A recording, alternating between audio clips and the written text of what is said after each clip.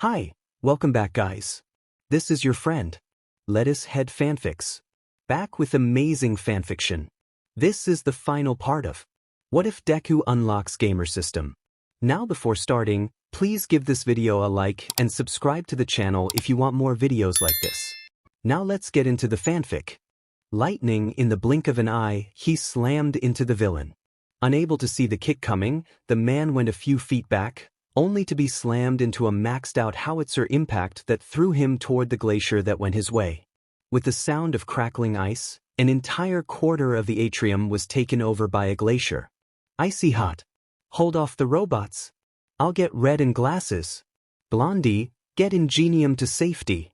With his command said, they began to work. The robot army had jumped from numerous floors, which left him with few options. Slamming a hand into the ground, he concentrated. A ring of ice encircled their team, and as he closed his fist, Wall of Jotunheim. The circle of ice grew 3 meters thick and slammed in the ceiling, creating a cylinder of ice around them. Unluckily, that didn't help with grabbing their downed teammates and getting them to safety. They was on account of the pillars of metal that started slamming into the glacier. He'd use his fire on the outside of the ice wall, but he didn't want to risk a building fire. Gritting his teeth, he dived for the two scientists and hoisted them onto his platform. Bakugo! We need to get out of here, we can't protect everyone and fight at once. His surly classmate yelled, even with him being less than a few meters away where he was trying to free Kirishima and Ida. I know. Kaminari, still coursing with electricity, placed the injured hero on his platform. I can't fight and carry someone, they'll just get more hurt. Kaminari.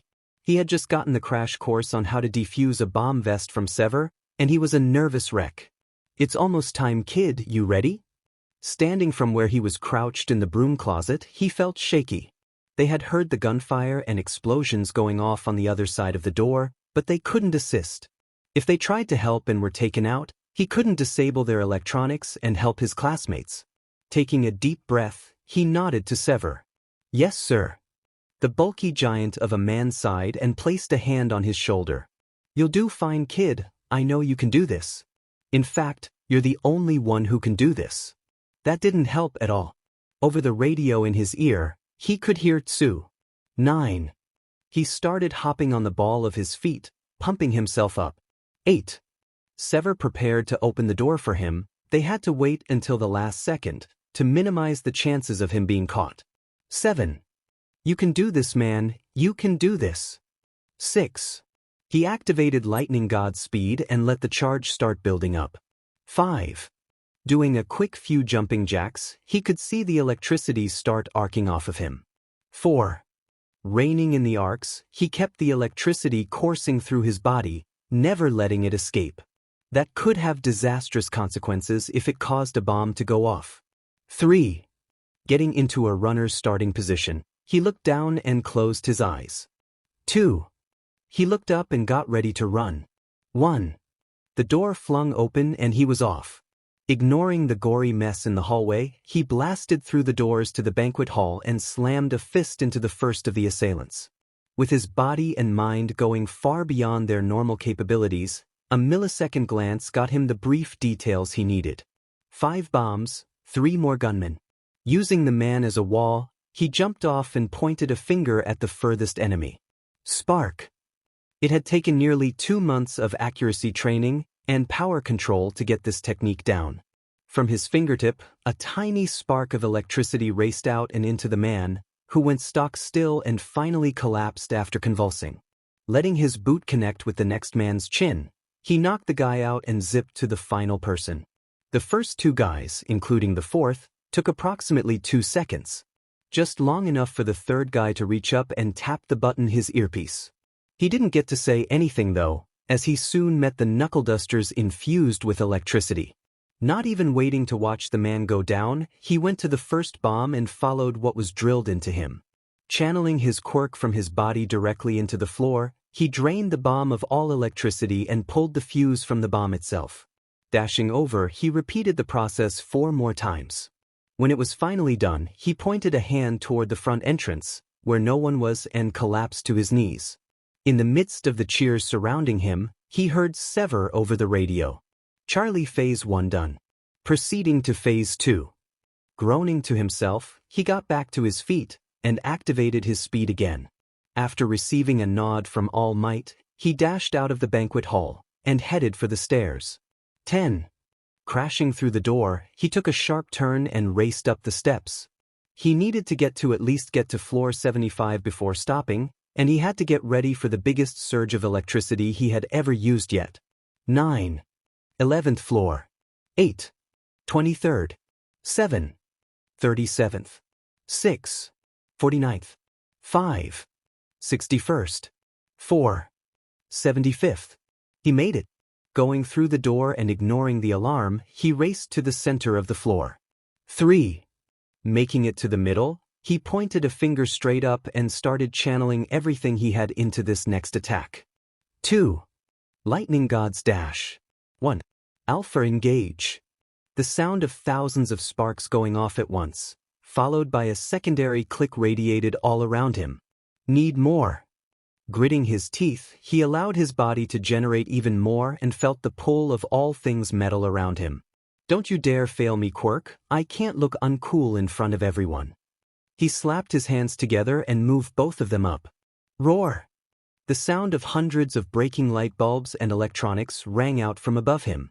The blowback from using all of that knocked him on his butt and left his body reeling in pain. He didn't know how long he spent on the ground, and to be honest, he didn't really care. He didn't hear the sounds of screaming, so he assumed he did his part. When his body stopped convulsing, he pushed himself up off his butt and made his way to the elevator. According to the now-dead security guards, the elevators would be protected against an EMP, so they were still operable, which meant he didn't need to run anymore, just wait.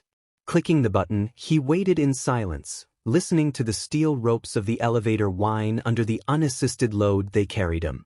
When the elevator dinged, he let himself inside and held himself up against the railing. It wasn't a long journey, which meant the elevator couldn't get to its normal speed. As he stood there, the sounds of battle started coming through and he saw a liquid start making its way through into the elevator. Knowing that Alpha didn't have anyone with a liquid-based quirk, he pointed a finger at it and sent a spark at the being. What he didn't expect was for the liquid to go stock still and then fall to the floor of the lift. When the last drop fell to the ground, it formed into a man. Smoking and unconscious, the man didn't put up a fight when he lifted him and threw him out onto the 80th floor. He looked over at Todoroki, who was breathing hard and standing not too far away, with a smirk. I guess we won? Todoroki didn't respond, but Red Riot let out a billowing roar. Sighing to himself and falling on his rear end, he smiled. Watching as Kirishima went over to help the Ida brothers, he listened to Bakugo report their victory and the confusion that followed. The city was under attack? The sound of whirling started coming from everywhere, every floor above them. Him and Todoroki looked around and saw faint red lights radiating from the dark floors above them. When he hoisted Ingenium onto Todoroki's platform, he looked over at Bakugo and gave his friend a thumbs up. You got 10 seconds, that's all I have in me really. Get back fast, ya hear? The leader of Team Alpha growled, but didn't resist, not with the heavily injured people slung over his shoulders. I'll be back in 6. He smirked and stretched out his tired muscles, preparing his body for another round. He was scared shitless, don't doubt that, but he knew he could hold off this guy long enough for reinforcements to arrive. He only needed to buy a handful of seconds, right? As the duo made their way to the stairs, he heard Bakugo call out to him. Charge Bolt. He turned and looked at him. The guy gave him a glare. If you die, I'm kicking your ghost's butt, so stay alive. He gave the guy a lopsided grin and a lazy two-finger salute. Aye aye, Captain. The sound of breaking ice brought him back to the fight at hand. Activating Lightning God's speed one last time, he got into the starting pose Tiger taught him. He needed to keep this guy in place and away from the stairs out of here. The scientists were safe and the villain's plans were kaput. Taking a step out of the ice, the man glared at him. You won't be able to stop me, kid. He shrugged. Probably not, but there's no problem in trying. Unless you die. He snorted and let his body arc out as much as it wanted. Can't do that, ugly, There's a special someone who would miss me. Her loss. He flicked his hand and sent a pillar of metal to flatten him. Dodging backward with a flip, he landed on the top of a pillar and charged the man. In the blink of an eye, he slammed a foot into the man's gut, below his guard, and zipped away. Dodging another pillar, he repelled himself toward the man and magnetized his foot to the man's face. Letting the current carry him, he spun midair, right before the kick, and delivered a roundhouse kick to the side of the guy's face. Unfortunately, even though the hit landed, the split second before he could change direction was all the guy needed. Grabbing his foot with near as fast speed, the man slammed him into the ground and caused two pillars to come out of the ground and try to squish him like a bug. Pouring his quirk into its natural magnetism, he held against the force of the pillars and utilized the repelling energy to slingshot him back at the man in an electric-filled drop kick to the head. Kicking off the guy's shin, he bounced away and somersaulted backward onto his feet. The man merely smoked for a few seconds before righting himself and glaring at him. "Don't you know when to give up? Your attacks aren't doing anything to me." He groaned. There is something he could do, but it was a last resort that he needed allies for, because if it didn't work, he would die. Dodging diagonally, he connected himself to a plate of loose metal and pulled it toward himself. Throwing some electricity into it, he spun it around his finger and dived for the man. Aiming for right in front of the man, he landed and spun away from a grab behind the guy. Slapping the metal plate to him, he magnetized the man's outfit. Before he could get attacked, he repelled himself away and sent several sparks at the man that he couldn't dodge. While midair, the guy tried to pillar him, but with a simple magnetization between himself and any nearby metal, he could pull himself away. "Enough!" the villain roared. Throwing his hands to the ground, the entire floor changed shape. Letting out a muffled curse, he attached himself to the wall and started racing up it, away from the shifting metal that chased him. After 2 seconds of running away, his tiny radio finally came back to life and he heard the voice of Bakugo. "We're on our way back, be there in 2. Perfect." With a final step, he charged his foot and pushed as hard as he could. Like being fired from a low-yield cannon, he shot into open air and started falling toward the man. Being in wide open air, there's no way he could normally dodge a long-range attack, but against this guy, he was golden. When the first set of pillars started racing for him, he attached himself to the underside of one, dodged another pillar and bounced off a fourth. When he was within 50 or so meters of the man, the guy started creating a wall to protect himself. Knowing that he had no way to get past it, he aimed a hand at the man and connected himself to the metal plates still attached to him. Lightning finish. Feeling his body become little more than a blur, his vision went fish-eyed before it snapped back to normal and he was on the guy's back. Putting everything he had into this next attack, he yelled in anger. "Indiscriminate god dash." His normal yellow lightning turned white. -5 million volts. The whine of the ozone cooking resonated through the shell of metal as it closed, and after the briefest second, everything went white. Every muscle tensed up and his head instantly started going fuzzy. When the light died down, the shell fell away and he slid off the man's back. The world faded to black as the guy slumped next to him. Bakugo! They had almost made it to the 80th floor when they heard the muffled sound of millions of birds chirping, then it died down. Bursting into the open space, they saw a massive shift in terrain. The robots that had dared to come to this floor were turned to scrap. The only thing unchanged on the ground floor was a small platform where Kaminari and the villain were lying down, slumped over. "Did he do it?" asked Icy Hot. "If he did, that just makes our job easier," he replied. As they made their way over, they saw a red energy start arching off the man. "Get him out of there," he yelled at Icy Hot. Letting off a blast, he rocketed to the man and threw a hand out as he rose to feet. Critical detonation. He felt every fiber of his hand scream at him in pain and protest as the explosion released. He only had one of those left. If he tried it again with the same hand, he would probably lose an arm. The resulting blast shook the building and blasted apart every piece of glass in a 1-kilo area. The blast, after a few calculations from the crazy beach from the support course, was estimated to equal 0.5 kiloton of TNT. With that much power behind the blast, It wasn't surprising to watch the man go blasting away and into the floors above, taking walls and floors he passed through. Icy Hot slid over to him, Kaminari in his arms. "Do we call it in?" He didn't answer immediately and glared at the spot where the man had hit. Trained instincts were the only thing that allowed the two of them to dodge lightning-fast spears of metal that were aimed at them. Gritting his teeth, he pulled out the radio in his pocket and dodged another spear as he yelled over the radio. "The villain has a regeneration quirk. We can't bring him down, we need backup." "Delta," responded Tsu. "Already on our way, we'll be there in 10 seconds. Stuffing the earpiece back into his pocket, he dodged toward Todoroki, who instantly created a shell. Shield of the old man. Condensed ice, nearly 5 meters thick, formed a shell around them. Preparing for the hit, he growled. "Delta is on their way, we just need to buy time." Icy Hot nodded. "Do we fight back or continue to dodge?" He growled in thought. This man was a threat. From the looks of it, he had 3 quirks, which shouldn't be possible. One was metal manipulation, obviously. Another was that red energy that brought him back to his feet. 6 spears of metal stabbed into their shell and started digging their way in.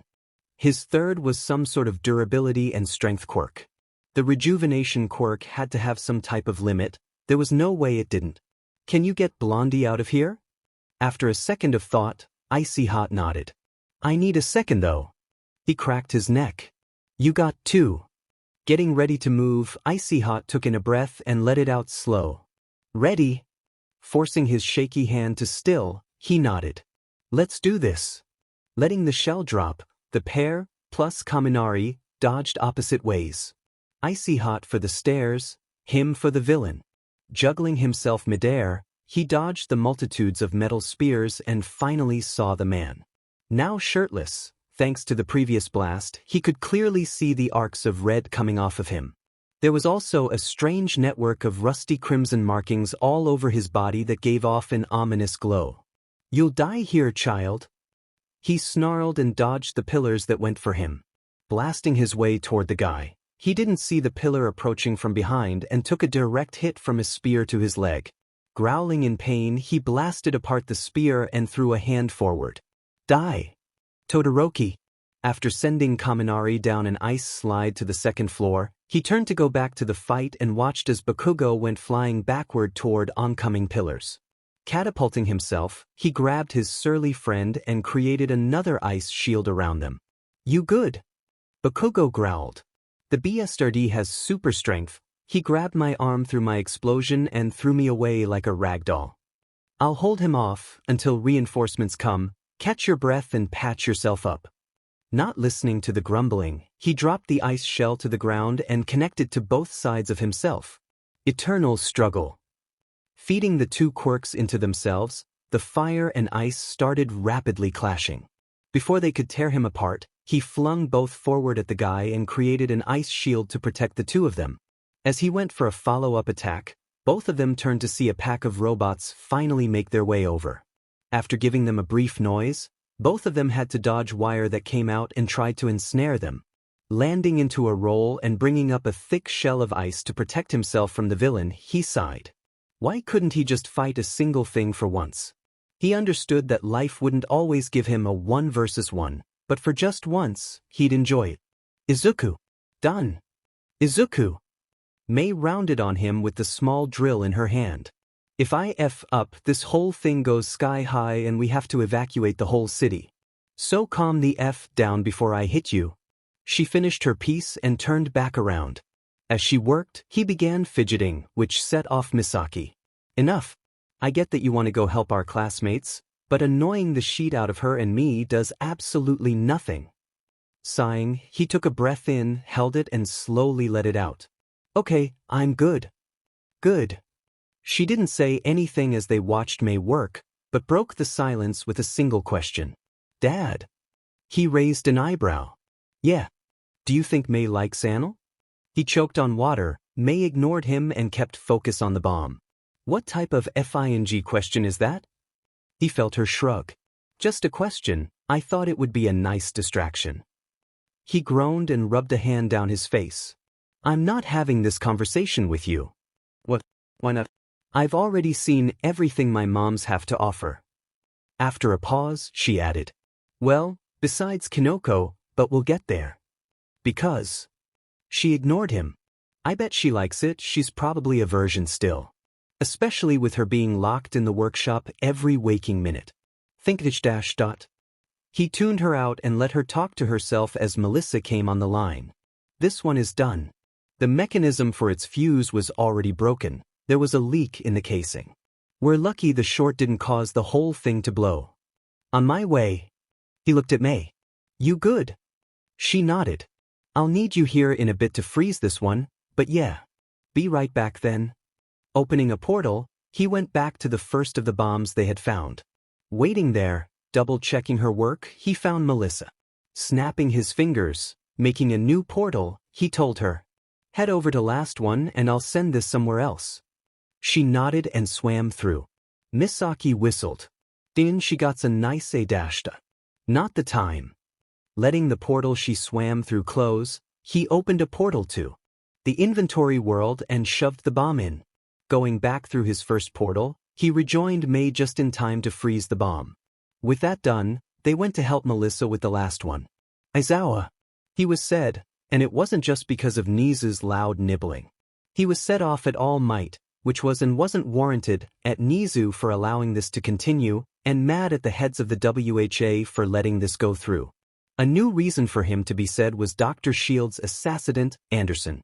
The stupid man turned out to be a rat of a man.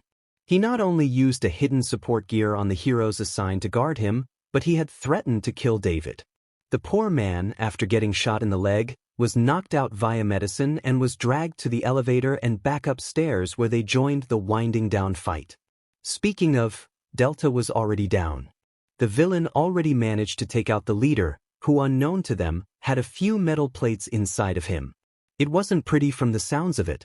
One of the two girls was out cold, having been slammed between two pillars. The other was missing a leg after having it sliced off by a spear. She was still up and giving them details of the fight as it waged on. The last of Delta was Eme. The last thing they heard about him was that he was flung out the gaping hole on the side of the building. Unfortunately, with the city in chaos with the robots attacking, they didn't have anyone able to go out and check for him. Todoroki and Bakugo were on their last legs and barely standing. To his surprise and anger, not because it happened, but because of what it took, the two of them were fighting with an enormous amount of teamwork. Ms. Ajui's voice broke him from his grumbling. Sir, do I order Bakugo and Todoroki to retreat? With the doctors on their way up, I think they'll be in trouble if they try to defend Dr. Shield and themselves. Before he could answer, Nizu spoke up. Ms. Froppy, I believe that is your call. If you believe it's too much for them to handle in their current state, then call the retreat. He glared at Nizu, but kept silent. Ajui nodded at the creature who smiled at her. Turning back to the radio, she gave her order. Alpha, this is HQ full retreat. Both of the doctors are on their way up and will put you in a heavier disadvantage. Over the speaker, they heard Todoroki's haggard voice. We'll try. This guy is hammering me hard, making escape a bit difficult. I'll get word to Bakugo. Todoroki out. Breathing an angry sigh out of his nose, he glared at the building across the street. It was warped and badly mangled from the fight. Where pieces weren't missing, the metal was twisted and shrunken to form the spikes and pillars the man used to fight. This was the man's environment and his students were fighting to the death with the guy. He believed in the two of them. Hell, they already proved themselves capable for the last 5 minutes of this fight. He was just angry that it had to be his students risking their life. He sighed and tried to relax as he waited. Legally and physically there wasn't much he could do right now. Sure, he could leave the workshop and make his way to them, but by the time he made it there, he'd be too late. There was also the fact that both Nizu and the WHA had him by the throat for both of his jobs. Todoroki. He was cut up, bruised and missing pieces of his hero outfit. That wasn't even comparable to the frostbite and burns across his body. Bakugo and him had learned something at least. Something was wrong with this guy. Bakugo, after being given the go-ahead from HQ, had tried to turn the guy's brain to mush. Unfortunately, it didn't do anything, as the red energy pulled his body back together. He had even turned the man to a crisp and froze every cell of his body. Every time they actually tried to bring the guy down, he'd come back just a little more unhinged and powerful. It also had a visible effect on the man. His body was getting more and more blue now. "Bakugo!" he called out as he matched the pillars heading his way. "Sue says the doctors are coming up. We need to get out of here." An explosion resonated through the air, and after a few milliseconds, he was joined by a panting Katsuki. Fine. My arms are ready to give out anyway." Plan. They couldn't just run. The guy could cut off their escape with just the twitch of his finger. They also couldn't leave the two heroes alone here. The team leader grumbled in thought for a second before nodding. "We rush him, bring him down hard, and use those few seconds to each grab one hero. Then we break out of the side of the building." He gave his classmate a nod. "I'll start then."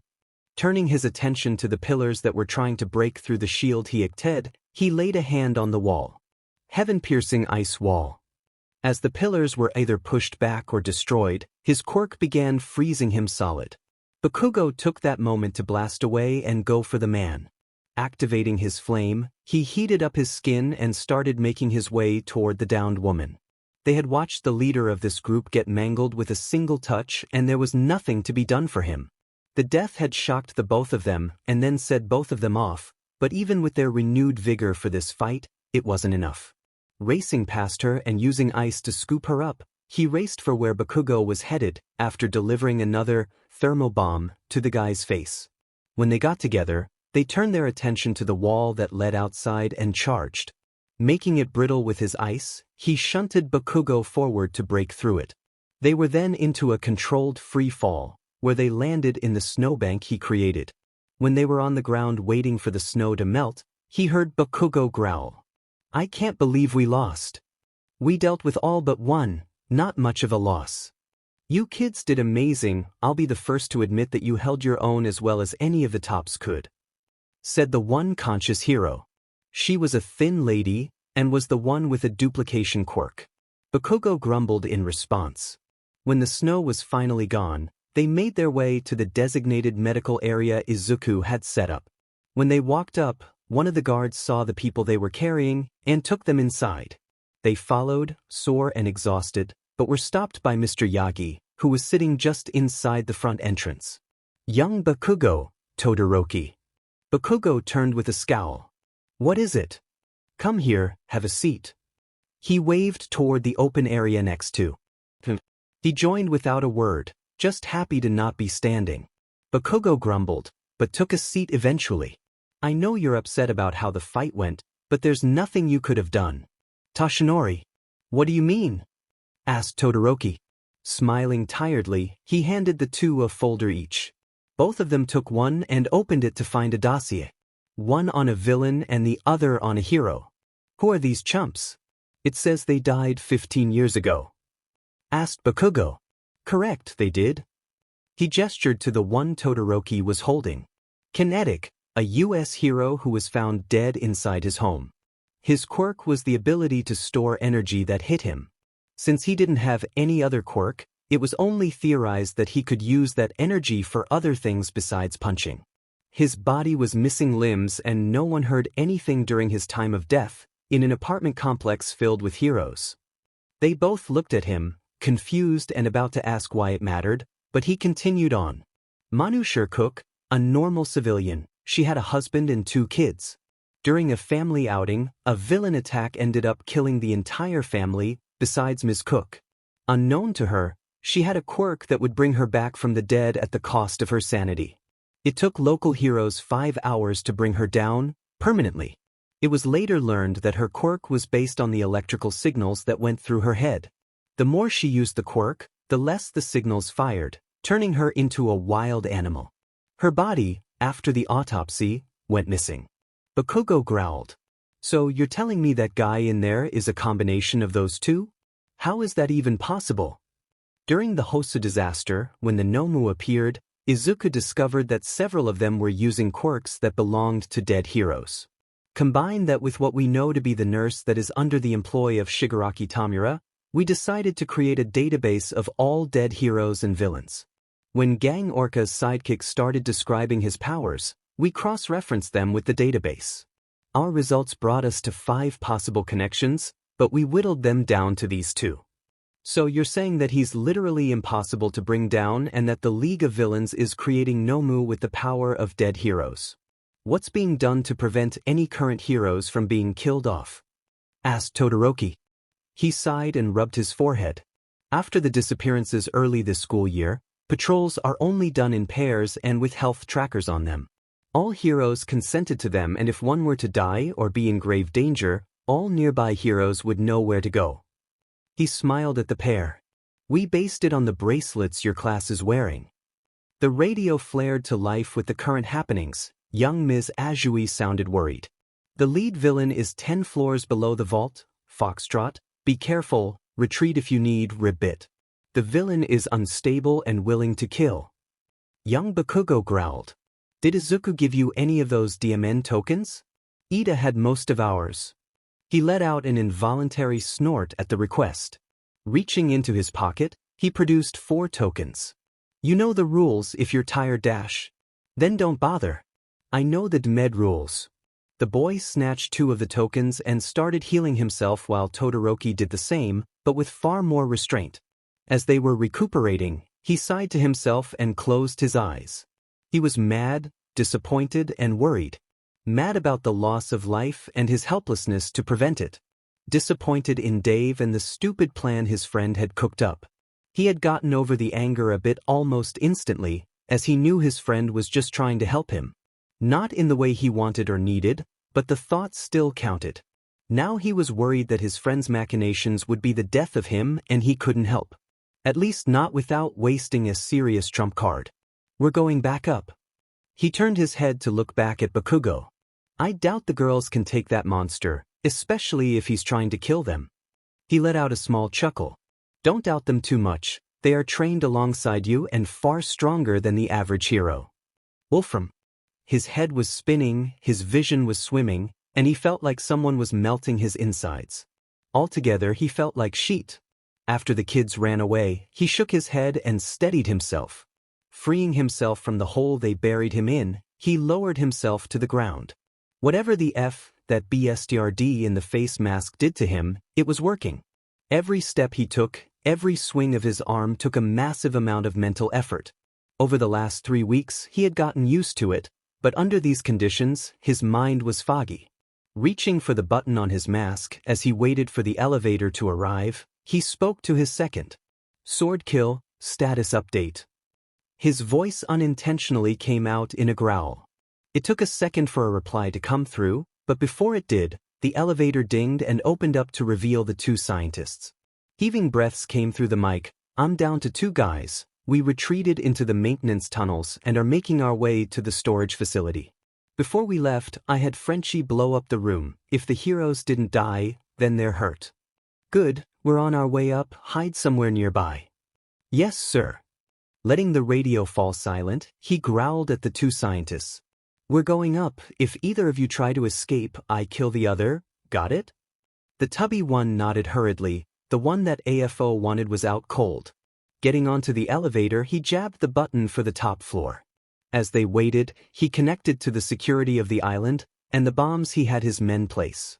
The bombs were meant as a parting gift. AFO had paid him quite a bit of money to sink this med place.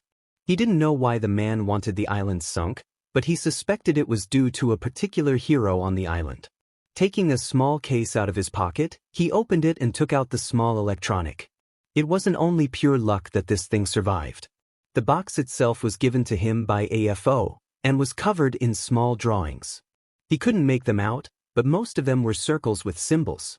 The device itself was no bigger than the tip of his pinky finger, and was covered in a clear gel. Taking his knife, he cut his chest right in front of his heart and placed the device in the cut. Calling on his quirk, he willed the device to dig into his body. It stung like all hell, but he bared with it. This was insurance, just in case. When it was next to his heart, he turned his attention to the program. Connecting the bombs to the trigger that was now on his heart, he leaned against the elevator wall and closed the bomb app. With the security app open, he turned on the defense system for every level they passed. Normally he would have needed two of the higher-ups to this, but thanks to his team, he was able to turn on the lethal setting by himself. Now, if the robots or turrets that were in the tower or on the island detected anyone, they'd use lethal force. He couldn't have done this beforehand, annoyingly. The stupid robots couldn't be programmed to differentiate between his team and the people they wanted dead.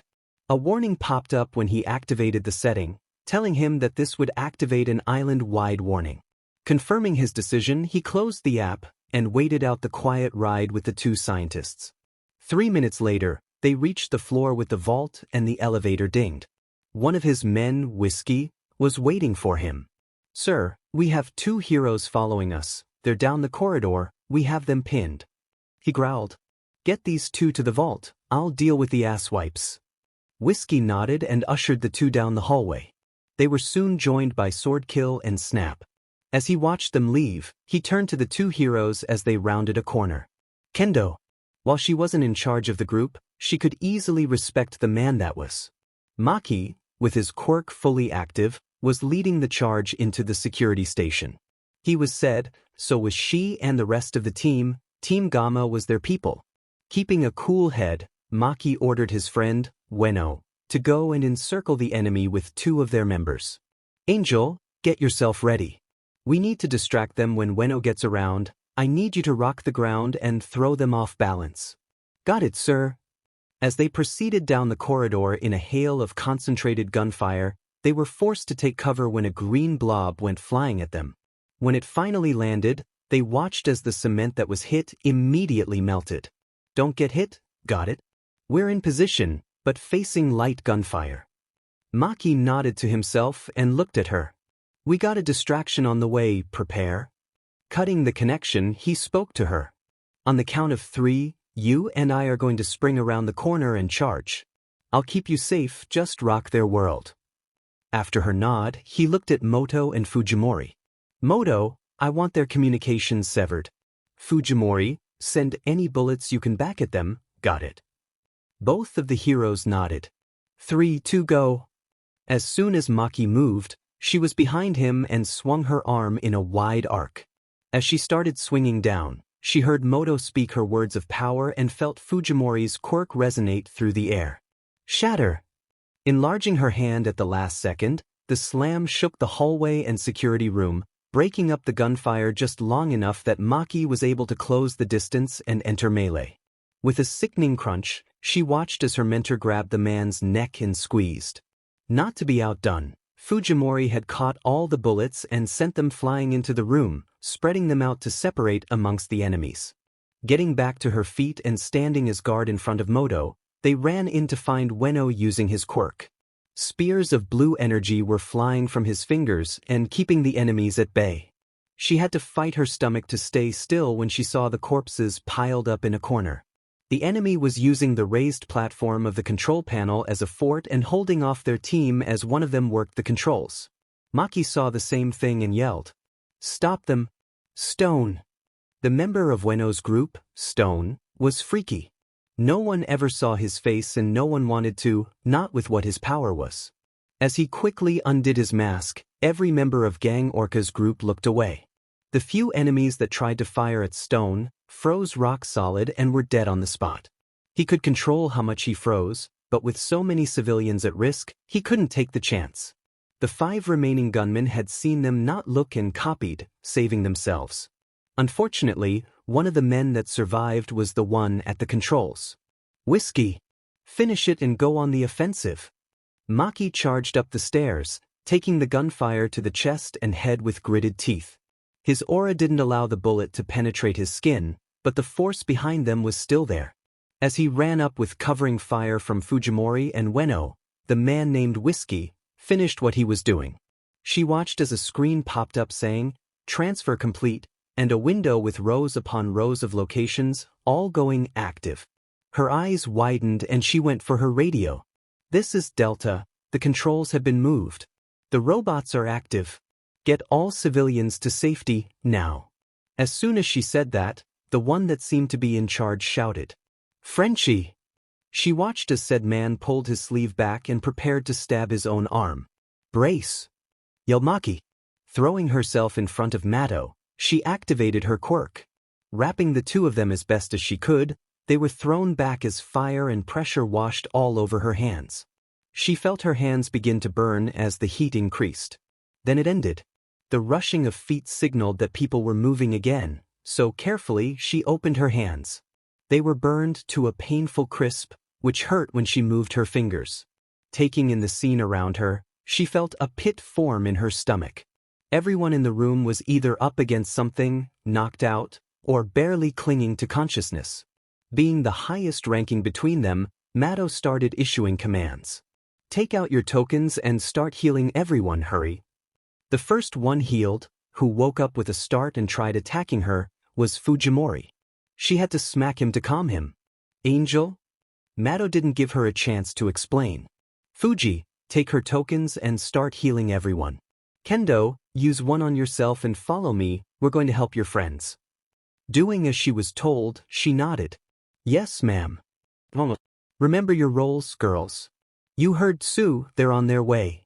After a minute of waiting, the doors opened to reveal two armed gunmen. She shook her head when Jiro looked at her. Doing a quick sweep of the room, they stationed themselves at the door and waited for a few minutes before a man appeared pushing the two scientists in front of him. The one who wasn't wearing a mask sneered at the two men. Get to work, you have 5 minutes before we leave. You already know what will happen if you fail. Mr. Abraham ran for the controls, as the delirious Mr. Shield stumbled forward. The drags he was injected with must be wearing off. What did these guys even want? Trusting the girls to be looking, she gestured to wait. As Mr. Shield and Mr. Abraham walked over to the controls for the vault, the maskless one followed and another kept his gun trained on Mr. Shield. Waiting until the two other gunmen went to guard the door, she tapped on her radio. Whispering as quietly as possible, she spoke to them. Toru, I need you to subdue the maskless one. Ashido, help her. Taboo, get the other. Achiko, drop it on him. Jiro, help me take the left 1 inch. She slowly adjusted her cannons as she spoke. Trusting that they were listening, she held up 3 fingers and counted down. 3, 2, 1. Everything happened all at once. Pulling the cord on her cannons, she released a specialized gel ball that covered the man in a unique mix of L-Tears ND gel and glue. As soon as they hit, Jiro unleashed her strongest attack, heartbeat crescendo. The attack rocked the man and brought him to his knees, while his eyes and ears bled. Next to him, Achiko dropped a massive anvil she had made onto the guy, essentially flattening him. She ignored it, she couldn't fall into despair, not right now. Luckily, she couldn't see what happened to Tobu's guy. All she heard was screaming, the sound of a splatter, then silence. When the smoke retreated, the man's body wasn't anywhere, but her knife was bloody. Across the way, Toru went on the offensive. Pulling out a small punching dagger from her hair, she stabbed the man in the back of his knee. At the same time, Ishido sprayed the arm holding the gun with acid that chewed through the metal. Being the only one not killed or knocked unconscious, he swung around, his quirk active and sliced at Toru. Yelling in pain, her friend was thrown back. Get him! Ishido sprayed him with less acidic and more sticky acid, while Jiro went for his ears. They managed to stop him before he went for another attack. When the room went silent, she let out a breath and smiled. It's over, right? The girls let out their own sighs of relief and giggled. Handing a roll of gauze over to Jiro to help Toru, she approached Mr. Shield. Sir, are you okay? The man looked tired, drained, and completely lost. Ms. Yaoyorozu. He fell to his knees. I'm fine. I'm fine. Kneeling down next to him, she rubbed his back. It's almost over, we just need to get you out of here now. She looked up at Mr. Abraham. You too, sir. Let's get going. Afraid I can't let that happen. Before she could fully process the words, several pillars of metal slammed into her, Achiko, and Ishido. The wind was knocked out of her as she hit the wall. Neither of the other girls were in decent shape either. Tobu. She hated fighting the big ones. Using her quirk to make herself invisible, she instantly created a copy that was some distance from her center. Taking the bait, the man sent a pillar at the copy and turned away from her. Willing herself to be silent, She ran behind him and drove her knife into the man's shoulder. The blade earned a growl from the man as it embedded itself in the man's flesh. Rolling to the right while sending a copy left, she created a new dagger and threw it at his exposed neck. This one barely grazed him as he dodged. She felt when Toru entered her sphere of influence and tried to give her some cover. Soldiers, made of toys, armed with weapons, ready to fight to the death.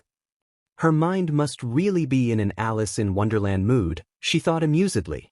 Cards shimmered into view and unfolded into full-on knights armed with a shield and spear. As one, the 4 suit knights charged together, weapons aimed for the man. Then annoyingly he made a wall, tapped it and sent it flying at her. Preparing for the headache, she willed herself to appear on the other side and created 3 copies of herself. When Toru attacked, she was the only one so far that managed to land a decent attack. In a groan of pain, the man's right arm went slack, before pulsing and swinging around with might and speed. She had no idea how bad Toru got hit, but she both felt and heard a smack, then the tumble. Scared, she closed her eyes and willed her nightmares to save her and her friends. No more jokes, this is serious. I need the monsters and demons of humanity. Please work how I want just this once. As she went to help, she felt sharp pain and warmth running down her side. The maskless one had gotten back up and stabbed her in the stomach. In pain and rage, she had plugged directly into him and ruptured his internal organs. When he fell, she followed suit and collapsed onto the stairs, clutching her abdomen. She watched as Toru and Tobu fought the guy. She watched and heard Toru be hit. When Tobu's sphere went black, she could only smirk even as she bled. The scientist was at her side by that point. He was fretting, but her mind was going fuzzy. Call for help. That'd be nice. How do you activate your bracelet? She blinked at the man. Bracelet? You had to feel scared and just push the button, but why? David.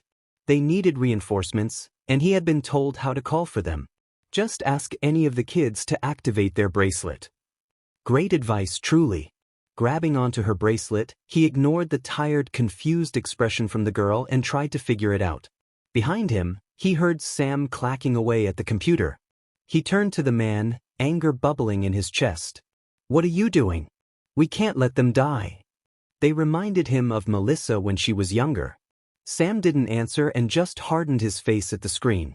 Gritting his teeth, he turned back to the girl and stripped his jacket off, doing his best to staunch the bleeding. Girlie, you need to activate your bracelet. She mumbled something, but it was too jumbled and quiet. He did his best to ignore the fight going on between the villain and the fledgling hero, but with the ruckus going on, he had to look. The girl had gone completely blood red and 3 copies of her were using bloody cleavers to swipe at the man. Whatever she was doing, though, wasn't able to be blocked. Whenever a wall appeared, the copies would just melt through and embed their bloody knives into the villain. Seeing that his metal attacks weren't doing anything, he began to crush the copies in his hands. When he did this, the copies would explode into blood. Not knowing if the girl could hold out, he grabbed the bracelet and started inspecting it. He saw tiny symbols drawn into it, and found the closest thing he could find to a button and pressed, as something slammed into the side of his head. Falling to the side, he groaned in pain and looked to find Sam holding the briefcase with the Q80. I'm leaving, Professor. I'm going to work for them, then maybe I'll get the recognition I deserve. Sam, why? He clutched the briefcase against his chest and looked ashamed as he explained what was going through his mind. It just didn't make sense why he would want to do this. Behind him, he heard the man shout, "Enough!" The exclamation was followed by the sound of moving metal and a gasp. He looked and saw the girl pinned against the wall by a spear of metal going through her heart. An overwhelming sense of dread went over him as the man approached with a gun pulled. Let's go, we have what we came for. Come along now, good doctor. You owe me your life for what you did to my men. As soon as he said that, something blew a decent portion of the man's head off. He turned in shock and disgust to where it came from. Leaning against a wall, breathing hard, and standing funny, Yaoyorozu was holding a shotgun with 3 barrels. As the body collapsed, the whole building shook, and he was thrown against the floor. When it finally ended, a loud siren sounded. Through it, you could hear the robotic voice of a woman. Attention! All residents and visitors. Please proceed to your local evacuation port. They blew up the island. Momo growled at him. You need to run, he's not gonna stay dead for long, run. He looked down at the young girl beneath his hands. She was out for the count and slowly dying from blood loss. He shook his head. I can't, she'll die. Yaoyorozu bit her lip. We need to get out of here then. She looked over at the brown-haired one in a skin-tight suit. The girl was shaky, but still standing. He saw her get crushed, but she didn't look worse for wear. Achiko, start carrying people out, don't go near Tobu. Why yeah? The young girl looked over at Sam, her face hardened. If you dare try anything, I will end you, Mr. Anderson. His fallen assistant shook where he stood, the suitcase rattling in his hands. As Achiko came over and started levitating them toward the exit, the body of the lead villain began sparking. Run! Screeched Momo. As they ran, he watched the body of the man rise from the ground and Momo unleashed all hell on the body. Shot after shot, she caused massive rends to appear in the body as it attempted to repair itself. In between shots, he watched as she produced a flask of something and splashed it across the body. Smoke started coming off it as Momo continued to pepper it. Unfortunately though, the man's quirk was stronger than whatever acid and bullets Momo was unleashing into the body. Through pure will, the man changed the landscape. Metal that made up the floor, wall, and electronics began to swirl around the man's body, creating a shell. As they disappeared around the corner with the pink one, he watched as his daughter's friends started creating something, but he didn't see what. She was tired, sore, had a ringing headache, was hungry and annoyed. Altogether, she was sad. When the metal shell appeared, she created a new cannon and missile with the last of her lipids. As the thread for the cannon appeared in her hand, she waited until the shell started to disappear. Eat this. The explosion that released from the cannon caused the end to break apart and to throw her backward. She slammed into the wall, while the missile tore through the regrown body. They had disabled and disposed of the third bomb when one of the sloths swam over to him, and started shouting. There's a shiny box. He groaned in annoyance. It made sense though, especially if they wanted to bring down the island. Okay, take us to the next one. May copied his groan. There's another one? At least we know what we're doing, said Melissa. The third was set up exactly the same, so after figuring out the first two, the third was easy. As they swam over, the bracelet wrapped around his right wrist became a deep red and pointed toward the direction of the tower. Sheet. He couldn't just leave the girls down here to disarm the bomb alone, could he? What if something happened while he was fighting? He couldn't just pop down here and help them. They also couldn't breathe underwater for much long either, maybe 5 more minutes.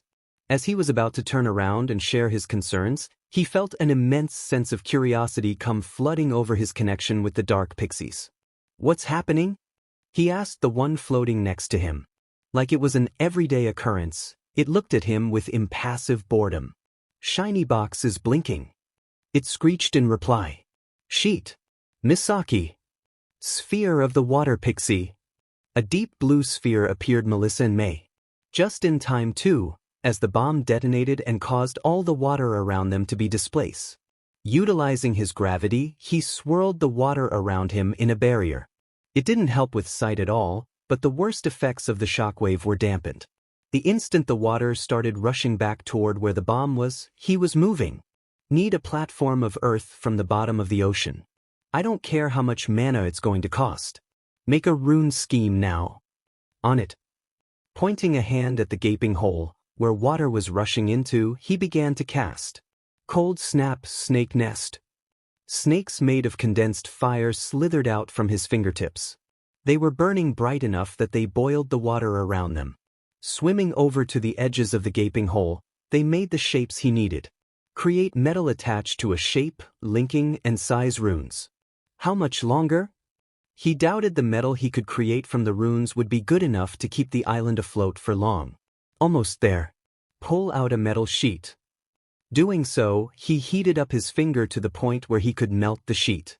As she began to push the runes to the forefront of his mind, he copied. May and Melissa swam over when he was halfway done and watched as metal began to fill the massive hole. Melissa's voice was heavily influenced by the fear she felt. What do we do? The metal that holds up the island is a special alloy, only the maintenance crew has extra panels, and they're all dead. That was a very sad thing to come across. They had found a couple dozen bodies floating in the water and near the holes that had been dug. Fishes and other sea creatures had begun to nip at the corpses. He answered her without looking away from his. I'm going to make an island underneath this part of the island.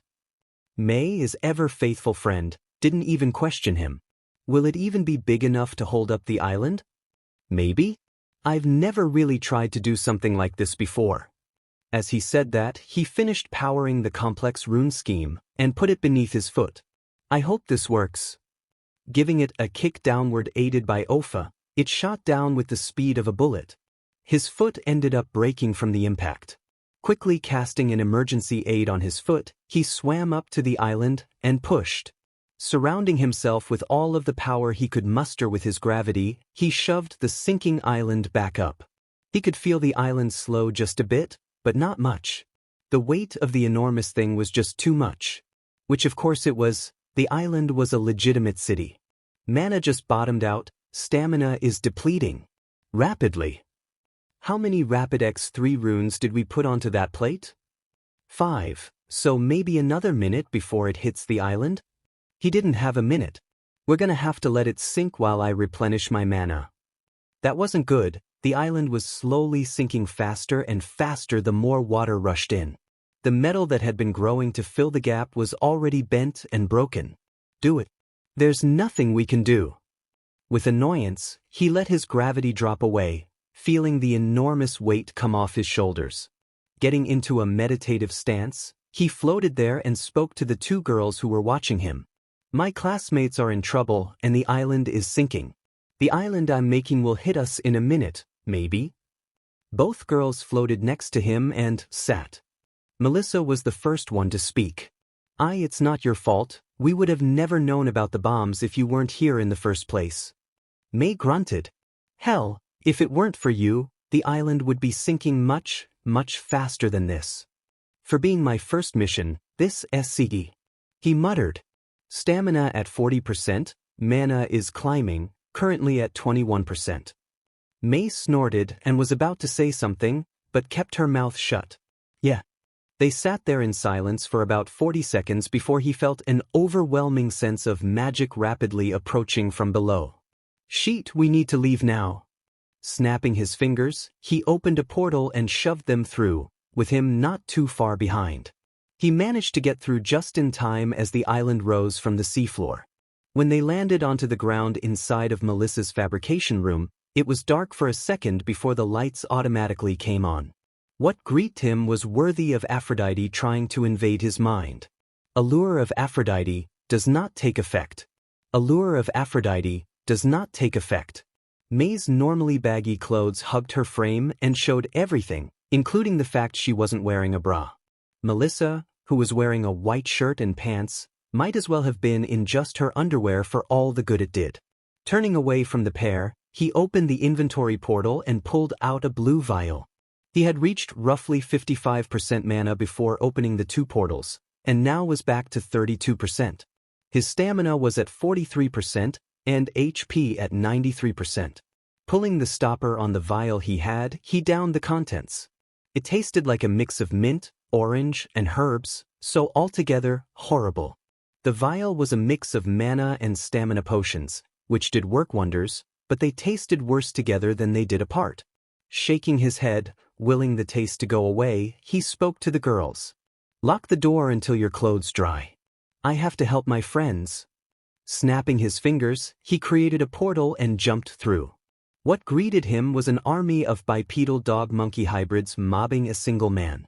From their maws, blood poured out in massive amounts. Their hands ended in long sharp nails that they used to skewer the man. Leading them was his classmate, broken and limp, crushed between two pillars. Looking back due to Misaki's warning, he found Momo on the ground. The girl was dying. She was stabbed through the heart and bleeding out rapidly. Hoping that being near the fight wasn't considered combat, He ripped off what remained of her costume and extracted the giant metal spike. The instant it was free, blood splurged out and covered his hands and shirt. Emergency aid, medics respite, deny the Reaper. To his immense relief, neither of them was considered in combat.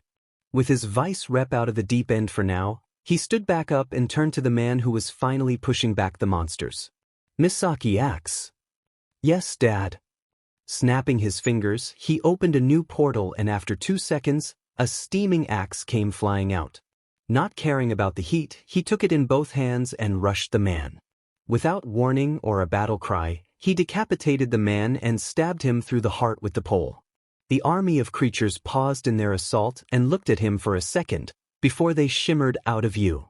With combat over, he ran over to Tobu and pulled the columns apart to free her. Gently picking her up, he began to cast healing spells, but they failed. Narrowing his eyes in confusion, he turned back around to find the man's head being pulled back to the body. The man's skin, a dark blue, started mending the instant the two pieces made contact. Growling, he opened a portal and gently set Tobu inside. Running over, he did the same for Momo, before the body was fully healed. Just as he finished placing her inside, a metal spear attempted to impale him. Reaper's shield. His mental spell sprang to life instantly as he closed the portal at the same time. A small bone plate appeared where the spear attempted to pierce and grew outward enough to catch and encapsulate the spear in bone. Standing, he looked at the man, who was sneering at him. He used Observe on the him. Name, Mason Hughes. Nickname, Wolfram. Age, 32. Level, 48. Quirk, Metal Manipulation, A. Muscle Augmentation, D. Ouroboros Engine, B. Kinetic Battery, C. HP, 10,560. Mana, 3,784. Stamina, 12,890.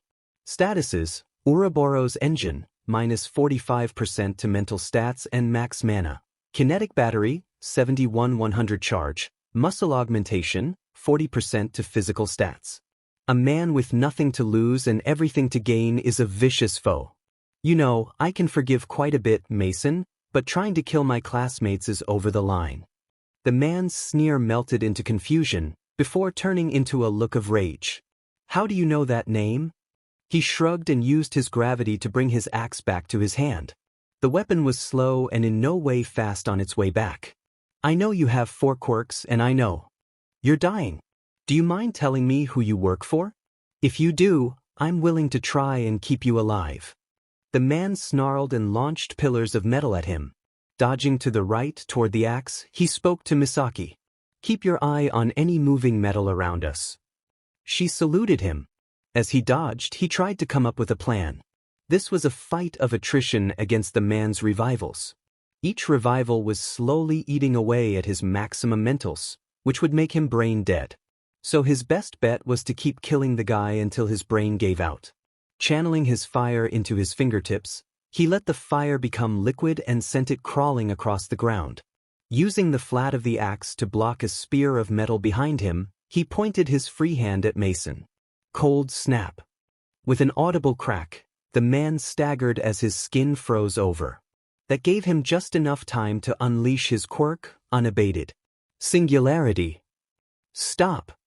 He fumbled and had to dodge away from a spear. Coming out of his tumble on his feet, he asked her what was wrong. I smell Invisible Girl. She's still in the room. Letting out an annoyed sigh, he used the axe and bashed away several pillars. Activate Solar Aura, light only. We'll use the hard light to attack, and the light to look for her. Doing as commanded, she unleashed their inner sun, and lit up the entire room. Light binding. Chains of light shot from all around him and slammed into the shell Mason had made. Taking a quick look around him, he spotted a sparkly patch in his vision. Turning back to his opponent, he hefted the axe and swung it in an overhead strike. As it began to fall, he cast a spell Misaki created. Executioner's Grace. Executioner's Grace LVL, Limax. Imbue your axe with the knowledge and history of all executioner's axes. This knowledge takes the form of a sharper and larger axe. Able to slice through nearly all materials, This spell is meant for killing. Damage multiplier, based on axe combat skill. Cooldown, and it cost 2,000 mana and stamina. As an orange magic ran down his arms and into the pole, the axe grew 20 times its normal strength and slammed into the shell. When they collided, the orange energy left the pole and went into the axe head. Making a whooshing sound as it swung through the air, the axe head sliced through the thick metal with ease. As the axe receded, dark red sprayed across the vault's metallic walls. Not bothering to look at the newly painted edge, he ran over to Toru and put her on his back. Using a bit of hard light, he attached her to his back with rope. Just in time too, as the metal forming the entire room condensed around the man's newly built shield. His mana and stamina were too low to perform Executioner's Grace again, unfortunately. The spell required a hefty portion of both. Not enough to put him on the back foot with a single use, but if he used it twice, then he'd be in trouble. Holding the axe at the ready, he prepared for Mason to attack. Much to his confusion, it never came. Making his way over, axe at the ready, he started hacking away. Finally making it through the shell, he was greeted by empty space and a hole going down. He cursed under his breath. Without thinking, he jumped down and followed. The path of destruction was easy to follow and lead him to a new fight. Take this, a hole. He came around a corner to find his girlfriend protecting an elevator car that was ripped out of the elevator and sitting on the ground behind her. The two scientists, one of which was fighting the other over a briefcase, were on the ground. Jiro was out cold next to the two, while a barely conscious Ishido was helping Achiko. His girlfriend, armed with a crude bat made of concrete, was smashing it into the metal pillars that went for them, but was losing ground. Frost Giant's spear, momentum bomb, thundered weapon, strength of Hercules. The instant the spear formed in his hand, he threw it as hard as he could. The spear took off with a shockwave and slammed into the man's back, piercing his heart, but not passing through. Aided by One for All, he was at the man's body instantly and ripped the man's head off. His battle instincts honed through constant mass combat flared, and caused him to dodge and form a shield behind him. 3 spikes made of metal slammed into the shield and shattered it almost instantly. He mentally made a note to make a new personal bubble spell that could block physical attacks. Landing into a roll, then onto his feet, he turned to find Wolfram barely on his feet. His body was already pulling itself back together. Not giving him any time, he dashed forward and stabbed his hand into the open wound. Turn to dust, Daybreak. No cry of pain accompanied the attack, just a low sizzle as flesh turned to dust. Luckily, he had the wherewithal to turn off the light, otherwise everyone in the room would be blind. When the body collapsed, he turned to find everyone conscious just staring at him. The one who wasn't stunned was Achiko, who was kneeling next to Jiro, one of his tokens in her hands. One step toward them was all it took for all hell to break loose. A spike metal stabbed him through the heel of his foot, and straight through his leg, bone and all.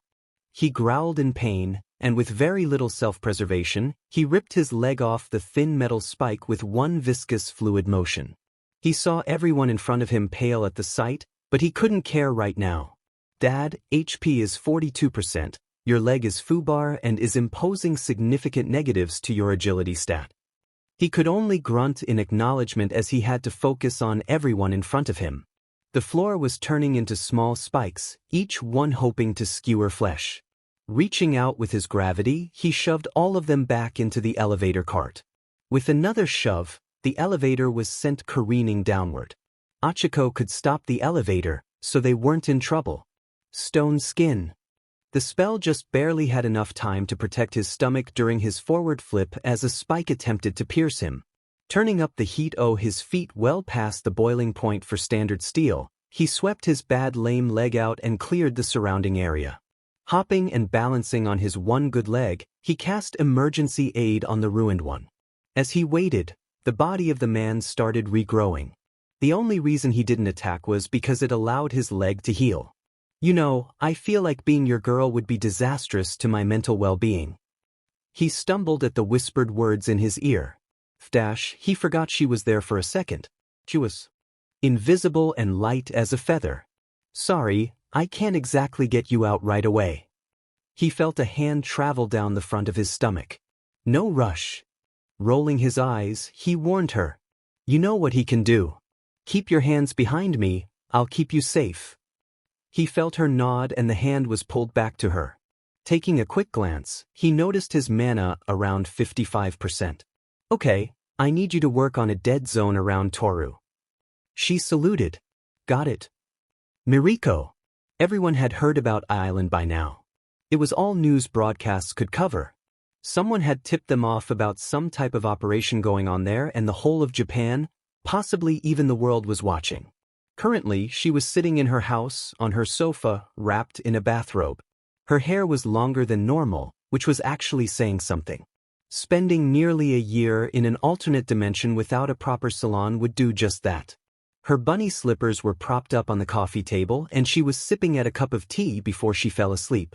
She was watching a live feed from Island of a massive fight going on in what the reporter was calling the botanical garden. Massive wrens were being taken out of the building, explosions, fire, and ice filled the empty space. It continued on until the camera zoomed in on a new hole that formed, and several small figures came falling out. There was no new news from the building, so the reporter shifted her attention to the chaos in the streets. A massive army of robots were laying siege to the city, heroes in the street, fighting them off. All in all, it was pure unadulterated chaos. The report continued until there was lurch in camera angle and a loud alarm blared over the reporter's mic. The mechanical voice of a female boomed over the intercoms. Attention all residents and visitors of Island. An explosion has been reported in the maintenance tunnels and a massive intake of water has been sensed. Please evacuate to the nearest sinking evac point. This went on for nearly a minute, the reporter going crazy, spitting out information at a rate even heroes would be pressed to keep up with. Eventually, she was thrown off her feet as the island seemed to hit something. Knowing who was on the island, she snorted in laughter. Her theory was confirmed when the camera shifted back to the massive building it was on before. Massive chunks of the floor was being condensed to one part of the building where light was going off in massive bursts. Several lashed out in massive arcs from the building, looking like pictures of solar flares from space. She snorted. Can't wait to see what that kid becomes when he gets to actually use his class. Izuku. This was FING ridiculous. That stupid FNG scientist decided that the fight was lost and was making his job 3 times harder. It would be so much easier if he took after Cat and started becoming a vigilante. If he could kill this stupid man, his job would be so much easier. Grabbing Anderson by the scruff of his lab coat, he used Observe on the man as he threw the idiot behind him toward the elevator. There was nothing special about him, just another scientist. His quirk was fairly simple and was ranked F, but the statuses on him were telling. Statuses, puppetry of and #carrot. He had a god screwing him over, of course he did. No mortal was this stupid, seriously. Toru screeched a bit as he did a mid-air spin, slamming a spike upward toward the ceiling. He followed the kick with a burst of speed and sent a sun-filled punch at the nearly dead man. Sunny day smash. Fire bellowed out from the blow, causing massive arcs to form. His opponent, who had 3 more deaths in him, was sent slamming into the ruined wall that was just now a pile of metal. If I wasn't in danger right now, I'd so be checking you out. He snorted. The girl had been provided mid-combat banter for him the entire time and wasn't letting up. Misaki was enjoying it, so she was more than happy to focus on the field around the girl. Downing his last elixir, he waited for the thing to do its magic. Elixir of life. This elixir is the concentrated power of a life god's magic. Drinking this will restore your body to peak condition. All gauges will be filled in 5 seconds. Substantial injuries will be sealed and healed over. That last part was why he couldn't drink it when he got stabbed through the foot. Having a massive gaping hole in his foot would have been annoying. Before the 5 seconds were up, he jumped backward, away from an oncoming pillar and skidded to a stop. Toru. Yeah. I don't want any roaming hands, got it? He knew her nerves were on edge right now, especially when she only nodded. With her still safely protected by Misaki, he activated Solar Halo. Two small balls of fire expanded into existence and his skin ignited to be nothing but liquid fire.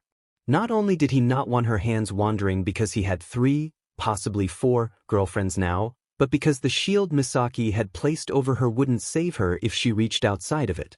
Pointing a finger at the man, who started shifting the metal at 6 different points, he sent a single sun forward. Singularity 45%. At his command, the sun collapsed on itself and formed a miniature black hole. In an instant, the black hole expanded and consumed. The small bit of the world in front of him vanished. Not only the man, but the building in front of him. He only kept solar aura up to keep the effects going. The instant he let go of singularity, it would end and everything sent away would come back.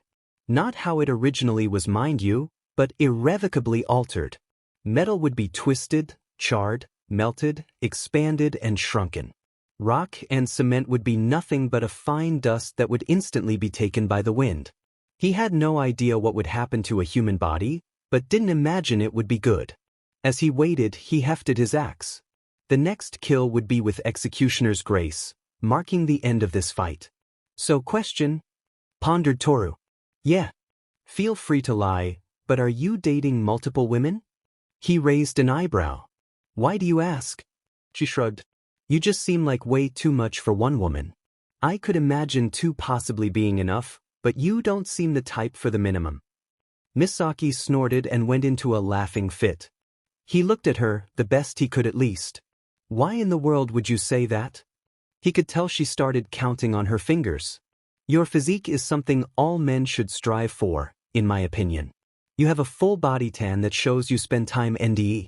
Outdoors, which is pretty hot. Your long locks look like they would feel magical to run my hands through. You're nice and caring as sheet, which is amazing.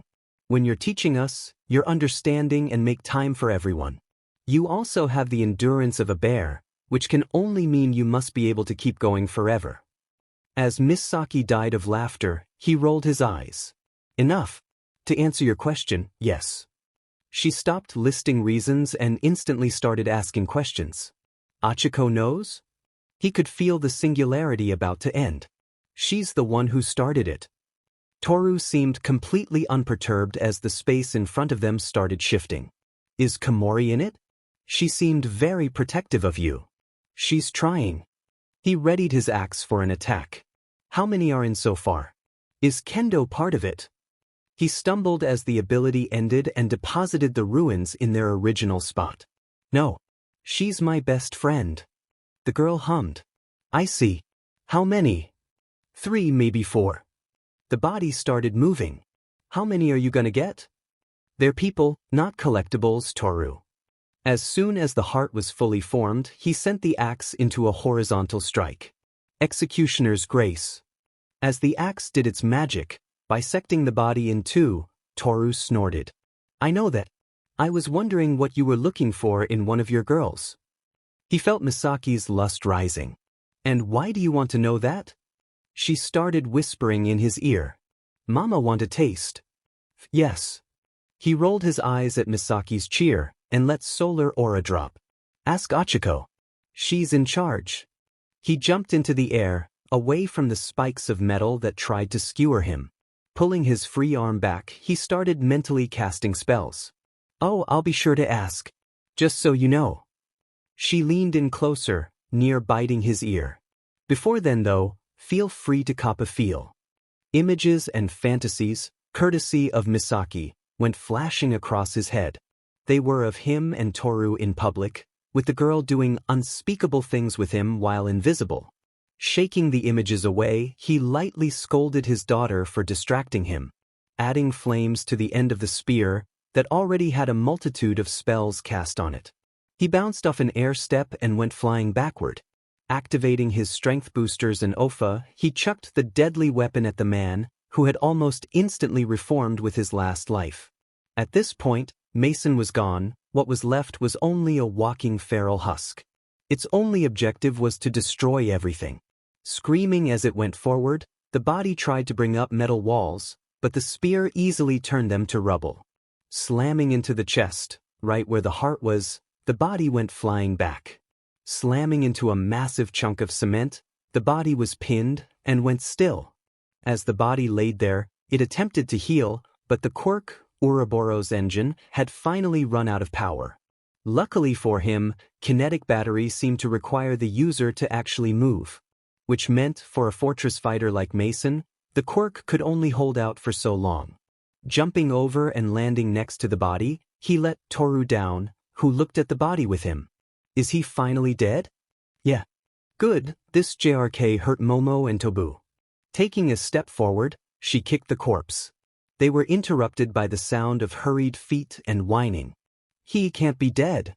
Both of them watched as Anderson ran over and started crying at the body. Toru took a step away and leaned against him. Is he okay? Sighing, he shook his head. Nope, there's something screwing up his head. Nerd. They looked over toward where the stairs had been. Bakugo and Todoroki were huffing, no doubt from having to run up the stairs since the elevator was down. As they got closer, Todoroki asked, "Is it over?" He nodded. Took a bunch more deaths, but yeah, he's finally down. He felt a hand land on his thigh and gritted his teeth. That's good. We got everyone you sent down the elevator to safety. We came up to see if you needed help. And to get this yesterday.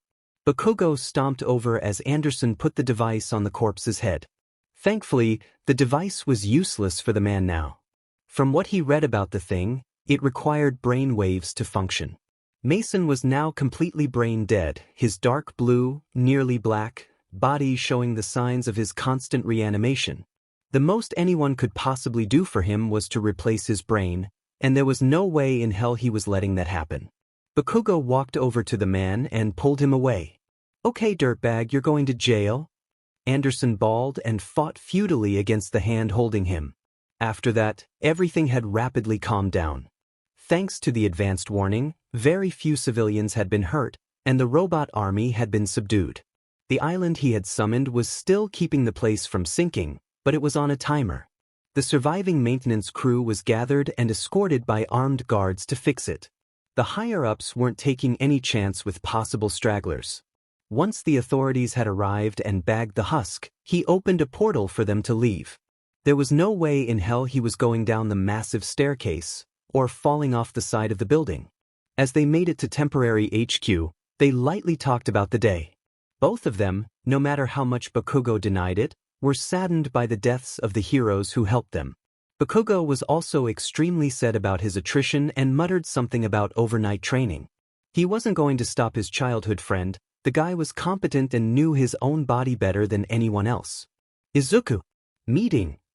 He raised an eyebrow, but shrugged. Bidding his 3 classmates farewell, he followed Aizawa in a room down the hall. Talk to you guys later. His homeroom teacher seemed annoyed.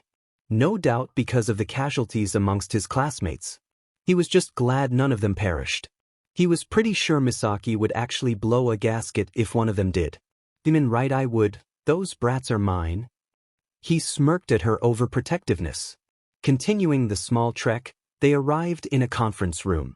Inside, an official from the W, Principal Nizu, and All Might. The reason for the silence was to allow the rep a chance to read the mission report he had made up. When he finally finished reading, he sighed and rubbed the bridge of his nose. This was a disaster. He nodded. I was unable to account for the man's quirk and ability to create tunnels where none were before. We're still not sure how they got to the top floor unseen in the first place. Mr. Belmont nodded. But, understand, I'm not blaming you. Nizu smiled. In light of the initial assault, Izuku's plan worked perfectly fine, with the exception of Team Beta. Demon right, he was still sad, annoyed, and saddened by the 1, probably 2 deaths. The rep nodded. I just wish we had more time to plan for this mission. Less than 4 hours to not only maybe find bombs, but to prepare for what was only thought to be a couple of actors? This was ridiculous. It also doesn't help that Island's council doubted anyone could break in. We could have moved the device before all of this. Nizu helpfully supplied. His and Aizawa's left eye twitched in sync with annoyance at that one. Those idiots had said the only place comparable to their security was Tartarus. This incident threw a major wrench in the trust people had in the prison now. The WHA will likely blame them for negligence, they won't come off lightly," said Belmont. Aizawa nodded, but he knew that they both personally thought the idiots deserved far worse for the amount of deaths. "Now," smiled Nizu, "how are our chances looking?" Belmont rolled his eyes at the principal but nodded. "I'll personally push the paperwork through. Any hero who meets the standards set by the WHA will be fast-tracked for a license at the end of the school year. Be warned, however," he added, "they will more than likely be held under a tighter microscope than a normal hero. If they mess up, they'll lose it and have to regain it the old-fashioned way." Nizu nodded. "Perfectly reasonable."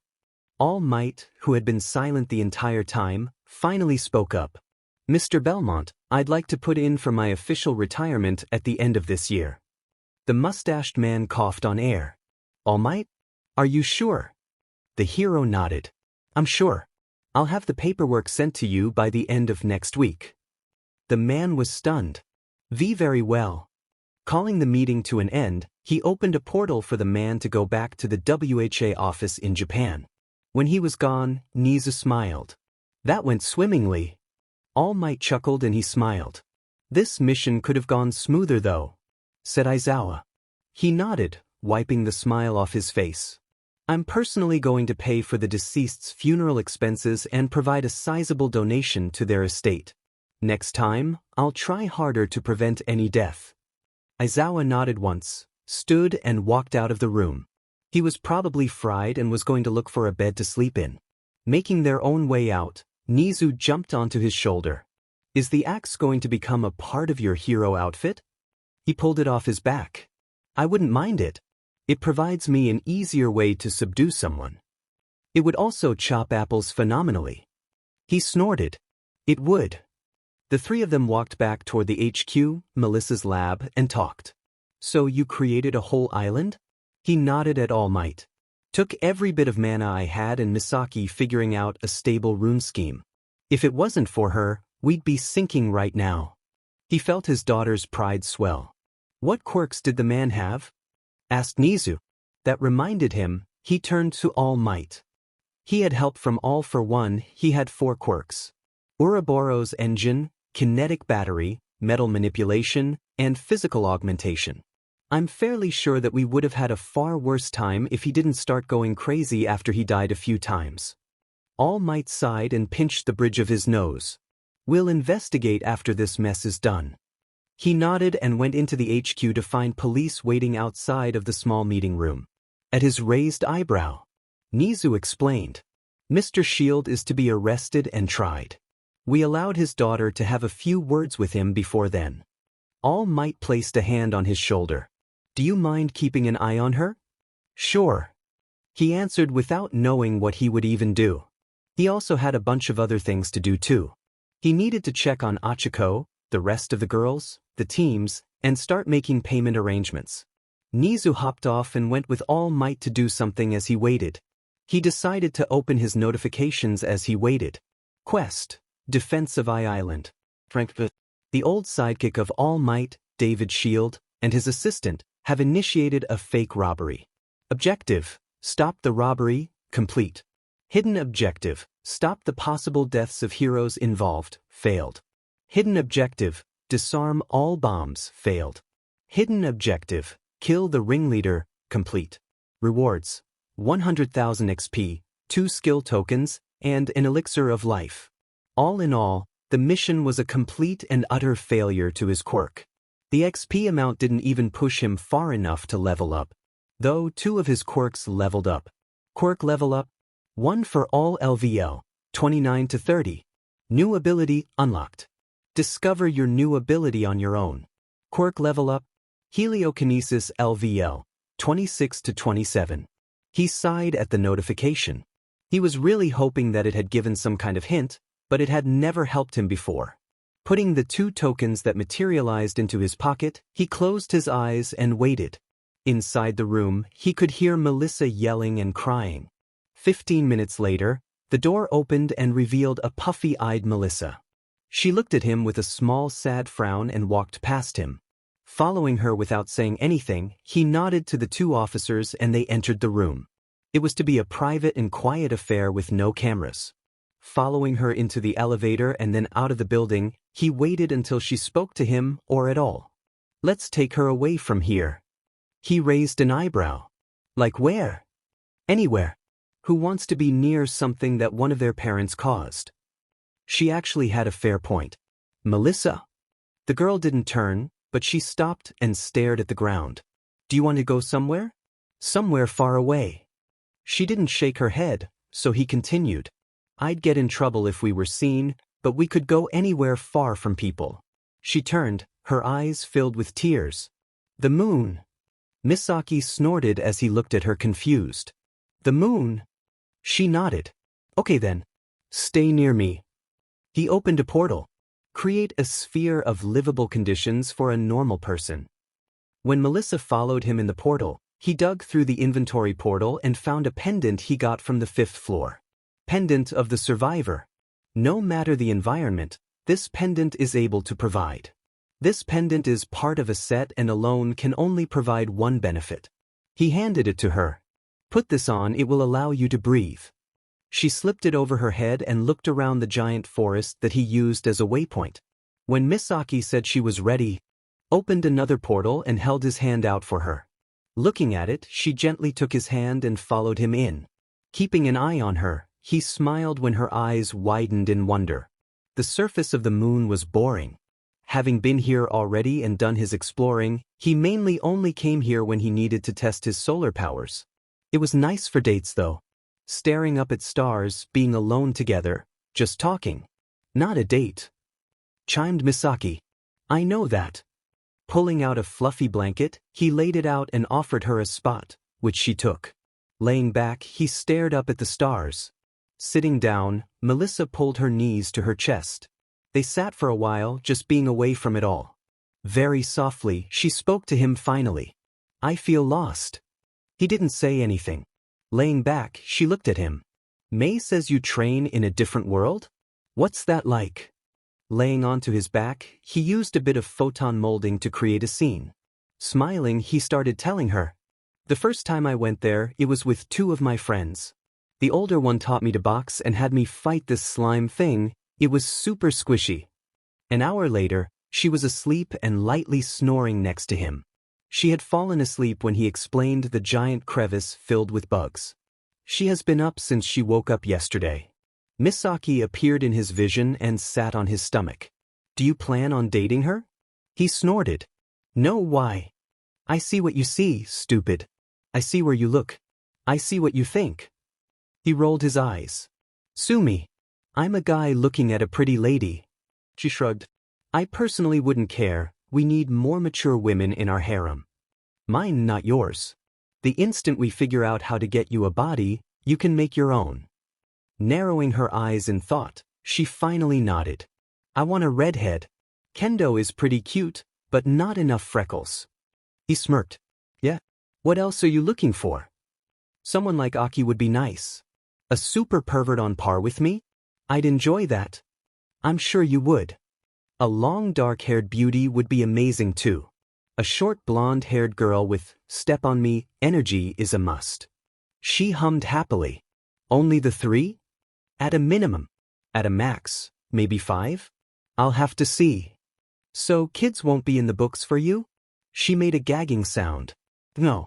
My siblings are going to be bad enough. He smiled. What happens if your girls want kids? Shrugging, she vaguely gestured to her crotch. Not like I can do anything about that, they'll have to get used to it. Maybe I'll just find girls who don't want kids. I'm sure you'll figure something out. They lapsed into silence before she broke it with a question. Do I have to go to school? I'll be the daughter of a god, doesn't that exempt me? He wagged a finger at her. You'll go to school, even your mom would say you have to. She whined and rolled off him. I'm going to be so bored though. I'll already know everything they'll teach. We'll get you into a nice school with an advanced program, you'll be fine. If we send you to an all-girls school in a different country, you'll probably be able to find members for your harem. She crawled over to look him in the eyes. Really? You mean it? Shrugging, he nodded. I don't see why not. I'll have the money to pay for it easily. She let out a cheer and faded from view. When we get back home, can we look at schools? Sure. Wake me up when Melissa wakes up. Sure thing. Closing his eyes, he fell asleep. When 8 hours hit, he woke up to Melissa glued to his side and wrapped around him. Solar aura was on and provided a low comfortable heat for the girl. Mornin'. When did this happen? About 3 hours ago? She gets touchy when she's knocked out. She started tracing your abs with a finger while mumbling to herself. After a pause, she added, "You got a message from Mom. She says she saw what happened on TV and wanted to make sure everything was all right." He pulled out his phone. "I have reception on the moon?" Misaki snorted. "No, dumbass, Aki." "Oh."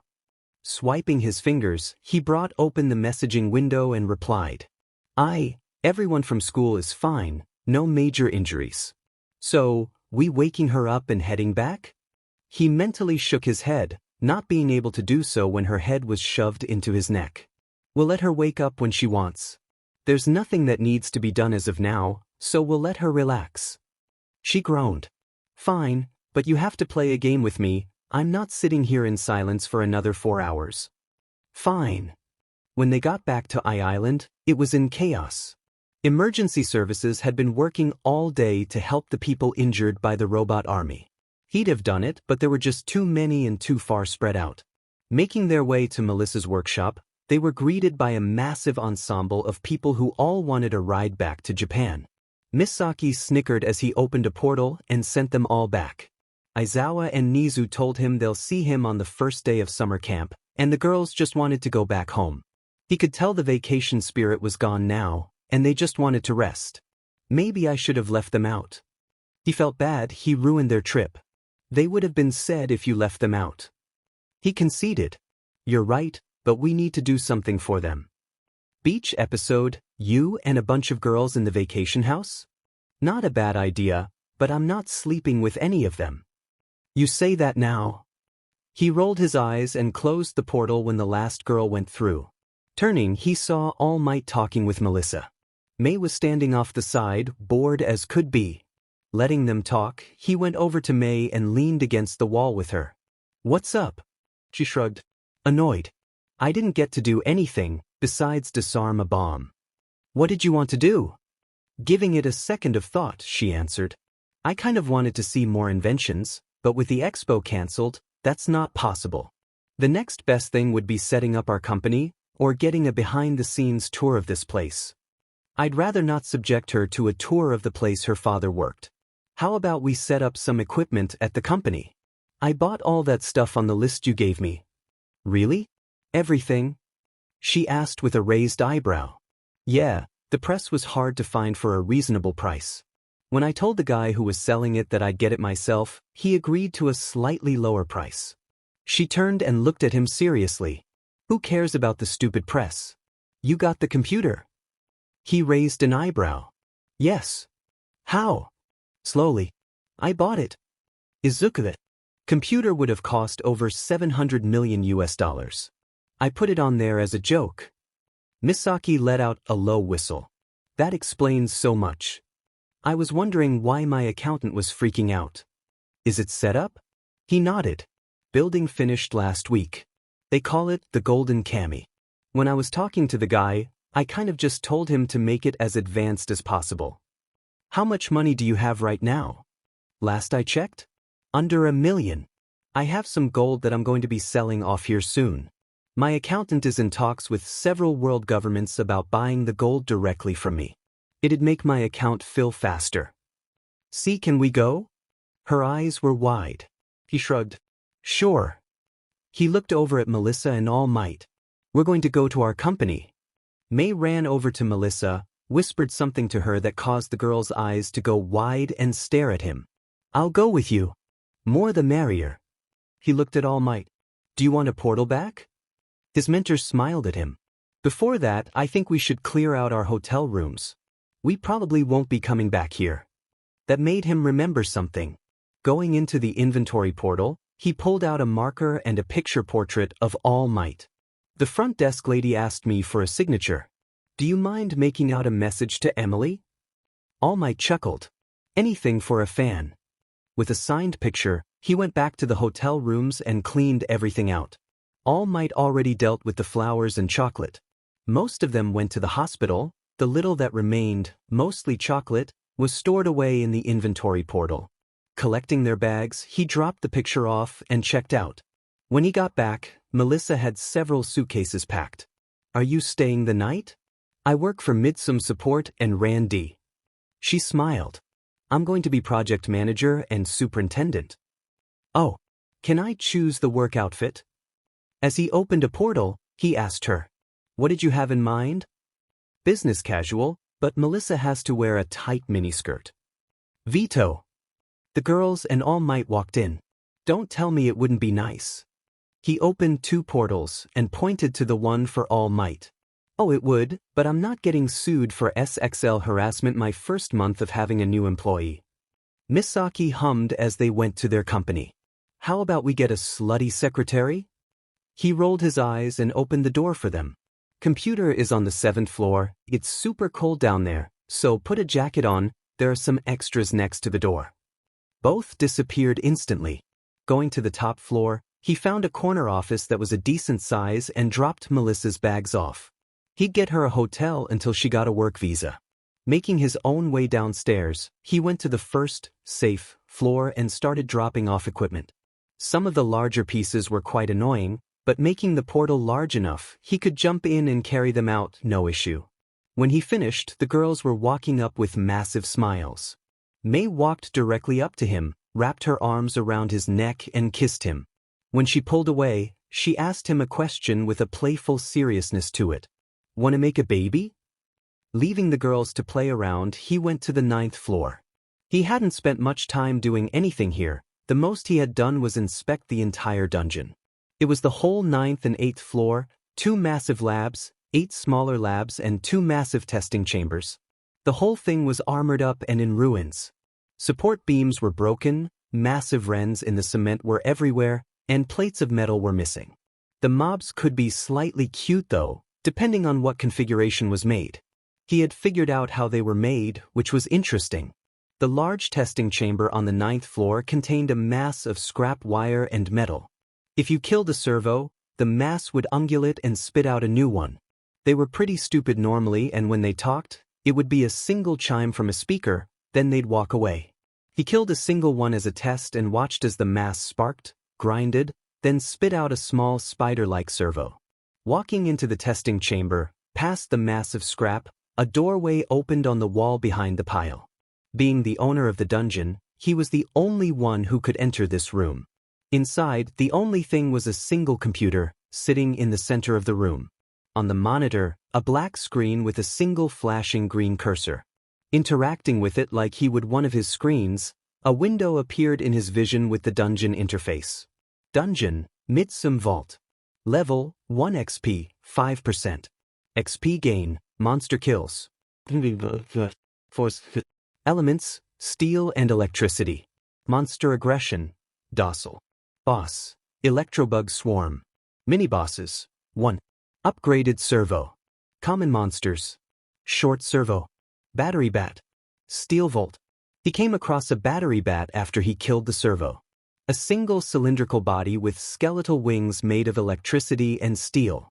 They were docile, even with aggression set at higher levels. Steel volts were drill-headed moles that dug through the ground. Set to docile, they ran from him when he approached. He hadn't seen the upgraded servo or the Electrobug Swarm yet. You needed to kill a certain amount of the servos to get the pile to create them. Dungeon status. At his command, a new window appeared. Durability, 20.44%. Source quality, electricity, poor. Source quality was fairly self-explanatory, and to improve it, he needed to refine them. The steel was the easy one, but that was for later. Selecting durability, a smaller window was brought up. Midsum Vault is currently in danger of being destroyed permanently. To restore durability, please provide materials for reconstruction. Repair cancel. Dump it. Without a word, Misaki created a portal and appended it. Like a scene out of a cheesy robot apocalypse movie, the portal created a waterfall of metal and chunks of cement. When the last of it spilled out, the massive pile of crap laid next to him.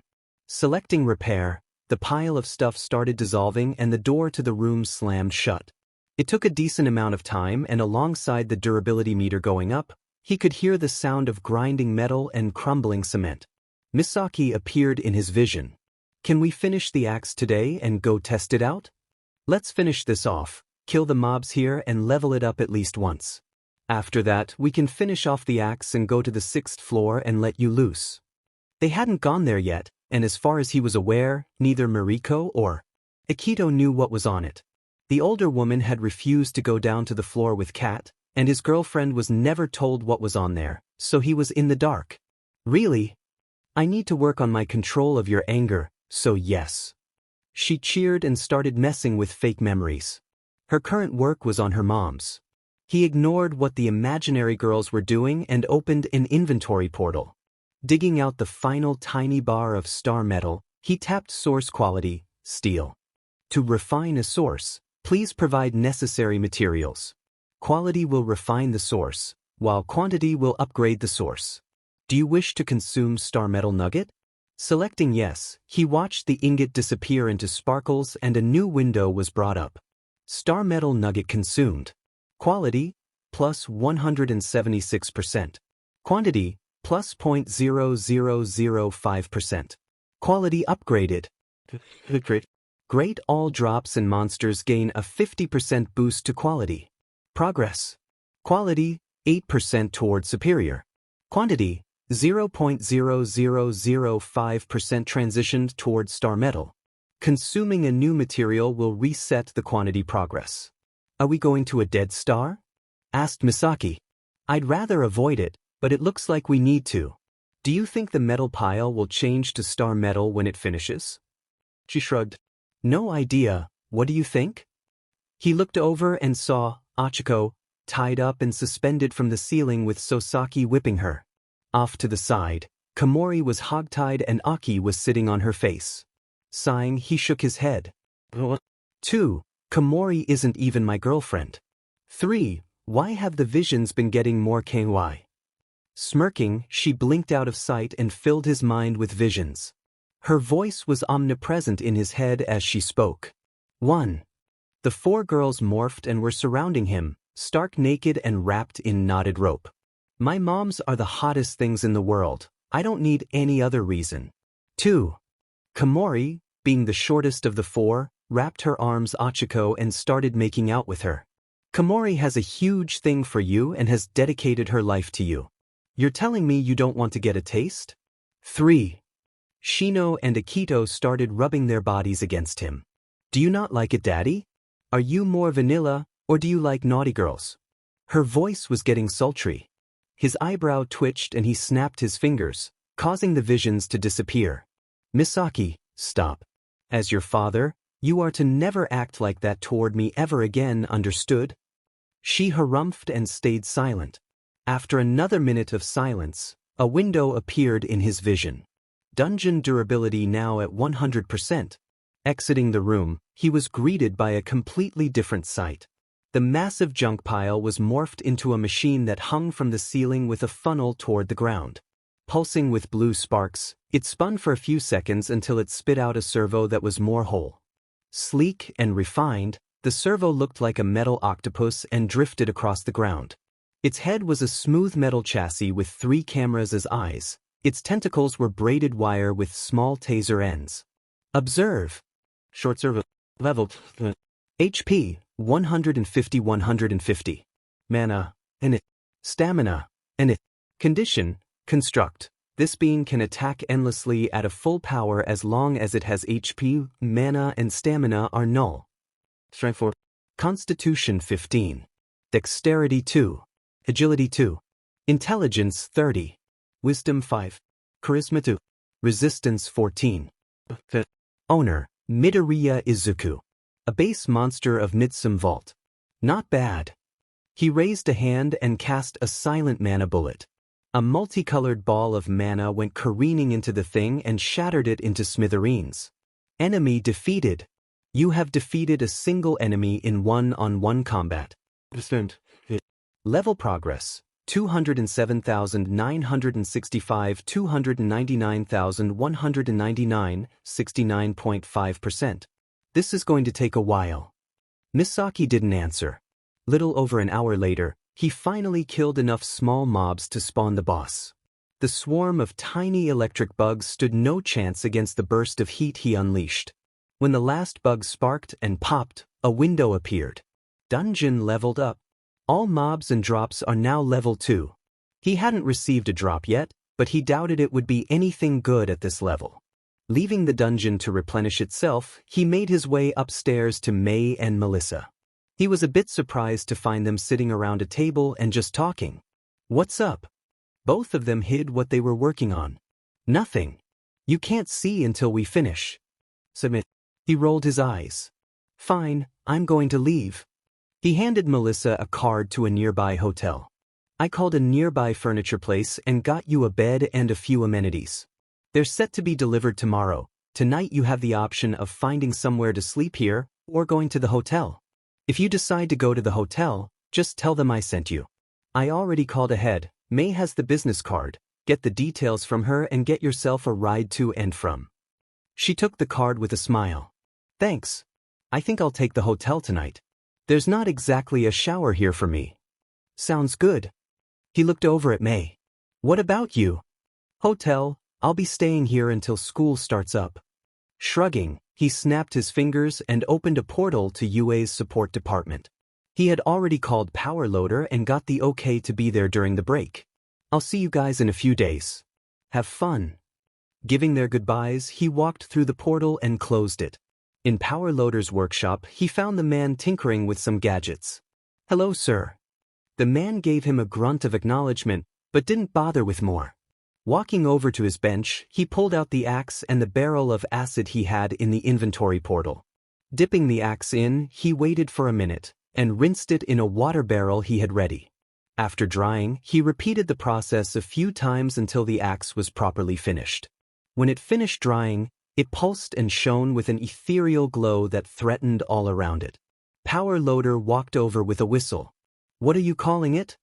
"Star Cleaver." "Cool name. Do you plan on getting it authorized?" "It will take a minute to get approved." "I do, but there's a problem with handing it over for inspection." The teacher raised an eyebrow. "What's that?" He set down the axe, causing the bench to creak and groan. "It's condensed metal to start with, and I condensed it even further. This thing weighs in at nearly 3 tons. The only reason I can lift it is because of my strength and quirk. I've been using my gravity to make it lighter." Higuri nodded. "That will be a problem. Go ahead and put it on the main work table. I'll get the suits to come here and take a look at it. Worse comes to worse, you'll have to be the one to move it when they want it moved." "Can I use it tonight? I want to go train a bit before break is over." The man shrugged. "I don't care. I haven't even told them that the thing exists yet. Go wild." He walked out of the workshop and into his side office. Picking the axe back up, he admired it. A 65 centimeters bladed edge, as thick as his hand and layered with a star pattern. The axe was folded a ridiculous amount of times and the runes etched into the metal shone with pale white light. Besides its ridiculous weight, the axe was sharper than a scalpel, even with its thickness. On the flat of the axe head, he carved, "Smash," in ancient Japanese. The handle was a staff of star metal, the only thing capable of holding the axe head. Enhanced with its own enchantments, the staff glowed white and had the word, "Destroy," carved into it. Reaching into the inventory space, he pulled out one of the rewards he got from the trek through dimensions. Time-warped coin, 1 use. Legendary. Breaking the coin will reset the cooldown of any ability you wish, no matter the time remaining. Snapping the coin, he targeted the timer for making a magic item. Congratulations! The time for a new magic item to be born has come. Using Observe on the axe, he spoke its name out loud. "Star Cleaver." At its name, the axe pulsed and the sharpened edge became white-hot. The soft white glow was replaced with an unnatural heat that began radiating. Star Cleaver. Quality, Artifact. A handmade weapon crafted by Izuku Midoriya. Containing over 10,000 folds of runes and magic, this axe contains the power to kill a god. Properties. 500% of strength is added to attacks. Unbreakable. When wielded by Izuku Midoriya, or his descendants, this weapon gains the property World Cleaver. World Cleaver. When hitting an entity that resists more than 50% of damage from an attack, gain a stack of cleave. 50 stacks max. All stacks are lost if momentum is lost. Cleave. For every stack of cleave, this weapon gains a percentage of piercing, which bypasses all defenses. The timer went back to a year, which was now set in stone. He didn't have any more of those coins. As he was about to put it away, a new window appeared. Star Cleaver has been granted the rank of Divine by the Council of Crafters. Only those of Divine rank may wield the weapon. The axe immediately dropped to the ground and created a dent in the floor. Those sons of a bitches. Misaki, for the first time since he yelled at her, finally spoke. I swear I'll kill them all. Nodding his agreement, he took an inventory portal and scooped the axe into it. Going about fixing the floor, he cursed out loud. I'm killing every one of the crafter gods when I get godhood. You hear me? You better stay hidden if you know what's good for you. Still said, he walked over to Power Loader's office and explained what happened. The teacher could only laugh at his expense. Leaving the laughing man behind, he portaled away and went back home. A couple of hours later, after having dinner with his mom, he was floating in space and floating slowly toward the sun.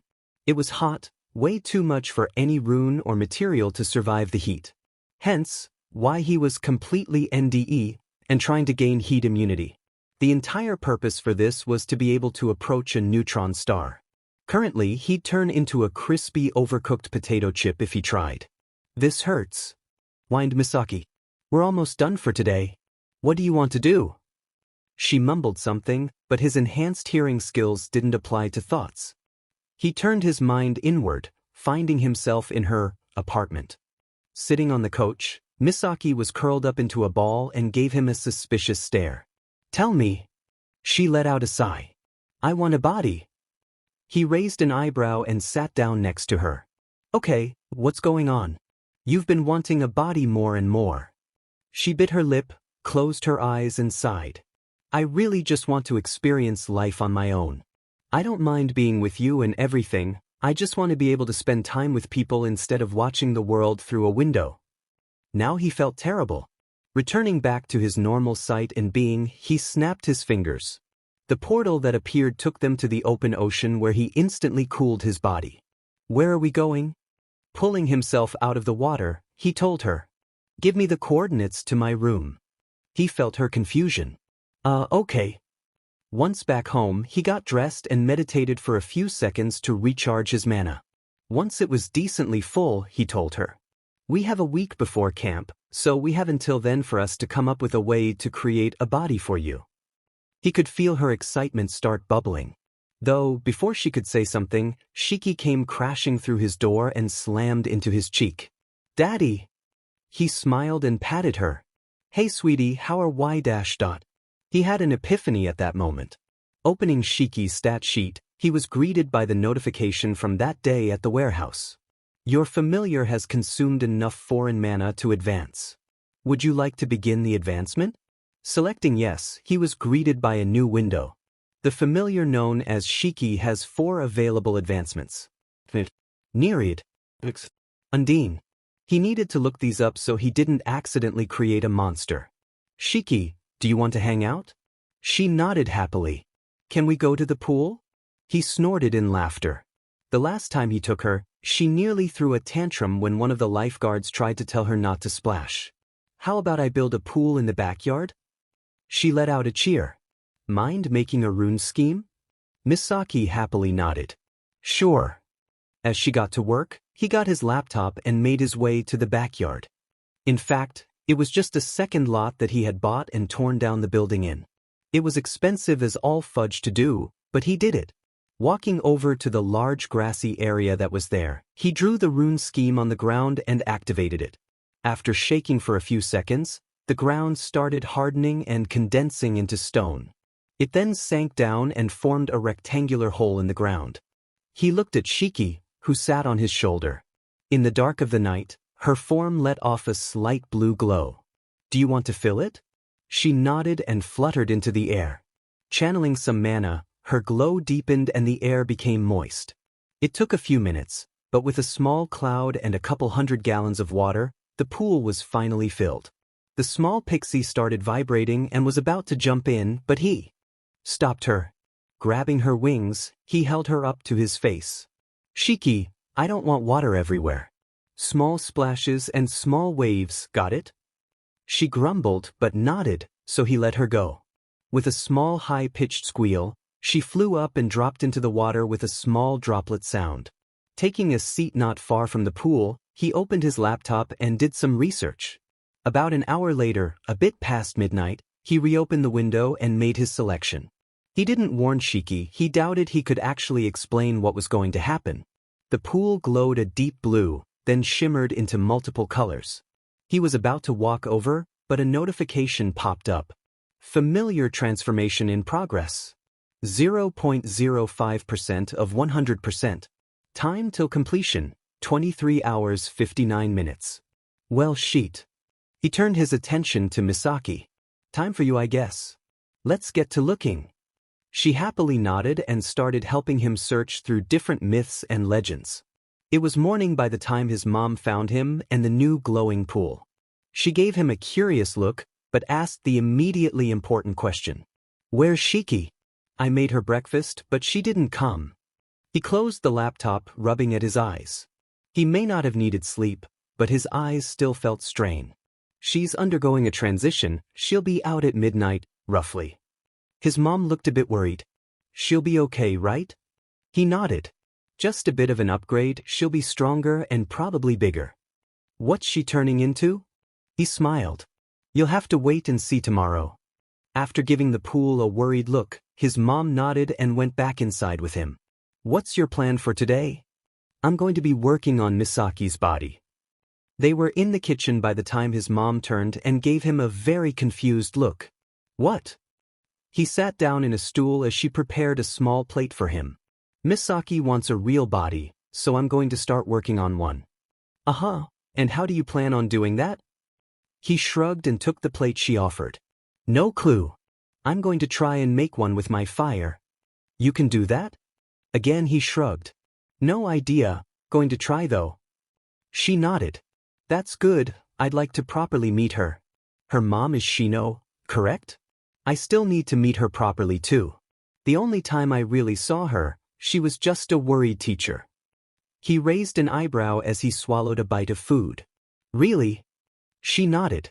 "I need to speak to the woman who seduced my baby boy." He rolled his eyes.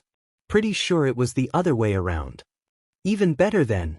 I get to tease her relentlessly until she goes red as a tomato." He shook his head, feeling bad for Shino. "I'll ask her if she wants to come over, but probably not until after camp. She's a bit mad at me right now." Into frowned, placing her hands on her hips. "What did you do?" "Nothing." He put his hands up defensively. "I met another girl Izuku. I swear, I didn't mean like that. The girl was one of my students and had a crush on me. She ended up gaining power like mine and pledging her loyalty to me. Shino got mad that she couldn't do it, but Komori could." "Do what?" His mom asked. "Pledge her present and future loyalty to me." His mom sighed.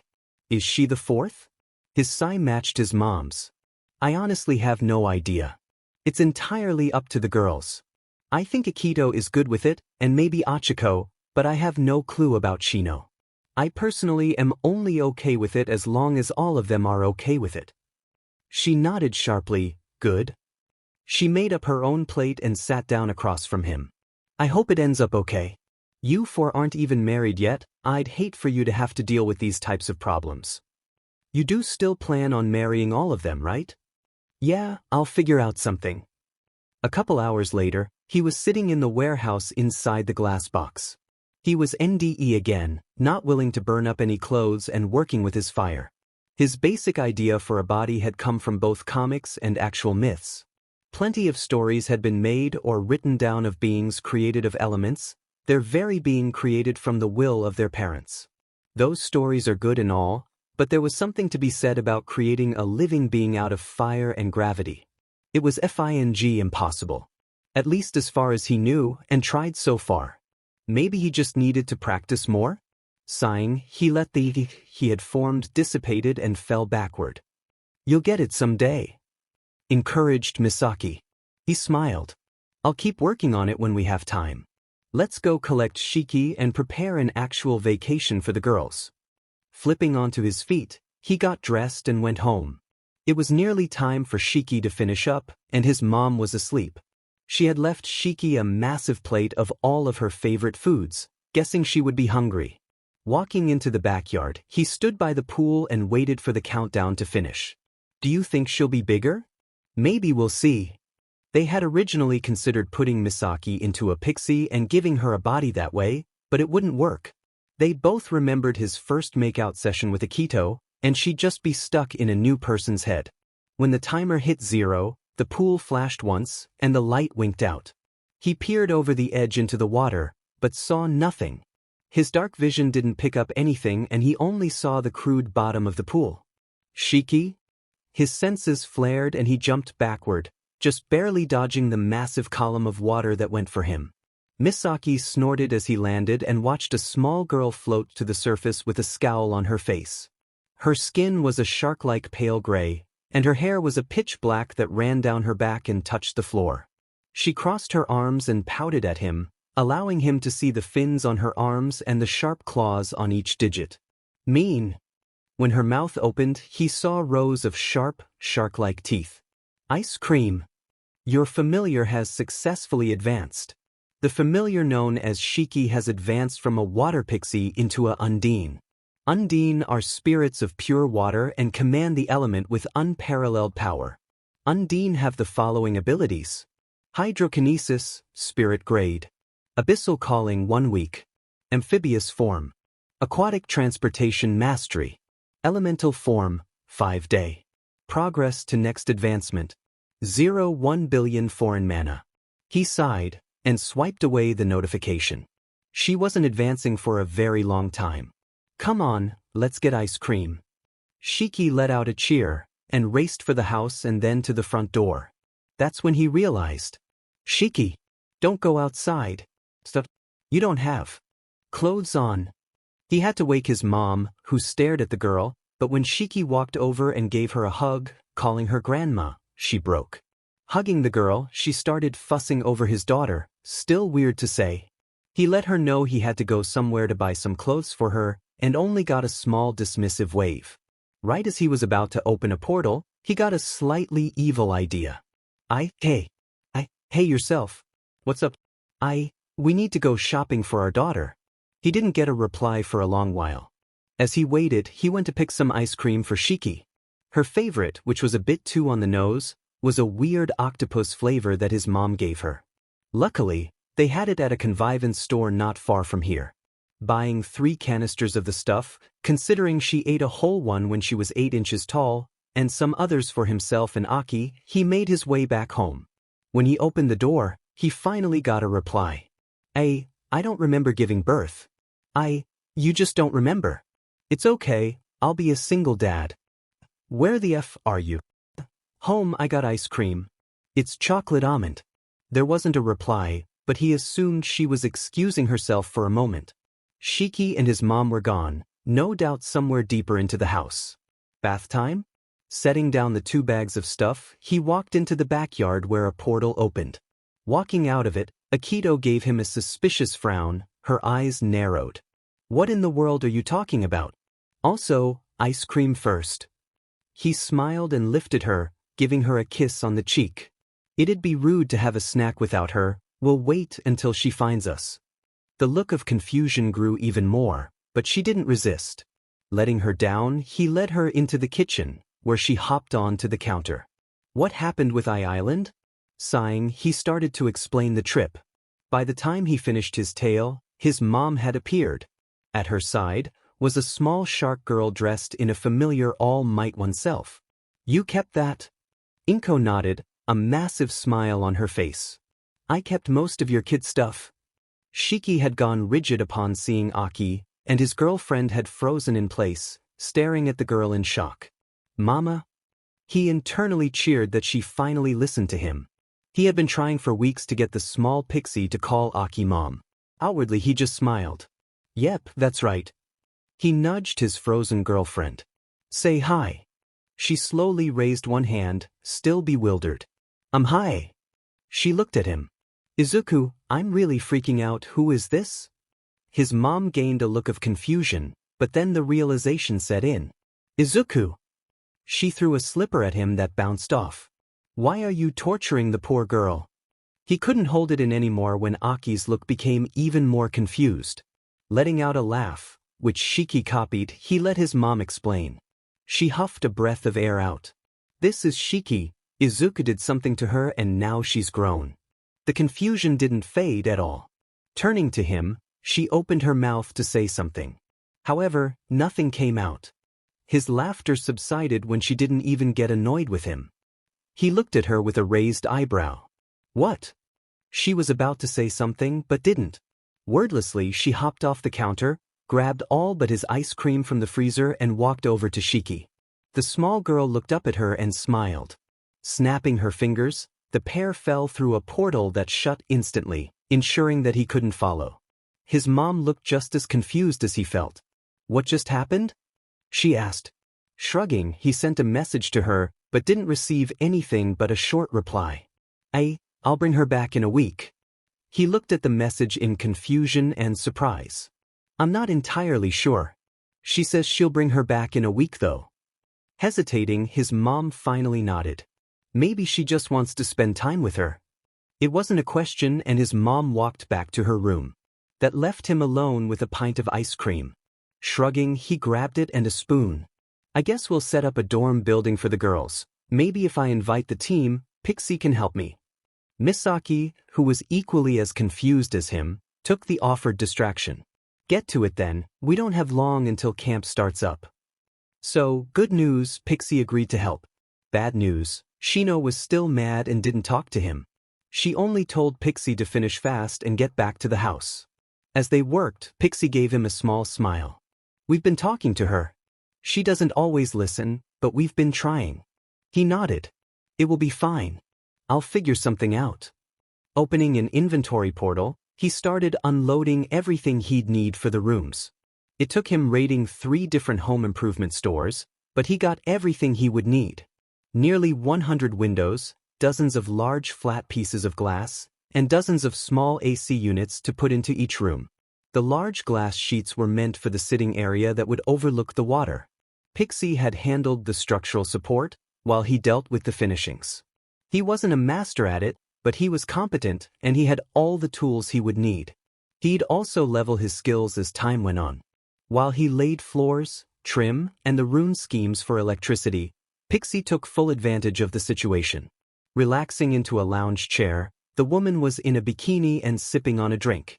When she wanted something, she was asking him to fetch it for her, which he would have begrudgingly done if he wasn't already busy. Pixie, the house is right there, you can walk over and grab another drink yourself. But Lion, she whined. Do you want to lug these things around? He growled at her. She eyed the massive 3.5 meters pieces of square glass he was setting in place, and sighed. Fine, you're a terrible butler. He scoffed. Woman, I can't clone myself. Too bad too.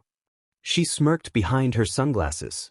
Ignoring the comment, he settled the glass into its place and started making progress on the ground floor.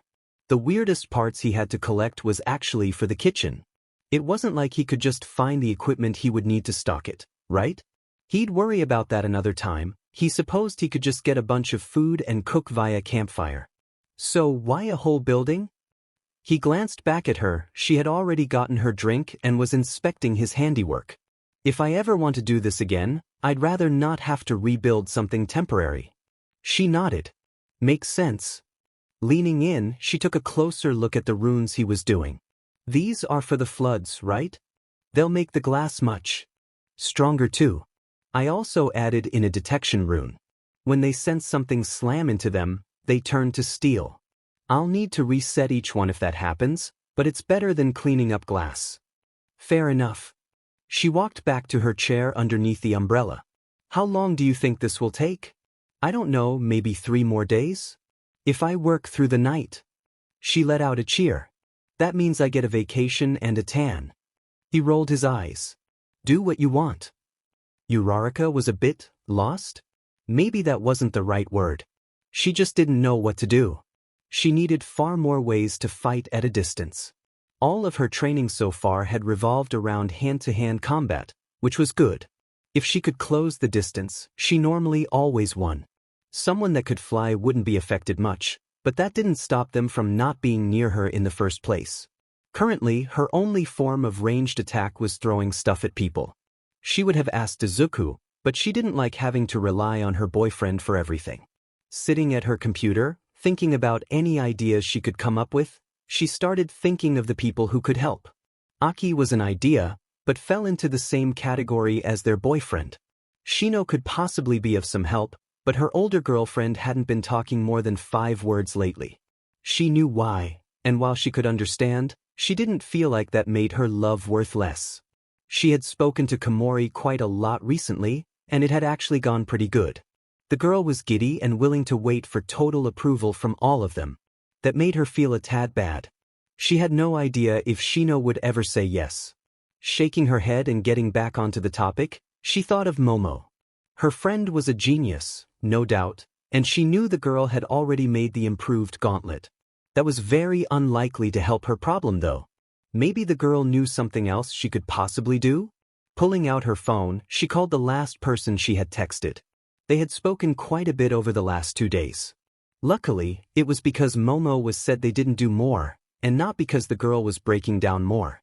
It only took 2 rings for the girl to pick up. Hello. She heard the sloshing of water.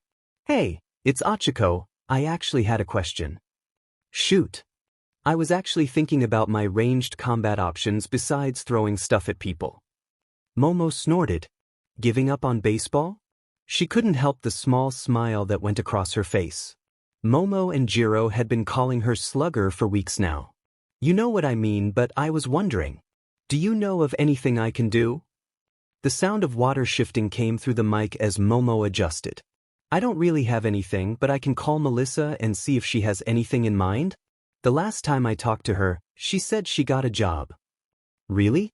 That was fast. That's what I thought too, but apparently it's thanks to Mei. She got a job for her at her and Izuku's R&D company. Izuku had told her about that. Can you give me her number? Sure, that'd probably be better anyway, kind of in the middle of a bath right now.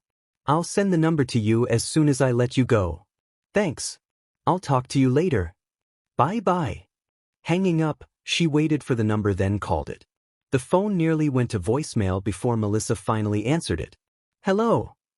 The girl was yelling into the phone, probably because of the very loud banging sound going on in the background. Hi. This is Achiko. Give me 1 second. Let me get somewhere quiet. The sound movement was followed by a very loud yell from the girl. Mei. I'll be right back. If the inventor heard her and responded, the hammering of machines drowned her out. After a few seconds, she heard the squeaking of a door and the noise instantly died down. Sorry about that. Who is this? Hey Melissa. This is Achiko. Oh, what's up? How are you doing? Good, I was wondering if you could help me with something? Support equipment? Yeah. Melissa hummed. I could, but we're not exactly legal right now. I'll get with Mei when I get a chance. Feel free to pop by with Izuku if you want to talk more about it. Sure. She wouldn't mind seeing the building Izuku bought. When are you taking a break? I can see if I can show up then. I forced Mei to have lunch around, so feel free to show up then. That gave her an hour to get in contact with Izuku. Hopefully he wasn't training in another world. If he was, she could ask Aki. I'll be there. See you soon. See ya. The line went dead. With that settled, she looked at the email Shino had sent her a few days ago. It was strictly business and didn't mention anything personal. Subject: work-study contact. Hey, this is Mandalay. I got in contact with a hero I think you'll want to meet. His name is Mr. Ray. He's an underground hero that deals with SEC traffickers, the drag trade, and general information gathering. I talked with him a bit, and after some cajoling he agreed to take you on next work study. Give him a call when you're free, he wants to talk to you a bit. The number was typed below, and was already in her phone. Before she called though, she sent a text to Izuku, asking for a ride. With that done, she called her new mysterious tutor. The call was answered immediately, but no one said anything. Hello. No answer.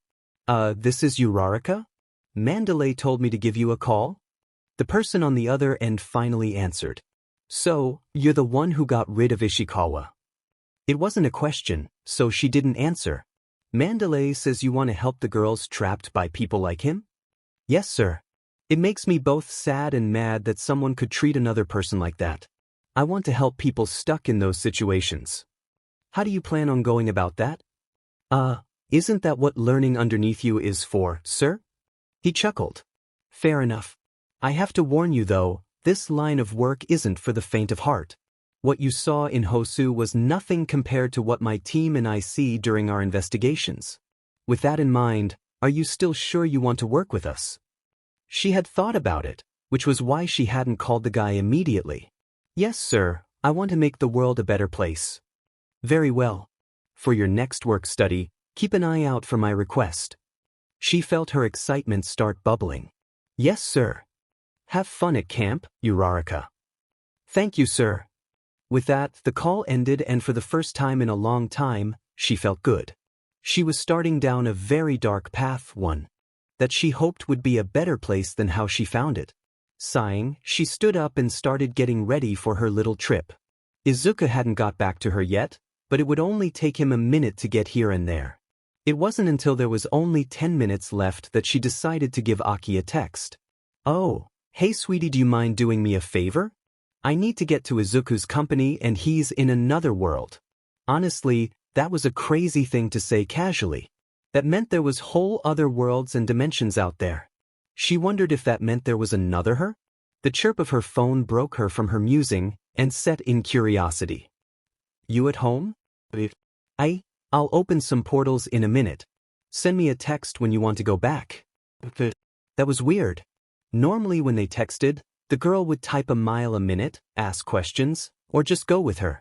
Something was clearly going on, but since she actually texted back, it wasn't too serious. The portal opened directly in front of her door. She expected Aki to appear, but the girl never did. Confused, but shrugging it off, she took a step through into the massive forest, then into the other portal. What greeted her was a very wide 2-story building with a massive distance between it and its neighbors. Walking to the front door, she tested the handle and was surprised to find it wasn't locked. Entering, she was stopped in her tracks. There were easily 50 copies of one man going around and setting furniture. Standing at the top of the balcony that overlooked the main entrance was what seemed to be the main body. Giving orders and writing stuff down, he didn't pay her any attention. She watched as desks were built, then populated with small trinkets. Walls were torn down, then replaced with stacks of flat dark gray rock. Lights, being reached up to by stacks of the guy's clones, got replaced with brand new fixtures. It was kind of like watching those montages that sometimes happened in home improvement videos. It was a bit surreal. Achiko. She turned toward a set of double doors that opened. Completely covered in grease and sporting a massive smile, Melissa walked over. Come on, lunch showed up a bit before you. I got you something so you can sit with us. Thanks. She followed the woman to a cafeteria. As she sat, she watched Melissa and May start scrubbing their faces, arms, and hands from the grease and grime. Once they finished, both sat down and started eating. So, what exactly are you here for? May asked in between bites. I need a form of ranged combat. Anyone with any sort of range and speed can easily defeat me. I learned that on Island. May nodded. Uravity quirk, 0 gravity. Anything you touch is weightless. Normally for ranged, you use debris as both bat and projectile. Even not being affected by gravity, items only go as fast as you can throw.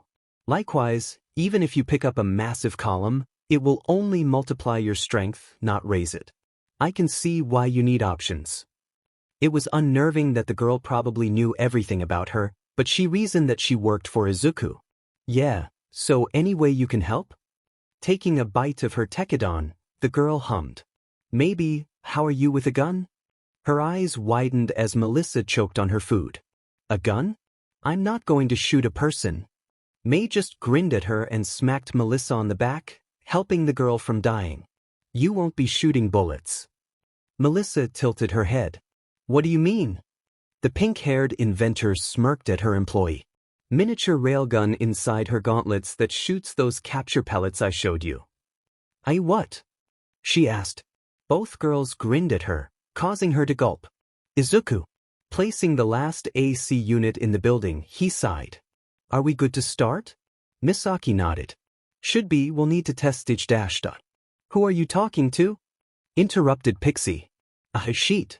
Misaki shrugged. Easier to tell her the truth than to let her think you're crazy. Screw it.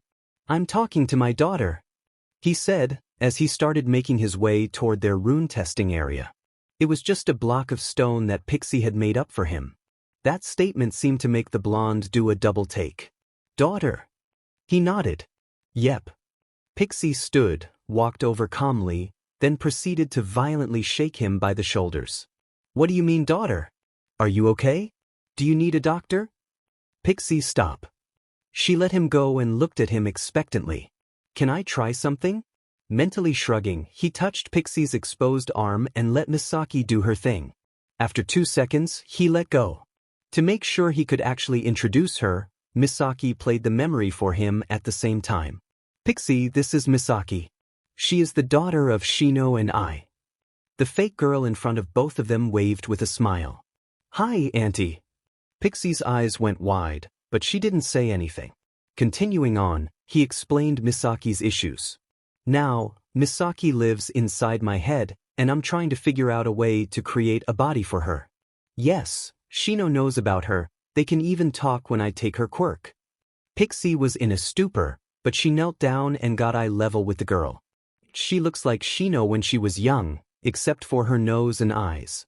Fake Misaki didn't move or respond, but the one inside his head did. So, he explained.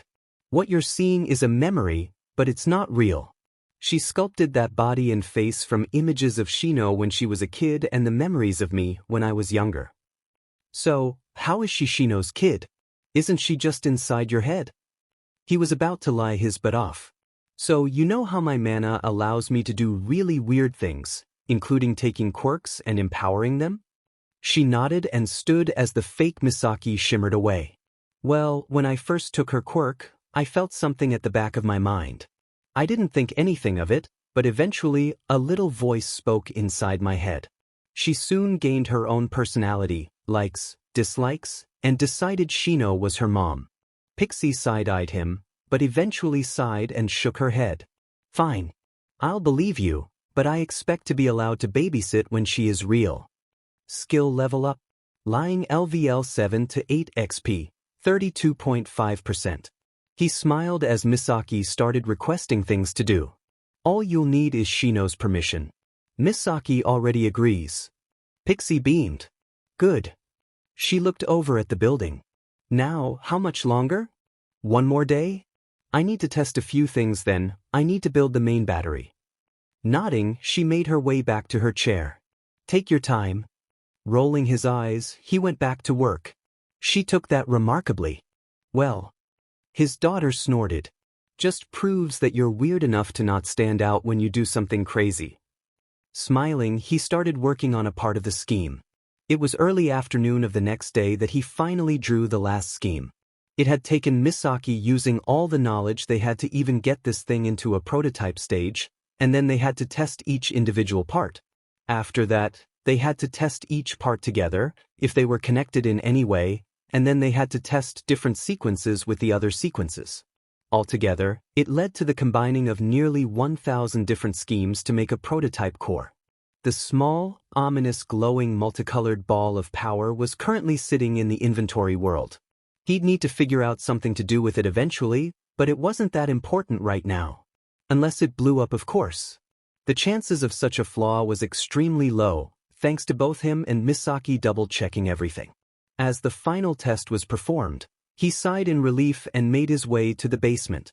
The door leading downward was just down a hallway and locked with a regular deadbolt. He didn't think he'd need to make this super secure. He doubted any of his classmates would break into a room, go down into the basement, and then blow a ball of pure magic up on themselves. The room itself wasn't entirely massive, just big enough for him to have a 5-foot berth between him and the sphere. He had already been down here once, to make the runes that connected to the runes that appliances gain power from. His engraving skill had hit 60 a couple of days ago, and had unlocked a rune called transposing. On a small scale, if he drew 2 runes, they could interact with each other from afar. For the power system he needed to set up, he needed to have rune lines branching out the generator's containment field. The runes inside the field would be collectors and set to collect the raw magic in the field. That magic would then be transferred to a transposing rune connected by an amplifying rune. The reason for this was because if he had 32 transposing ends connected to a start, the power given to the start would spread out evenly amongst the ends. Once it makes it across the transposing rune, the magical energy will be converted into electrical magic, then throttled. He had to experiment with different ways to ensure the appliances wouldn't get fried from too much electricity. He had gotten it to work with a weird set of dampening runes combined with amplifying runes. It had taken a lot of math and physics to figure how much magic each rune was getting, and subsequently how much electricity raw mana could be turned into. It had been a long few days to get all of this working and tested. Getting to work, he started pulling out curved strips of hero metal. They were about 3 inches wide and 2 feet in length. Grabbing his engraving knife, he started drawing the necessary runes. When each one was done, he tossed it into the center of the room and used his quirk to grab it in the air. Making a small vortex in the center of where the ball would be, he made them circle and shift around each other. After nearly 50 strips of metal, he was done with the tedious part. Taking 4 strips that were much longer than the others, he fused one end of each with each other, making an X. On that, he drew containment runes that would leak their energy into the air, letting the power steadily and safely build inside the containment circle he had already made.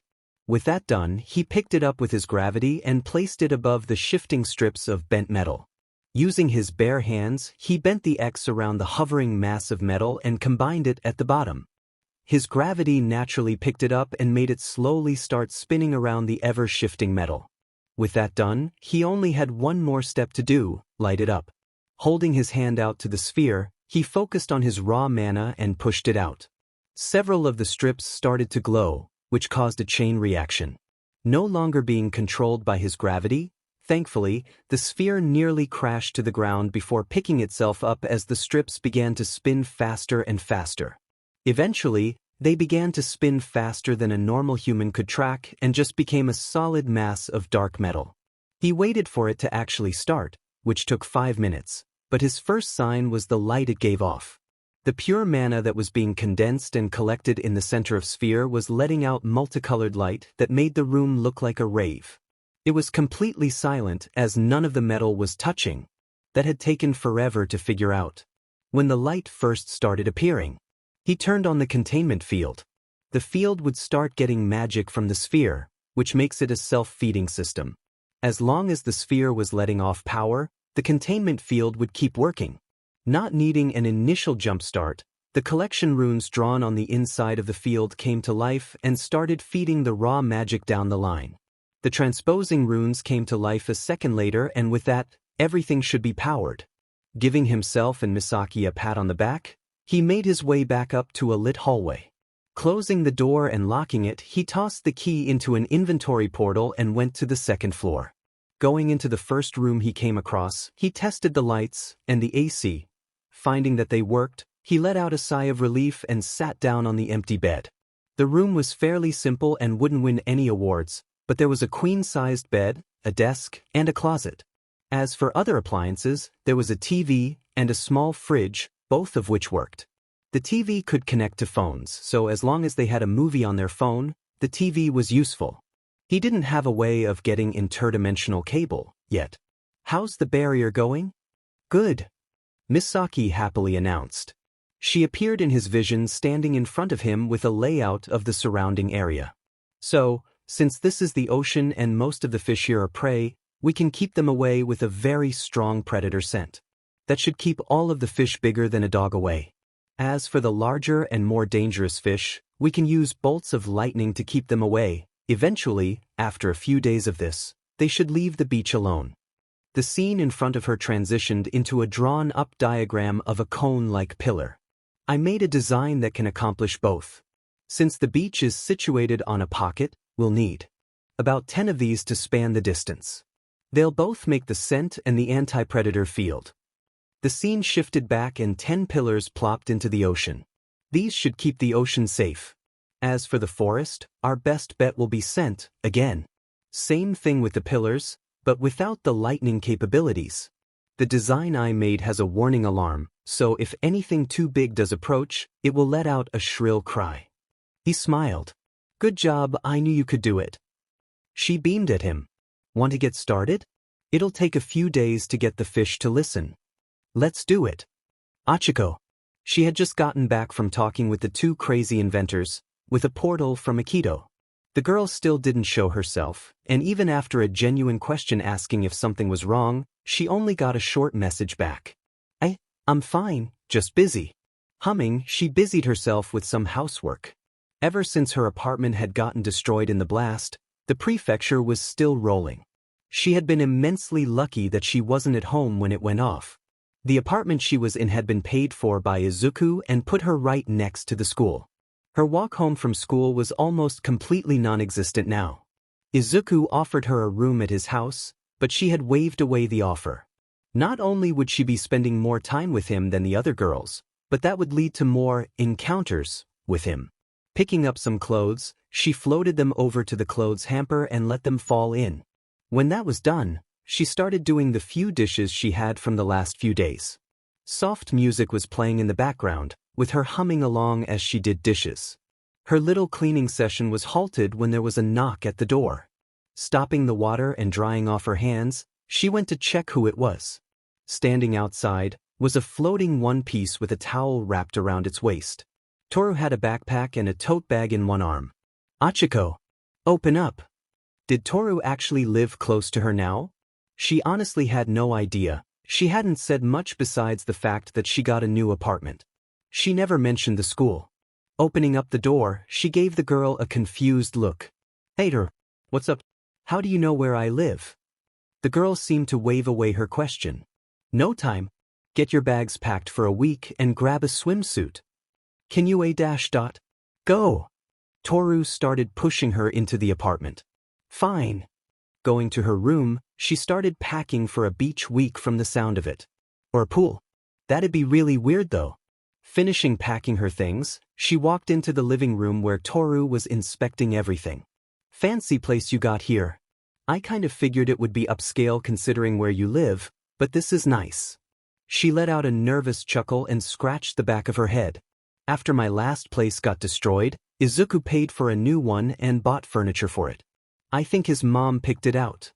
All of the furniture in her 3-bedroom apartment was brand new and the walk-in closet was completely stocked with mostly new clothes. The few outfits that were with her when the explosion went off were in there, but barely touched anymore. Aki and Shino had taken it upon themselves to choose her outfits and have her give them a show. Toru whistled. If you ever need a roommate, give me a call. Anyway. She trailed off as she pulled out her phone from her tote bag and called someone. Yeah, we're ready. Front door? Got it. With that, she hung up. Toru, where are we going? Surprise. She rolled her eyes at the answer. Fine, how do you know where I live? Izuku. Do you live near here? 2 blocks due. She was interrupted by the sound of a swirling portal opening near her front door. Toru immediately pulled on her arm and started dragging her toward it. Though Toru didn't need to bother, knowing it was Izuku behind this, she happily went along with the girl. Stepping through, they came to a very familiar sight. A secluded beach with jungle on either side of them and an expansive ocean directly in front. Whirling, she expected to see Aki's parents' beach house, but it wasn't there. Instead, there was a massive building that could easily hold 40 people. She opened her mouth to say something, but was interrupted by her name being shouted. Achiko! Over here! Looking over, She saw Momo, Jiro, and Tobu waving at them. Her and Toru cleared the distance, getting into the shade of the building. Your boyfriend owns a resort now, girl. Smiled Jiro. Why didn't you tell us about this? Asked Momo. She was going to say she didn't. Hell, she didn't even know how this was possible. Toru, however, answered for her. She didn't. Izuku told me to get her and don't tell her anything. Tobu snickered. Seeing her stunned expression was amusing. The girls shared a laugh at her expense. Yeah, laugh it up. The sound of another portal opening hit the beach, and they turned to see several of the boys walking out alongside the rest of the girls of their class and Class B. The first person to clear the distance was Kendo, who wrapped her up into a hug. I'm so glad you're okay. I didn't get to see you guys afterward. She did her best to return the hug, but her arms were pinned and the air was getting squeezed out of her. Tapping her arm, she tried to signal she was dying. Taking pity on her and letting her breath, Kendo dropped her. Thanks. How's the crew? Kendo sighed. They're heartbroken, they'll get over it though. A loud whistle pierced through the air and they all turned to see Izuku floating above all of the students. Smiling down at them, Izuku clued them all in. Welcome everyone. As you may have noticed, we're on a beach and there is a resort on it. He gestured to the building. There are 60 furnished rooms in it, so feel free to take one. Boys and girls on separate floors, I expect my fellow president and our VPs to oversee that arrangement. He got nods from said people. We'll be here for a week of rest and relaxation. This, however, does not mean a week will pass back home. In this world, a week here will be roughly 3 to 4 hours. That got them chattering. Having said that, there is a kitchen, but it is unstaffed. You will need to make your own food. Do we have any volunteers for head cooks? Sato, Momo, and Awaze raised their hands. Izuku nodded to them and explained what they had to work with. The kitchen is fully stocked and is suitable for 10 people to work simultaneously. You three will work together to make up meals and take any volunteers to help you. Their nods, he continued to explain. Now, there are some ground rules. There are pillars scattered out in both the water and the jungle around us. I do not suggest going past them. If you do, I cannot guarantee your safety. The jungle and ocean are filled with monsters you've never seen before and the pillars keep them at bay. If something truly massive gets close to the resort, there will be an alarm. I expect everyone to evacuate to the resort. That's pretty much it for the rules. I don't want you guys to die. So, let me get to what there's to do. Every day, starting tomorrow, I will be offering activities to do. These will include surfing, hiking, diving, and some smaller stuff like sports tournaments and fishing. These activities should only be done with me, as all take place outside of the barrier. If you have any questions, feel free to ask after you get settled. With that dash, he gestured to the resort. Make yourself at home. The crowd of students began talking animatedly with each other, the president and VPs yelling for order as they began filtering into the building. Letting them go on ahead, she smiled and walked over to Izuku, who lowered himself to the ground. Hey! He smiled upon seeing her. Hey yourself. She let herself be pulled into a hug and a kiss. What do you think? He asked when the kiss broke. When did you even have the time to build this? She asked. Pixie and I spent the last week building. It was a pain getting everything I needed. She shook her head and rested it on him. So, do I get to spend the night with my boyfriend in the beach house, or am I relegated to a room? He snorted. Like I'll let my girlfriend be anywhere else. She let out a yelp as he scooped her up and walked them toward the house. Opening the door with his quirk, he set her down inside. Go put your stuff away and get changed for swimming. Nodding, she did as she was told. Izuku. He shut the door behind him as he went back toward the beach, and his senses flared. Turning a bit, he saw Komori standing off to the side. The small part of her face he could see was a bright red. See, can I stay here too? Yes, answered Misaki. He mentally rolled his eyes. If I allow it, you have to follow a few rules. She nodded. First, no sneaking into my room at night. While I'm open to a relationship with you, that's not my decision. You have to get permission from the others. Second, there will be no arguing or yelling with Achiko. She's a nice person, But if you overstep your bounds, she will say something and I will side with her. Third, keep your clothes on. The windows won't allow someone to peek inside, but that doesn't give you permission to walk around with nothing but panties on. Got it? The girl was a tomato red, but nodded. Okay. He opened the door for her. Achiko is putting her stuff away. Ask her for help choosing a room and put your stuff away. Hurriedly, she made her way inside, letting him close the door behind her. Making his way back to the beach, he started pulling out umbrellas and sports equipment. The easiest game to set up was volleyball, so he made up 3 courts for people to play in. As for the umbrellas, he stabbed them a good distance from the water and set up some chairs below them.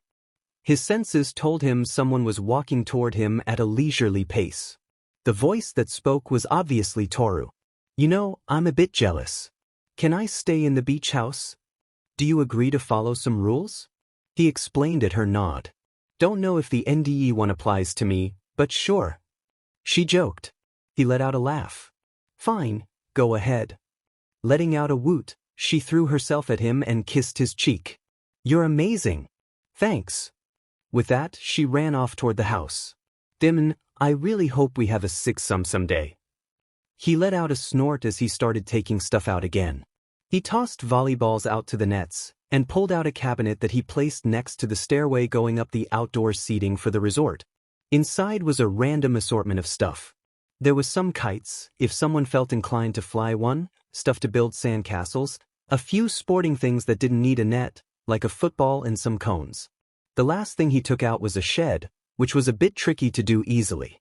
Forming a hard platform of rock, he opened the portal wide enough for it and raised it, letting the shed fall out gently.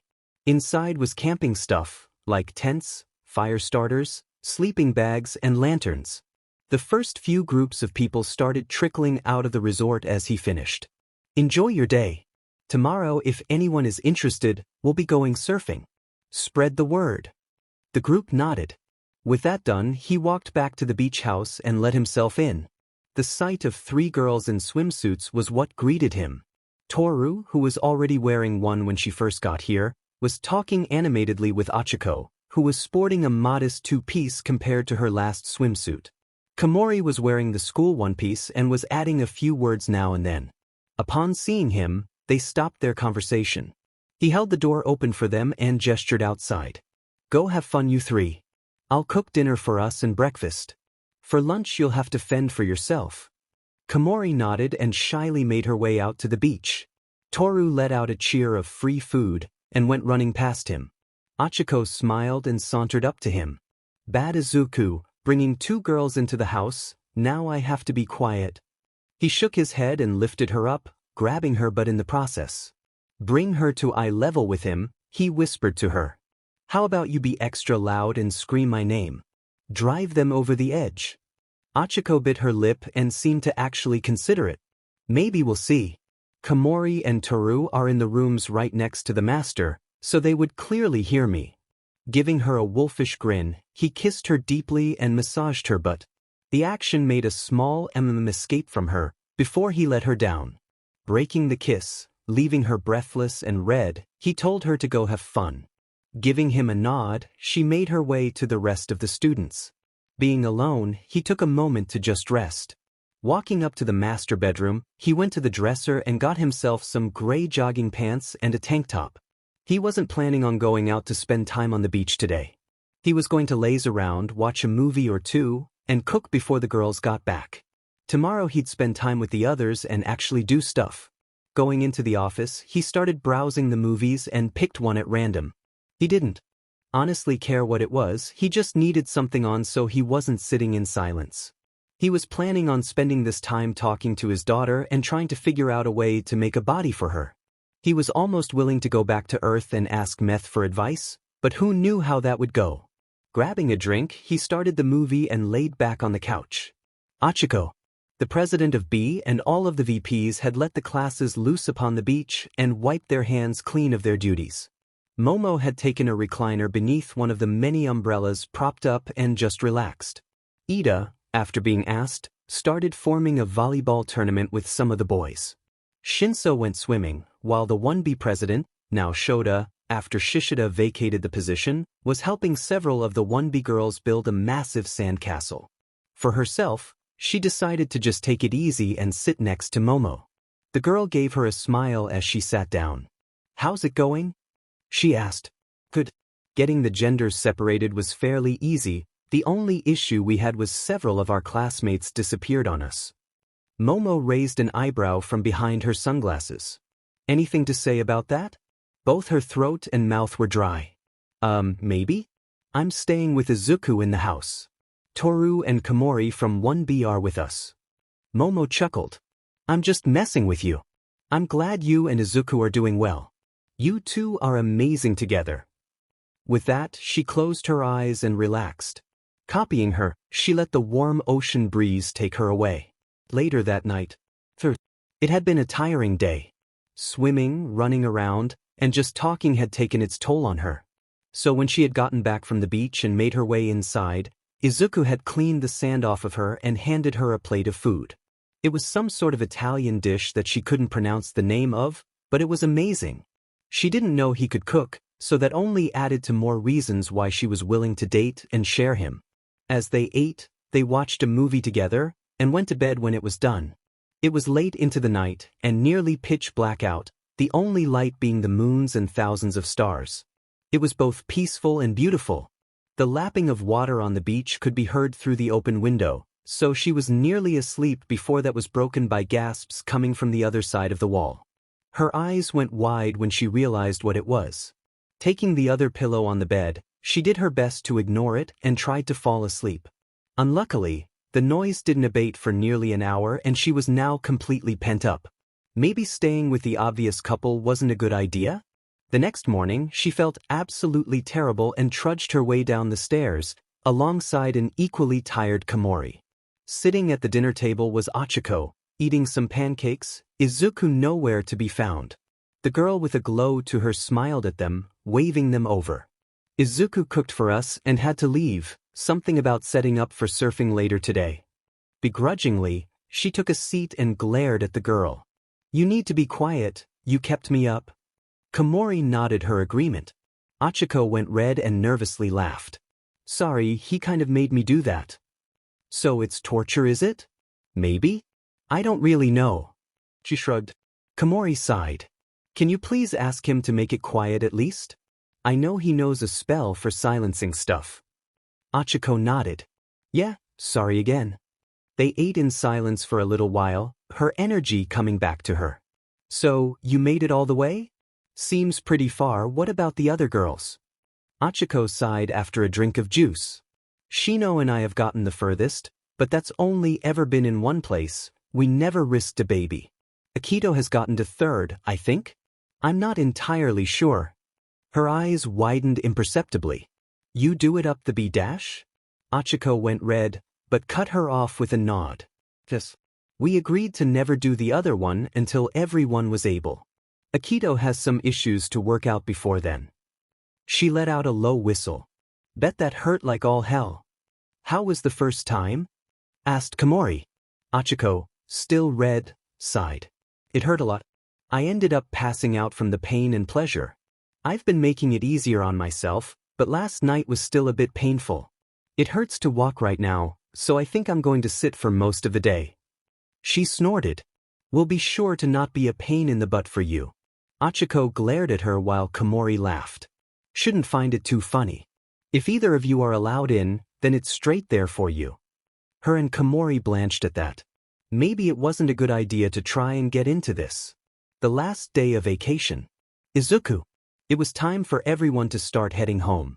Every single one of his classmates sported a tan and was openly smiling as they packed up. Being decent people, they picked up the stuff on the beach for him and made their way into the resort. He had taken them diving to the nursery and reef, hiking up the nearby mountains, and surfing in the massive waves. They had even convinced him to go to the floating islands and let them explore yesterday. A few of them had to fight off some birds that tried going for them. They were massive things with a nearly 20-foot wingspan and 3 talons the size of his forearm on each foot. Their beaks were razor sharp and he had to heal a few cuts, but nothing major. Achiko, who was already packed, stood next to him. What's your plan for Shino? He sighed. I'll figure something out. Giving her a smile, he reassured her. Don't worry, I won't let her get away, I know you like her as much as I do. She blushed but smiled back. It'd be nice to actually talk with her again. When everyone was ready, he had them separate out by their nearest train station and sent them home. The only ones left were Kendo, Ochako, Toru, and Komori. Kendo and Komori, he was dropping off at home, and Toru lived down the street from Ochako. Kendo gave him a look. You know, I don't know how I feel about being in the middle of this group. He rolled his eyes. Don't flatter yourself, all I ever think about now is your fight with Ochako. Ochako snickered while Kendo sent a glare at him. Giving him a harumph, she walked through the portal he made for them and he kissed Ochako goodbye. Toru, not to be outdone, wrapped her arms around his head and kissed him on the cheek. Komori blushed at the gesture while Ochako smirked. After that, she and Toru walked back into her apartment. Komori stood just next to him as they followed after Kendo. Making it through and not sensing anyone in the portals anymore, he let them close. Kendo was waiting, her foot tapping against the concrete sidewalk. Hurry up, I need to pack for camp, and I have plans before Monday. Okay, geez. He followed Kendo to her house, which wasn't far away, and bid her goodbye. Komori lived about 4 blocks down the road, so he took her home, where she gave him a very embarrassed kiss on the cheek and disappeared into the house. Well, that was fun. Let's go visit Meth. They had decided to do this after nearly 4 hours of brainstorming when they realized they couldn't actually do this without help. They didn't doubt the goddess would ask for something in return though, which is what worried him. When he got to the goddess vineyard, he was surprised to find it extremely lively. Dozens of people were out tending to the fields, and the barn that was some distance away was swarmed with workers. Not sensing the goddess in the house, he made his way over to the barn. He received a few curious looks from the tanned workers, some even shouted at him. After asking about where he could find the owner, he was led to some scaffolding overlooking some of the large machines. Barking orders to some of her workers, Meth was apparently trying to quell a fight between 2 workers. When she saw him, she sent a wave of power at the 2 workers. The men went down on their knees, holding their heads in pain. Lucas, I'm going on break, send those 2 home and dock their pay. I don't care who started it, only that it happened. Helena, get on that forklift and get those barrels to storage. The 2 named workers nodded and set about their tasks. Meth sighed as she joined him on the ground. She nodded her head toward the house. Follow. Letting her lead the way, he watched the goddess interact with her workers out in the field. She smiled at a man as he drove a cart filled with boxes of grapes. Nicholas, how are the kids? Good. They just entered year 3. Glad to hear it. Take those crates to Helena. Elias got sent home. The man tipped his hat. Yes, ma'am. A woman approached soon after, talking in rapid-fire Greek, which he could barely understand. She was complaining about the shitty tools they had just gotten. I'll handle it after my break. If you need to, get the old tools and spread them out. They may be dull, so warn them about injuries. The woman nodded and called for a man to help her. The pair went to a shed not far from them and started distributing the tools to the workers. When they entered her house, the goddess made a beeline for the bar and popped the cork out of a bottle. Drinking straight from it, she let out a sigh of satisfaction and looked at him. What brings you here alone? Where are your little girlfriends? Busy. I actually came here to ask for some advice. The goddess raised an eyebrow, expectantly. Do you know of a way to create a living person with pure power? Do I need to be a god to do it, or can I do it now? She took a sip of her wine and looked at him with a curious look. Swallowing the alcohol, she asked him why he wanted to know. My daughter is stuck in my head and wants out. Meth recoiled a bit. She's stuck in your head? He nodded. She was born from my quirk and has been there for almost a year now. Maybe a little off with some time dilation. Humming, she took a final sip and stood up. Closing the distance between them, she grabbed his hand and the world sped by before it came crashing back to normalcy. His head was spinning and he heard Misaki cursing. When his vision corrected itself, he looked to find Meth walking down the beach toward the ocean. They were on a small island somewhere cold as the trees were pine and the small snowflakes fell from the sky. The beach itself was small and covered in driftwood. Get your salty butt out here. He was surprised when the water started churning and the form of a woman dressed in an old fishnet came from it. She looked at Meth, completely unimpressed with her insult. Nice see you too, ya drunkard. She looked over at him and raised an eyebrow when she looked back at the goddess. This him? Meth nodded. Yuan, Izuku, godling of universes. Izuku, Yuan, goddess of waves. She was beautiful. Not in a normal, pretty mundane way either. Her eyes were a striking sea green that peered through his soul. She was letting off a blue hue that made her white skin shine. Her hair was a beautiful gold that fell past her shoulders, covering her biffs. Speaking of, Misaki whistled and started drooling. The goddess had a massive set and her womanhood was on full display. The fishnet was draped around her, but it didn't hide anything. He suspected it was just for decoration. He gave the lady a wave, which she didn't return. White water surged up to him as she closed the distance. Without warning, she took his face in her hands and started inspecting him. He's well built. He looks like those warriors your family are so proud of. Meth snorted. Too bad he's taken. Yuanin raised an eyebrow in surprise. Oh, who's the lucky lady? She asked him. 3, maybe 5 girls actually. A grin went across the sea goddess' face. Really now? Most gods don't do harems. She looked back at Meth. Who was the last one? The goddess looked up in thought. My dad. Yuanin shrugged. Don't remember. She turned back to him. Now, why did you two visit me? He looked to Meth, who answered. The kid has a problem you're more suited to answer. He wants to create life with his power. A look of shock went across Yuanin's face and she looked at him. That's a risky move. If you screw up, part of your power will fade to nothing. It will take you centuries to get it back. He sighed. I have to try at least. My daughter deserves a life of her own. Yuanin bit her lip for a second before finally nodding. I will teach you, come. The goddess led both him and Meth to the water's edge, where she opened a path through the water for them.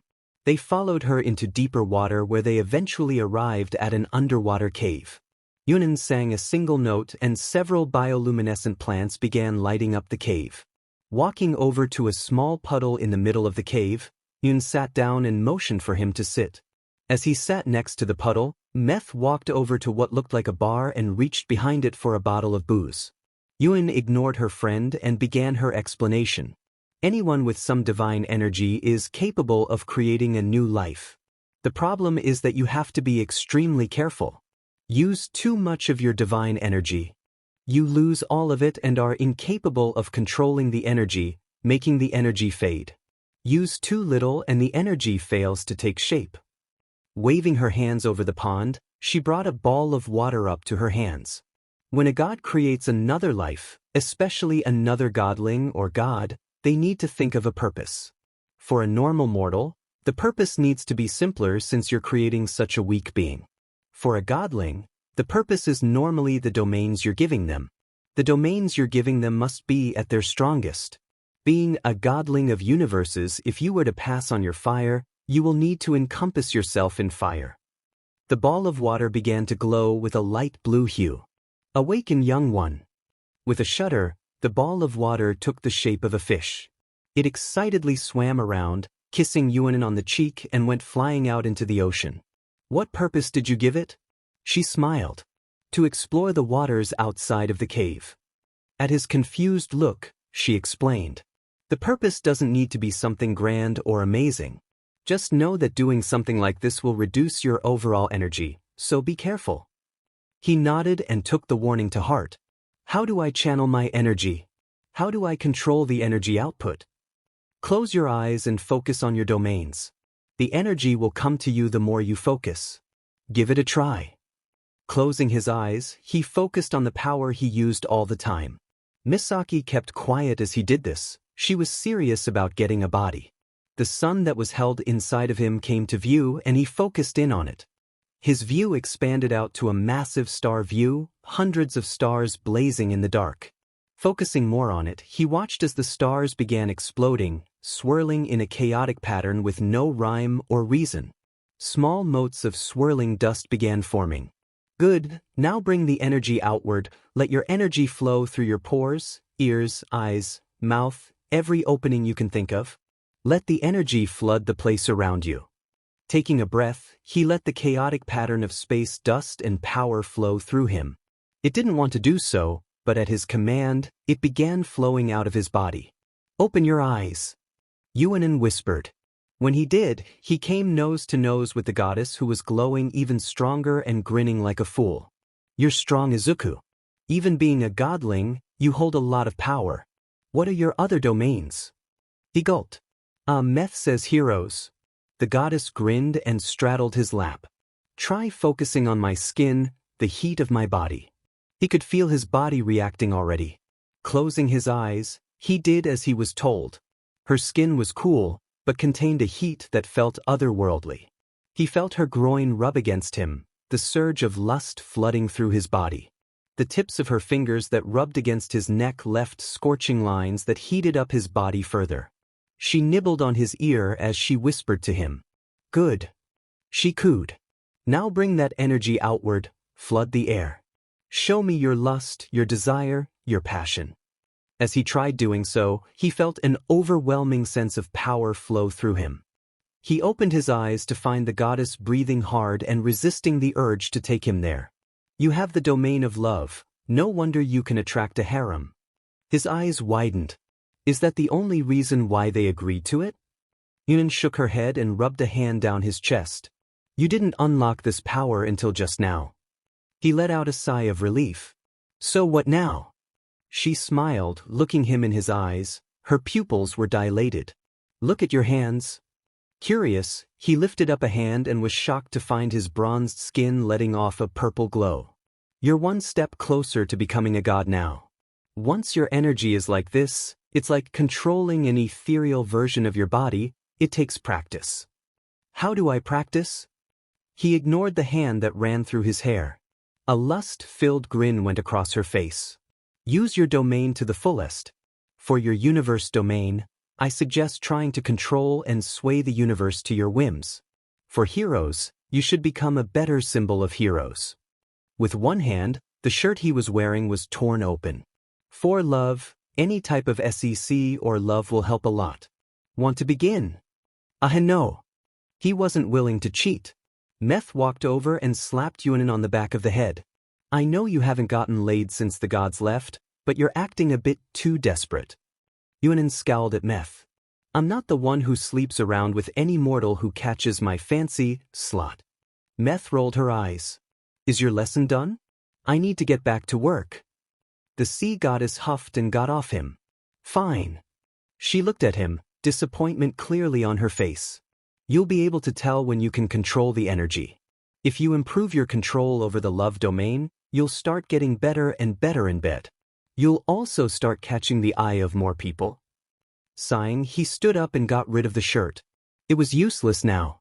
He saw Yuanin lick her lips at his exposed abs. Thank you for the help. She winked at him. Come back any time, especially if you wanna swim together. Meth rolled her eyes and grabbed his shoulder. Once again, the world flew by until it stopped. The second time was far easier than the first. What is that anyway? Meth answered the question and she put the cork back into the bottle. Flashing, it's the god's version of travel. It's like flying at the speed of light. Wherever light can reach, you can go. I'll help you once you become a god. He nodded. Thank you for the help, Meth. You have no idea how much this means to me. The goddess rolled her eyes. A real thank you would be becoming a god. I'm tired of living as a mortal. He tilted his head. Why do you live as a mortal? She scoffed. And throw the world into chaos? No. The days leading up to camp went by quickly. He hadn't heard from Aki, which was a bit worrying, but he knew he could trust her. His days had been spent training his universe domain. He had thrown himself into faraway space and started trying to mess with the flow of the universe around him. He hadn't managed to do anything, but he figured it would become easier with time. Achiko, being his only girlfriend to talk to him lately, was taken on many small dates and a lot of making out had been done. She had appreciated the gestures, but had been contacting the other girls for him to try and smooth everything over. Other than that, the days had been rather boring. The only thing interesting that happened was his talk with Misaki. They had figured out what domains he was giving her at her request and what was needed to make her body. When the time came, he would draw some fireproof runes on Shino and have passionate love with her in a blazing inferno. From there, the goddess of light and love would be born. Misaki was excited and already making plans for what she was going to do. Stepping through a portal, he listened to Misaki talking about the different forms she would have. He could only shake his head in amusement at the childlike behavior. Walking to the gymnasium that they were using as a meeting point, he met up with Aizawa and Vlad. Giving both of them a bow, he greeted them. "Hello, sirs." "Midoriya." Vlad bowed back. Aizawa nodded at him. "Midoriya." After a second, he explained what was expected of him. "After the Pussycats start their training, we'll be going to the dorm and you'll be helping wherever they need you. Tonight, Mandalay will be giving you and Pixie Bob a list of structures to build." "That's fine. Question though?" "Yes. Am I going to be training alongside everyone?" Aizawa shook his head. "We're hoping you will assist the Pussycats in training your classmates. Check on who you can and answer any questions you can for them. You know almost everything that they're going to go through. During the night, when you're not busy, you're free to train as much as you want." "That's fine, but I don't imagine they'll need much help." Aizawa smirked. "Welcome to watching people actually grow up." Vlad smiled alongside him. "Eventually, as a homeroom teacher, you see your students grow up enough that they stop coming to you with every issue. Doesn't mean that they don't still need help sometimes." Mr. Kan nodded alongside what Mr. Aizawa said. "Even if they grow up, they can still be blind to stuff they've grown used to." He nodded. "So keep an eye out for ways they're using their quirks wrong and show different ways?" Aizawa shook his head. "No, at least not today. When it comes to making your quirk stronger, you need to use it however it's most comfortable for you. If you tell them some other way and they're not comfortable, they won't put their all into it. So, just be a voice of confidence and assist them with putting their most into quirk usage?" Vlad nodded and gave him a thumbs up. "You got it. Being a teacher sounds boring." Smiling, he nodded at the two of them and waited. As the minutes went by, Class 1A and 1B started trickling into Gym Gamma. He was glad to see Achiko talking animatedly with Kinoko, who went pink, when she caught him looking. When the last pair, Jairu and Tobu, walked through the door, Nizu joined them alongside All Might in his skeletal form. "I'm glad everyone was able to make it on time," said Nizu with a smile. "Did everyone drop their bags off with the teachers?" When no one said anything, he continued. "Good. Now that we're ready, I'll give you a few rules to follow, but first." The principal looked at him. "Midoriya?" Nodding, he built up the energy in his fingertips. "Try to keep it contained to the group. I don't want to get the support students mad at me." She nodded and did as he asked. Letting the energy go with a snap, a sharp crack of energy appeared and detonated around the group of students. With the help of Mariko, they were able to figure out a few of the hints for his powers. Blackout was a charged version of a solar storm without any heat. His hearing picked up two sounds of electronics sizzling. One came from their spy and the other came from Ida. He had no idea what that was about, but he nodded at Nizu. The principal turned back to the students and smiled. "Now, rule number 1 is, you have to try your hardest no matter what. Number 2, respect any rules and orders that your trainers will be giving you. Number 3, in case of an emergency, all students are to report to the main building immediately, no exceptions. Do I make myself clear?" All the students nodded. "Good, Aizawa?" Taking a step forward, the tired man gained the command and the attention of the students. "We will be using Izuku's ability to teleport to go to the mountains and be trained by the Pussycats in their mountain home. Are there any questions?" Several hands raised. "Rin, what type of training will we be undergoing? How will it be any different from what we've done?" Vlad answered his student, taking a step forward and making himself heard. For nearly 2 months each of you has been pushed to adapt your quirks and skills to new territories that you have yet to explore. The training you will be undergoing will be pushing your quirks to their breaking points and strengthening them. Your quirk is a muscle, break it and it will come back stronger. Aizawa continued.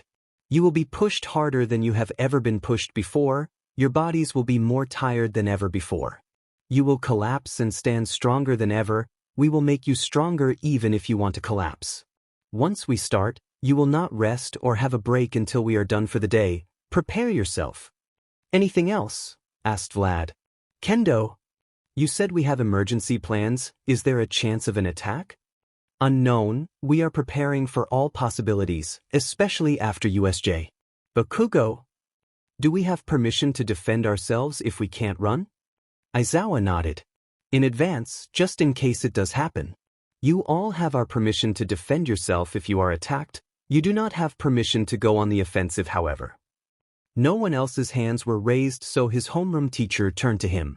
Midoriya? Nodding, he opened the portals and took a step to the side to allow his classmates to go through. All good. Turning back to the class, Aizawa spoke to the class. Form a single file line and proceed through the portal. Once you are there you will receive further instructions from the Pussycats. As his classmates followed orders and walked through the portal, he received a small wave from Kinoko and a wink from Achiko. When the last students were through, the teachers gave him permission to close the portals and they walked to where the luggage was. Nizu, riding All Might's shoulder, spoke to the teachers who had just finished the last of the luggage. Any problems? Midnight smiled. All clear, we did find a few restricted items, but they were confiscated. She finished with a wink at him. It took a second but he pieced it together. It made him curious as to what couples had formed recently. Unless she meant personal products, but he wasn't going to ask. Nizu nodded.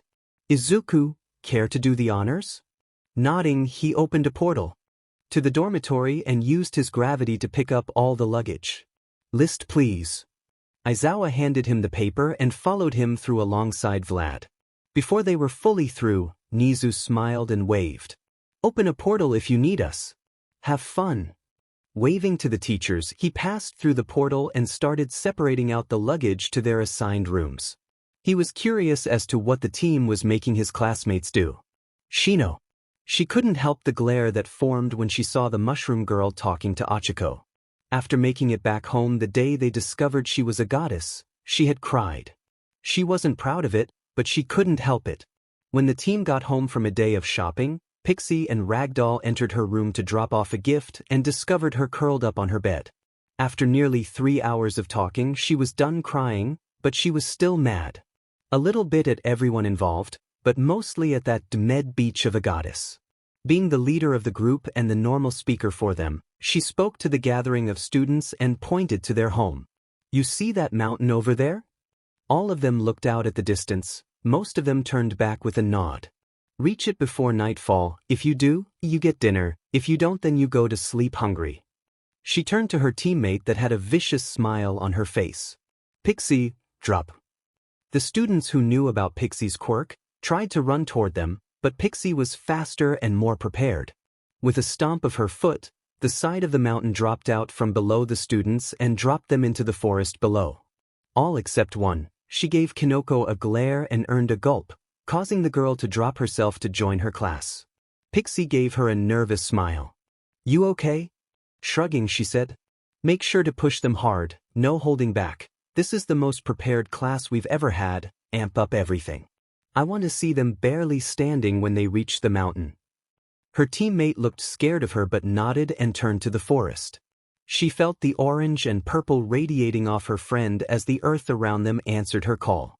Forest of Ironside monsters. The ground rumbled and Pixie collapsed to one knee, breathing heavily.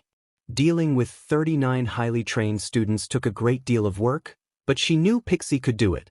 Her friend, who was already their powerhouse, only grew in leaps and bounds, having to constantly train for and against Lion.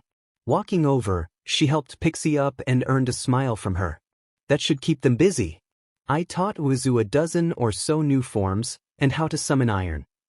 Nodding, she helped her friend into the car and started the drive back.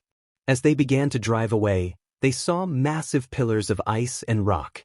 Following that, a massive blast of fire scorched the forest. She took a mental note to call in Canopy after this was done. By the time they got back, Tiger and Ragdoll were talking to Izuku alongside both of the teachers. She didn't manage to catch the conversation, but when they pulled up, the two teachers turned to them. "Any problems?" asked Aizawa. She shook her head. "We had a few tries to avoid the fall, but they all made it down eventually." He nodded and bid the group goodbye as he walked to his dorm room for a nap. Tiger and Vlad excused themselves to double-check the stuff for tomorrow. That left the four of them to cook for the classes, which was fine since Izuku could actually cook now. "Let's get started. I want to get done early in case they get here faster than planned." She had no doubt that the combined classes could make it on time, whether they were all standing was another thing. "Izuku." As Shino passed him, he heard a very faint and very sad thought in his head. "Sorry." Smirking to himself as he followed her with Pixie and Ragdoll at his side, he summoned his gravity. Very lightly, he ran an arm of gravity down her back to the edge of her butt. He saw the goosebumps form on her exposed skin and heard the quickened pace of her heart as she turned back to him. Her face sported a frown, but she had a healthy dosing of pink dusting her cheeks. Without saying anything, she turned back around, causing Pixie and Ragdoll to giggle. An hour into cooking, Misaki gave him an idea. Smiling, he picked up a small ball of flour with his gravity and sent it flying at Ragdoll's forehead. For the small bit of effort, he earned a stunned reaction which morphed into a grin. She attacked Shino, who went for Pixie. From there, a massive flour fight occurred, and by the time they were finished, the room was hazy, forcing them out of the kitchen to breathe. Collecting all of the flour in the air to a condensed ball in front of him, he cleared out the kitchen and cast a spell at the flour. "Purify." When the spell had run its course, they re-entered, and as Shino got back to working, Pixie started laughing hard enough she had to take a knee. Ragdoll, who looked where Pixie started looking, followed suit and joined her friend on the ground. He ignored all of it and continued to cook like normal. Shino turned to her friends in confusion and turned to look behind her, causing a glare to be pointed at him. He didn't bother dodging the smack to the back of his head, but he did smile. "Clean it." Rolling his eyes, he faked sounding disappointed. "Fine." Using his gravity, he collected the flour that he left there when he slapped her butt. "Achiko." Running forward, she helped Tsu smash the iron golems into the ground. Stopping to take a breath, she tried to stop herself from heaving up what little food she had in her stomach. "Shell bug." At the call of Kinoko, a shell of earth wrapped around Koda and protected him from a shard of iron that went for him. She was never more glad that Kinoko was taught by Izuku than now. The girl was playing support right now and was keeping everyone she could from collapsing on the spot. When she had a free chance to attack, she'd unleash an attack that would easily take out a few of the golems. Before they started running deeper into the forest, the girl had asked her to keep an eye out on her because of her mana. So far, she seemed to be doing fine, but only time would tell. She had no idea what Pixie had done to cause the golems to get even stronger, but it was a little much. Picking herself up, she ran forward and smacked Rin on the back. The boy nodded and shouted for Tsu to throw him. Following his order, her friend wrapped him and threw him like a baseball at the flying golem. How it was flying, who the f to? Carefully timing his drop, she waited until Rin was above the golem and released. She watched as what she could only describe as a knight dropped onto the golem and exploded into a scaly bomb that brought the golem down to earth. Riding it down, Rin used the force of its bounce to drive his sword deeper into it, effectively killing it. With that golem taken down, she ran forward with the group and grabbed a chunk of destroyed golem. "Comet throw." Doing a spin, she threw the chunk and tossed it as hard as she could at another golem. Releasing it as it was about to hit, the golem rocked backward and fell over, leaving it open for Kirishima to start smashing into it. She was heaving, she didn't know how much longer she could keep going. Boom! An explosion erupted, taking out a few of the golems and created an opening for the group to run forward. Taking the chance given to them by Bakugo, the group ran forward and she threw Jiro into the air. When she heard the girl shout her attack, she dropped her so she wouldn't go flying. Her friend's new speakers were capable of handling an even greater amount of force being put into them, and it showed. 400. She both felt and heard the shockwave rock forward. Luckily the speakers weren't pointed at her, because the attack actually started cracking the rock it hit. When the attack died out, Jiro dropped, forcing her to catch the girl. With them being weakened, Awaze and Kaibara smashed into two of the golems, shattering them into pieces. The rest were taken out by a massive stack of stone words that appeared courtesy of Fukudashi. Making sure Jiro had her footing, they continued to run forward. Watch out! Not knowing who called it, but willing to follow the shout, she and Jiro dived to the side. As they did so, they barely dodged a massive boulder that was aimed for them. What the F was Pixie thinking? Shape Earth. She watched as a massive wall of dirt and stone formed facing the direction of an oncoming boulder. Shoto! A massive spear of ice formed and raced toward the responsible golem and encased it in ice. Shoto shouted at the small group that had to stop to dodge. Go! Bring it, you beastas! Bakugo launched himself at a group of 5 golems. Helping up Kaminari, she raced forward to join the rest of the group and watched Kendo, who was acting as the spearhead, launch herself at the golems in front of her. Earth Shaker! Slamming her fist into a golem, the thing shook and then collapsed into pieces. Her supporters, Minoma and Shota, slammed into the 2 golems that tried to go for Kendo, then followed her forward. Shiozaki! Both her and Kaminari turned to look back at the call and watched as said girl was grabbed by the ground. Without missing a beat, Kaminari held out a hand. Throw me! Nodding, she slapped his arm and threw him with a spin. Her stomach retched, but she kept it down, just barely. Lightning God's speed. Being weightless and having a ridiculous amount of speed, her classmate was nothing more than a black and yellow blur. She didn't stop to look, but she heard what he did. Back off! His shout was followed by the sound of earth shattering, and before she could register it, Shiozaki was standing next to her with an ill-looking Kaminari. Thank you. She could tell the vine-haired student wasn't used to having to run. No problem. Kaminari proceeded to throw up and unleash his electricity from the ability while running and didn't fall only thanks to Shiozaki who grabbed him. I really hope we are close. She huffed out. Shiozaki nodded, breathing hard. Unluckily for them, they had only reached the halfway point. By the time they had reached the end of the forest, she had thrown up twice and dry heaved 3 times. Kaminari had to be a rescuer a few more times and ended becoming his loopy self, forcing Shiozaki to carry him. She also had to act as Kinoko and Rin's transport as the girl had collapsed due to emptying out her mana and Rin was barely able to stand as he was becoming iron deficient from overusing his quirk. When she crossed the threshold of the forest, she collapsed on the ground and laid there, wishing to die. Izuku! He smiled alongside Pixie and Shino as his classmates finally exited the forest. Most collapsed, including Achiko, but there were a few he was particularly proud of for remaining on their feet. He was proud of all of them, but seeing Bakugo, Kendo, Kirishima, and Todoroki still standing was a great reason for him to smile. Walking over after Shino called it, he picked up Achiko and forced her hands to touch and picked up the 2 she was carrying with his gravity. Healing light. Stopping himself from showing how much it hurt to cast, he waited for the spell to work. Achiko smiled a bit at him and snuggled into his hold as the spell healed everyone. When the spell worked its magic, Shino called for all of them to head to the mess hall for dinner. Want down? Keeping her eyes closed, she shook her head. I'm good. Rolling his eyes, he talked to Kinoko who was shakily standing. Checking her mana, she was just below 100 mana, so no spells from her for a while. Want help? She nodded, nearly tripping over herself. Please. Calling on his gravity, he picked her up and floated her alongside them. How'd you do? I think pretty well. The plan went off without a hitch. The class reps were able to create a plan that worked for everyone. Oh, what were everyone's roles? Support. Mumbled Achiko. Defense and attack when able, said Kinoko. Shiozaki, who was behind them, answered him too. Defense if we had to stop.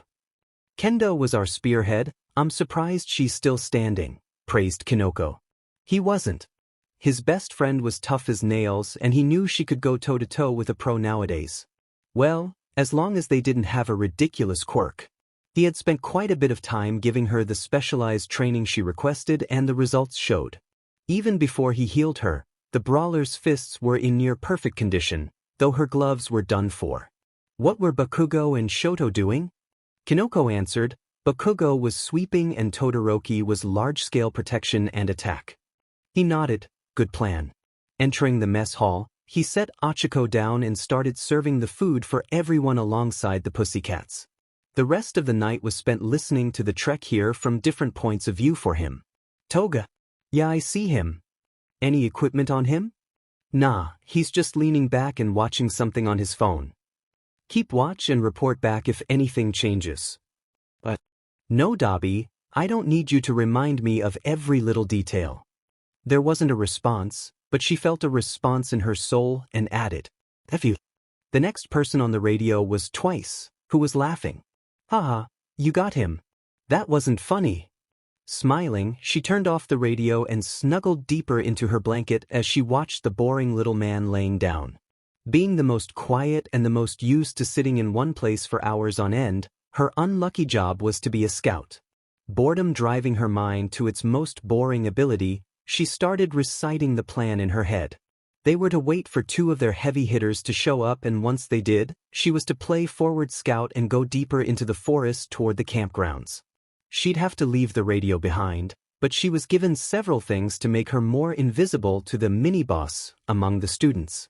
She had no idea why Tamura insisted on using stupid game terms, but she wasn't the one making decisions. An hour later, the man yawned and retreated to his tent.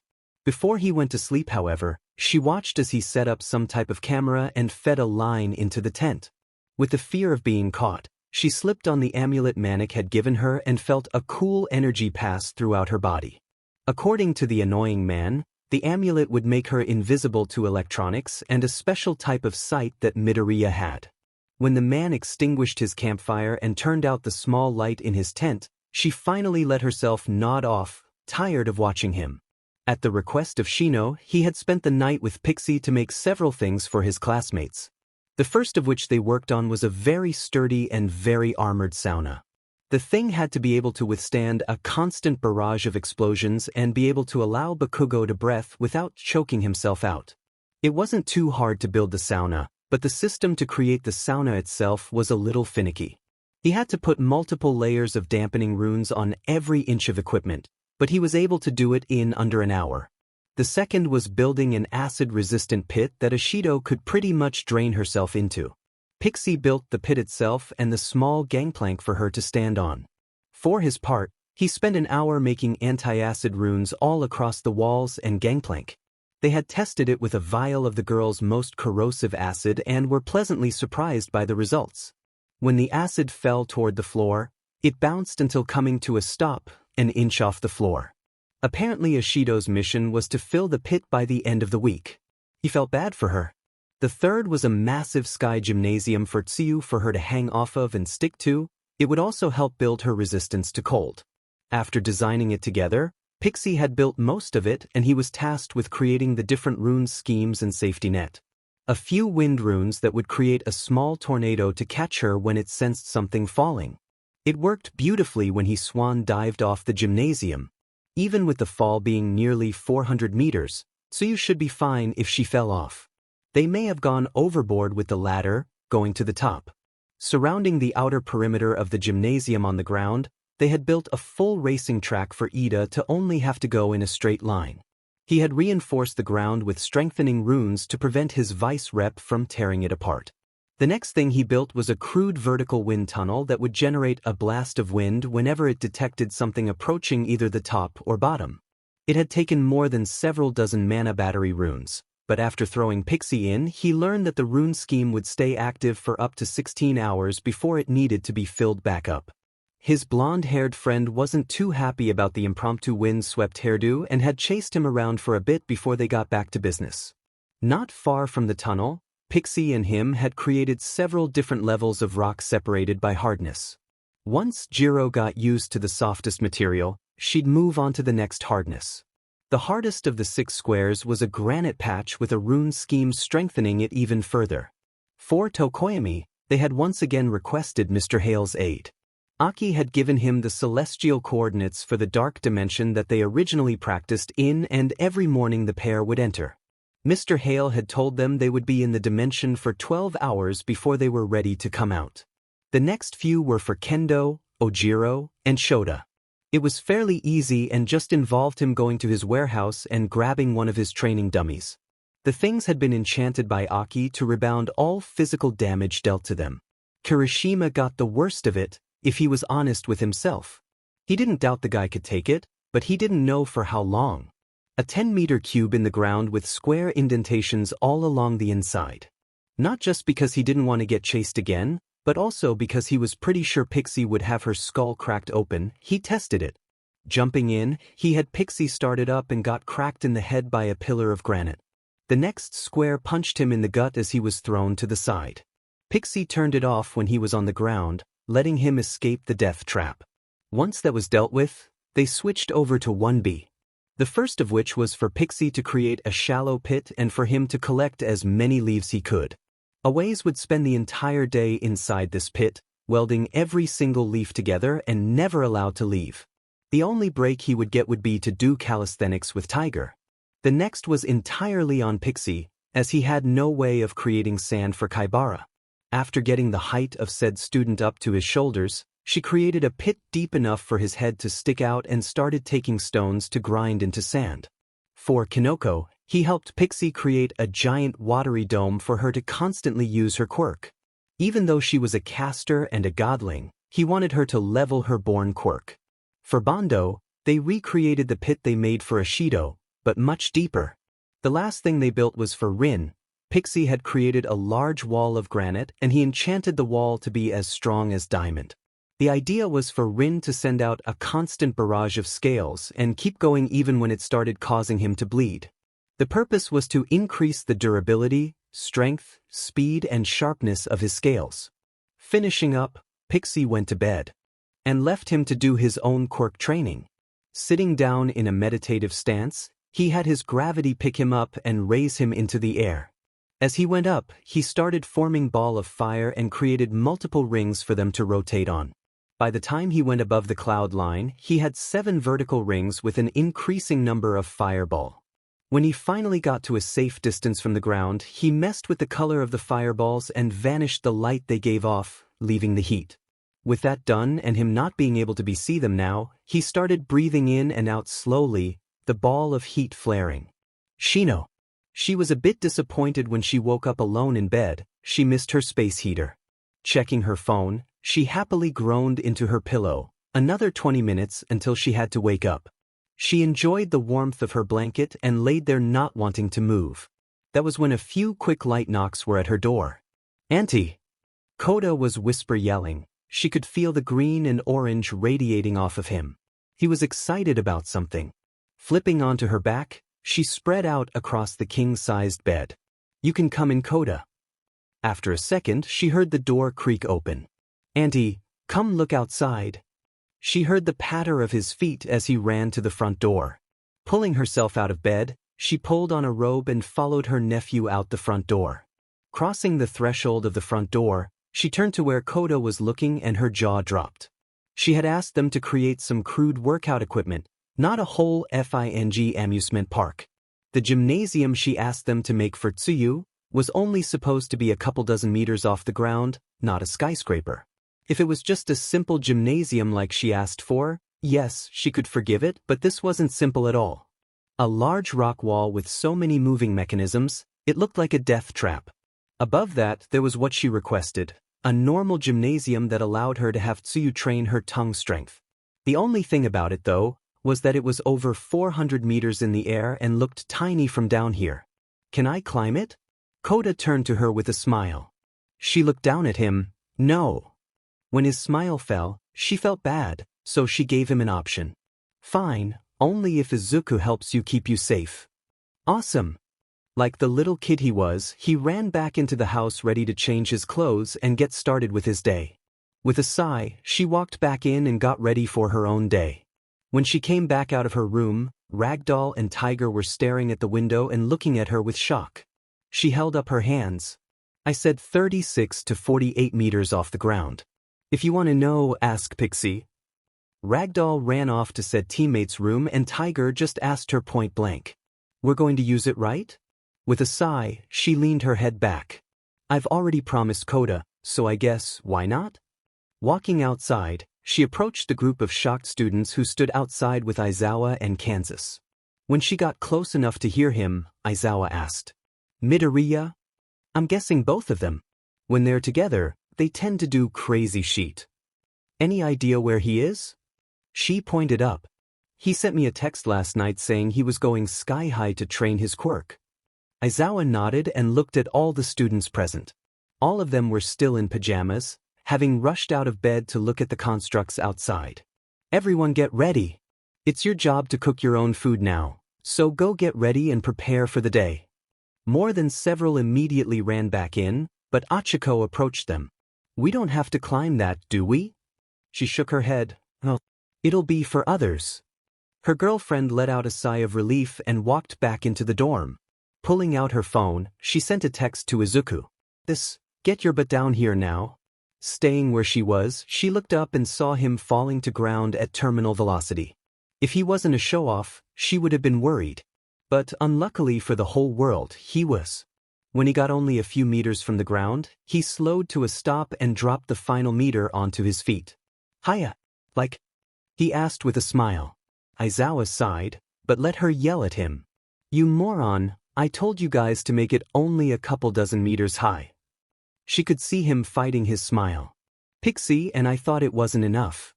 Good then, hopefully it's not too dangerous either, because you're helping Koda climb it. He opened his mouth to refuse, but she fixed him with a glare. With a sigh, he dropped his head.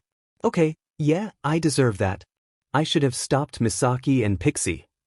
The other offender walked out with a yawn and smiled at the three of them, the rest of her team following behind her. You guys like? Out of the corner of her eye, she could see Izuku making a shut-up motion. Pixie's smile faltered and she blurted out. It was Izuku's fault. Instead of making a shut-up motion, his face changed into one of disbelief. Liar! A small blob of water smacked Pixie in the face. It must have been freezing because she saw the rage build up in Pixie after the shock wore off. Come here, you little piece o' dash dot. And they were off. Izawa sighed while Ragdoll and Tiger smiled. With her own sigh, she spoke to her teammates. Let's go make and finish breakfast before the students get done. With her team following, Izawa walked into the dorm, meeting Vlad at the door. Izuku. He smiled as he floated behind Koda. Lowering the difficulty of the rock wall, he slowed down the different elements that the runes created with his gravity. His charge for the day slowly made his way up the wall, jumping from handhold to dodge the oncoming obstacles. Tsuyu had long since jumped past them, smiling at the young boy as she passed. Doing good? Koda nodded. I feel super light. I think I can make it to the top. Misaki snorted. It's weird seeing him so energetic. I'm glad something came out of your two's ridiculous idea. Hey, you said it was cool. It is, but it's still ridiculous. So you say, I want to climb it. Maybe later tonight. For today, we're going to keep an eye on Koda. Relenting, she focused solely on keeping Koda from being hit as they crawled up. At least it wouldn't take as long as it would have if he didn't buff Koda. 2 hours later, and with a decent sweat being worked up, Koda finished the climb. Letting out a cheer into the perfectly clear sky, the kid smiled and sat down next to him. Both of them watched Tsuyu do some crazy midair gymnastics, seemingly almost falling before catching herself. Being curious, he used heat sense and looked at the girl. The constant workout and non-stop moving was keeping the girl warm against the high kmh winds up here. Letting the spell die, they watched her for a bit longer and he asked, So how do you want to get down? Can you jump off with me? You said I'll get caught by your magic circles, right? He nodded. If you want, you ready? Koda nodded and held out his hand. Smiling, he took the offered hand and dropped, pulling Koda with him. Koda let out a screeching laugh that got drowned out by the wind. Giving the kid a bit more of a thrill, he used his gravity to do a full flip alongside Koda. He saw the kid's mouth open, but wasn't able to hear anything come out. Though, judging by the way he stretched out his arms, he was assuming he was letting out a cheer. As they got less than a few meters from the ground, the runes came to life, creating an instant tornado that whirled to life, their momentum getting cut short. With a slight push upward, they were dropped to the ground as the tornado died out. Kota was giggling the whole time and was now catching his breath as Shino walked over. I've never seen him so happy before. He smiled and winked at her. Hey Kota. Why yeah? He was still breathing hard.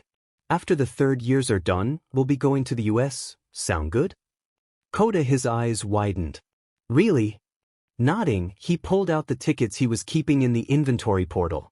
I bought these the other day and was wondering if you wanted to hold on to them? Before he could take back the offer, Kota snatched them and ran off toward Ragdoll. Shino held out her hand and with a smile he lightly tapped her and was immediately flooded by green and pink. IFNG love you. Smiling, he did a small bow. I'll be holding you to that tonight. Her smile turned into a deadpan frown. Really? Not enough for you? I can invite Achiko or Aki. He saw her swallow a lump in her throat and shake her head. No, nothing tonight please. I actually think I need to have a talk with Achiko and Kinoko. I would ask Aki to come over, but she's busy. Shino nodded. I texted her earlier, she said you dropped a bombshell on her. He grimaced. Wasn't my plan really, kind of just happened. I'll just ask her when she's free. He nodded. Do you want me to tell Achiko? Time 9. She seemed to think about it for a second before nodding. That should be fine, the others should be able to run the haunt. He raised an eyebrow. Haunt? A look of shock went across her face. Did we never tell you? He shook his head, and with a mental sigh, she explained. Every year for the first years, we do a nighttime haunt, pitting the classes against each other. It's a time for you guys to relax and just enjoy yourself. After a beat she added, you're not allowed to participate. Rolling his eyes, he gave her a mental kiss and walked off to check on his classmates. The first and closest classmate he could find was Kaminari. The black and yellow-clad hero, and he was a hero in Izuku's book, was trying to fill a portable battery, frying his mind as he pushed himself. You okay?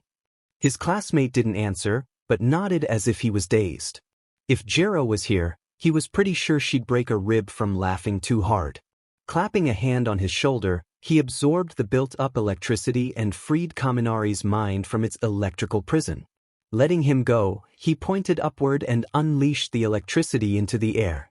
Denki groaned and shook his head. How'd you do that? Complex answer or simple? Simple please. I stuck a highly conductive single-atom thin line of gold into your neck. Denki jumped away with a look of shock and horror. Defusing the situation instantly, he began to laugh. Kidding, kidding. My quirk has a bit of an electrical effect that saps electrical power. Letting out a sigh of release, he asked, since when could you do that? During some training a few weeks back. He learned it alongside the EMP burst. When we get back to UA, head to the support workshop and ask for a way to collect the surplus energy coursing through you. Not only should it help you from frying your brain, but you might be able to get small Bakugo gauntlets for a massive electrical attack. His classmate's eyes widened. Really? Again he shrugged. It's an idea, now get back to work.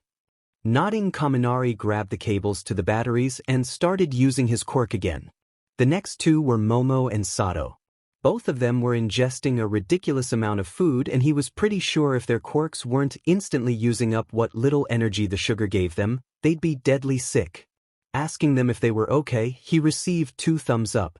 Nodding to them, he wandered over to where Tobu was sitting inside her bubble. How are you doing? A small acorn person appeared at the edge of the bubble. It began whining, I want to sleep. Crouching down, he smiled. Sorry, but you still have a while. How's the training going? Come look. The acorn about-faced and marched into the bubble.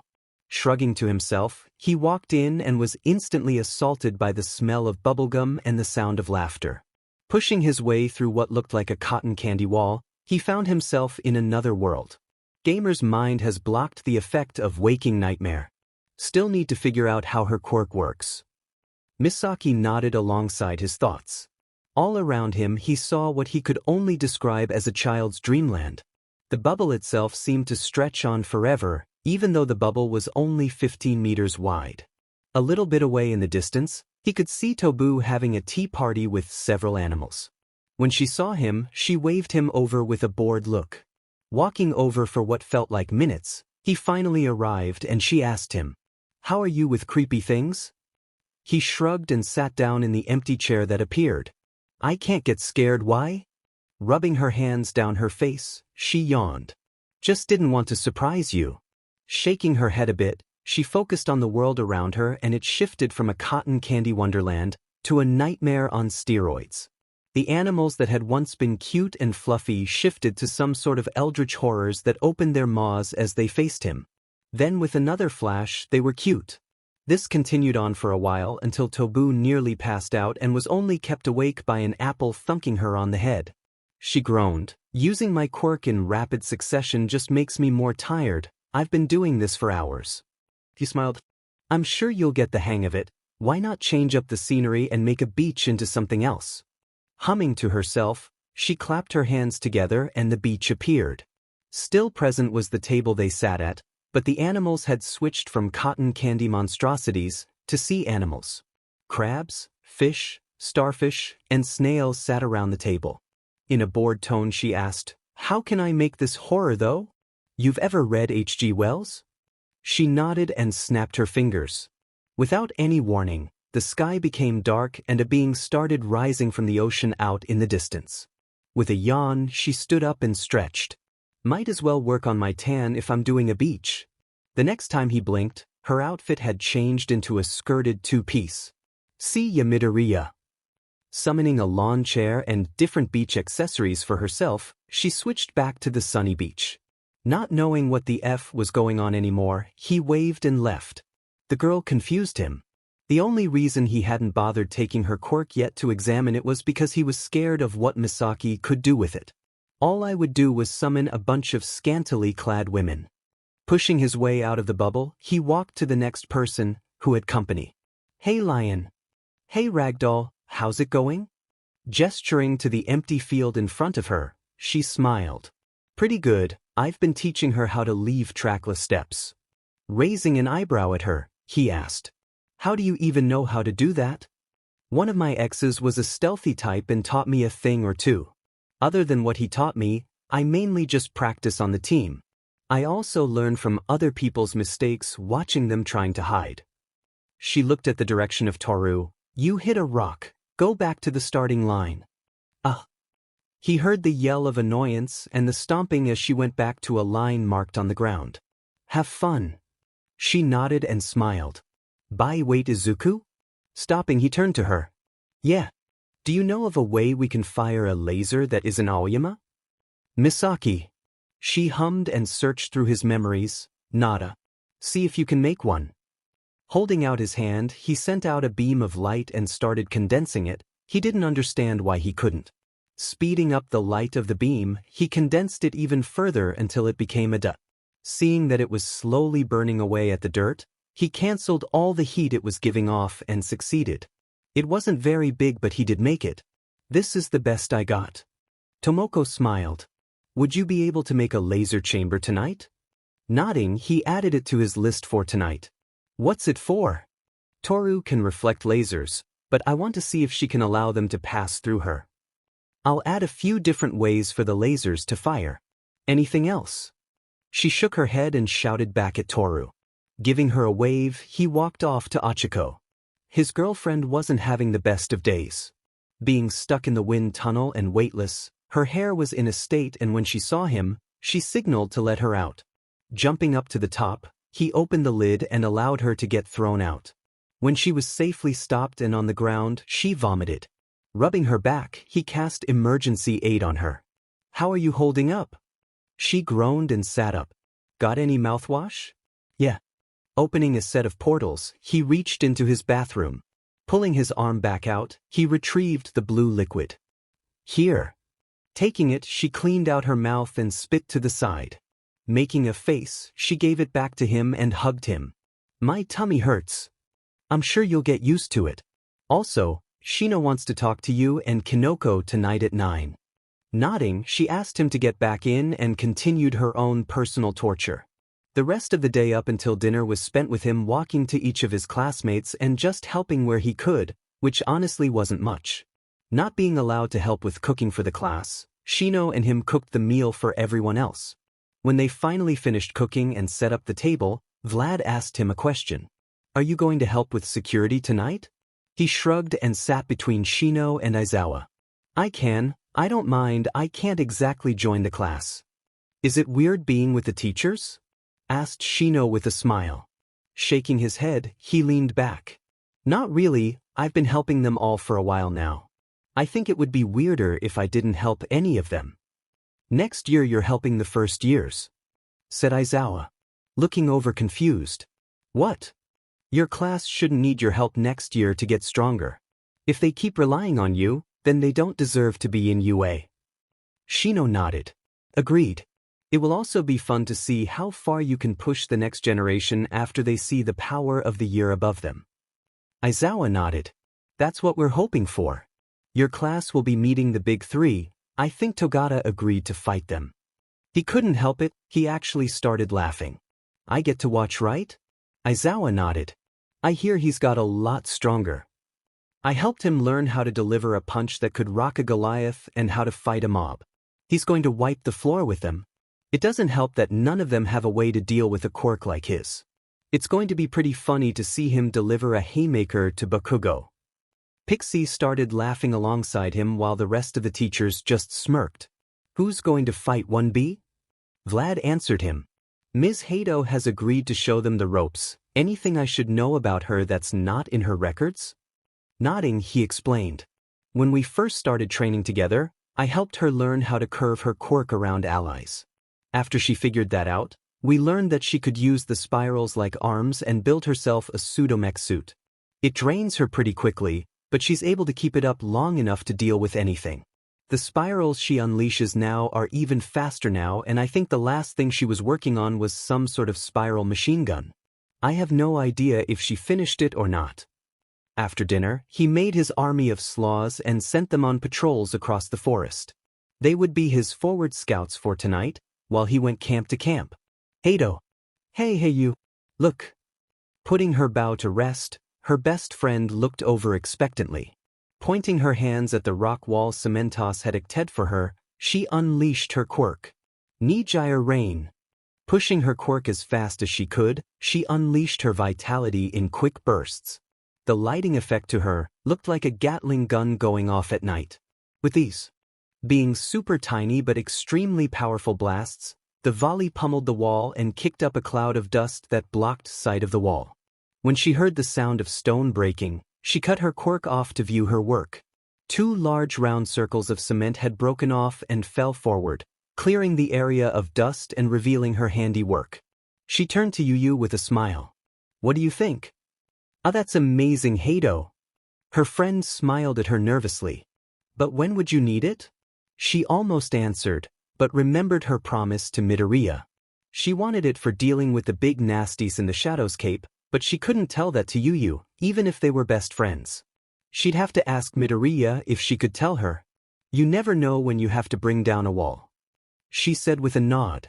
Why, wanna see something I learned? Nodding, she flew over and landed next to her. Is it a new super move? I'm still working on it, but yeah. Watch. Holding up her bow, Nijire saw the energy building up on the bow string as it was pulled back. When she was satisfied with the amount of energy, she released it. Scatter.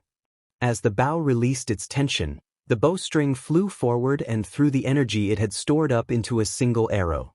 Only through Yuyu's will was the arrow able to split, but not by very much. When it smacked into the target dummy, she saw a dozen or so arrows that struck near the bullseye. She clapped and bounced in place. How far do you think you can spread it out? Yu shrugged. I can't work on it outside of the gym, so progress is a bit slow, but I think I should be able to do it in every direction in front of me. The smile on her face grew even larger. She was definitely asking Midoriya if Yu could train with them. While Shino talked to her harem, Tomoko, Yawar and her were in charge of the haunt.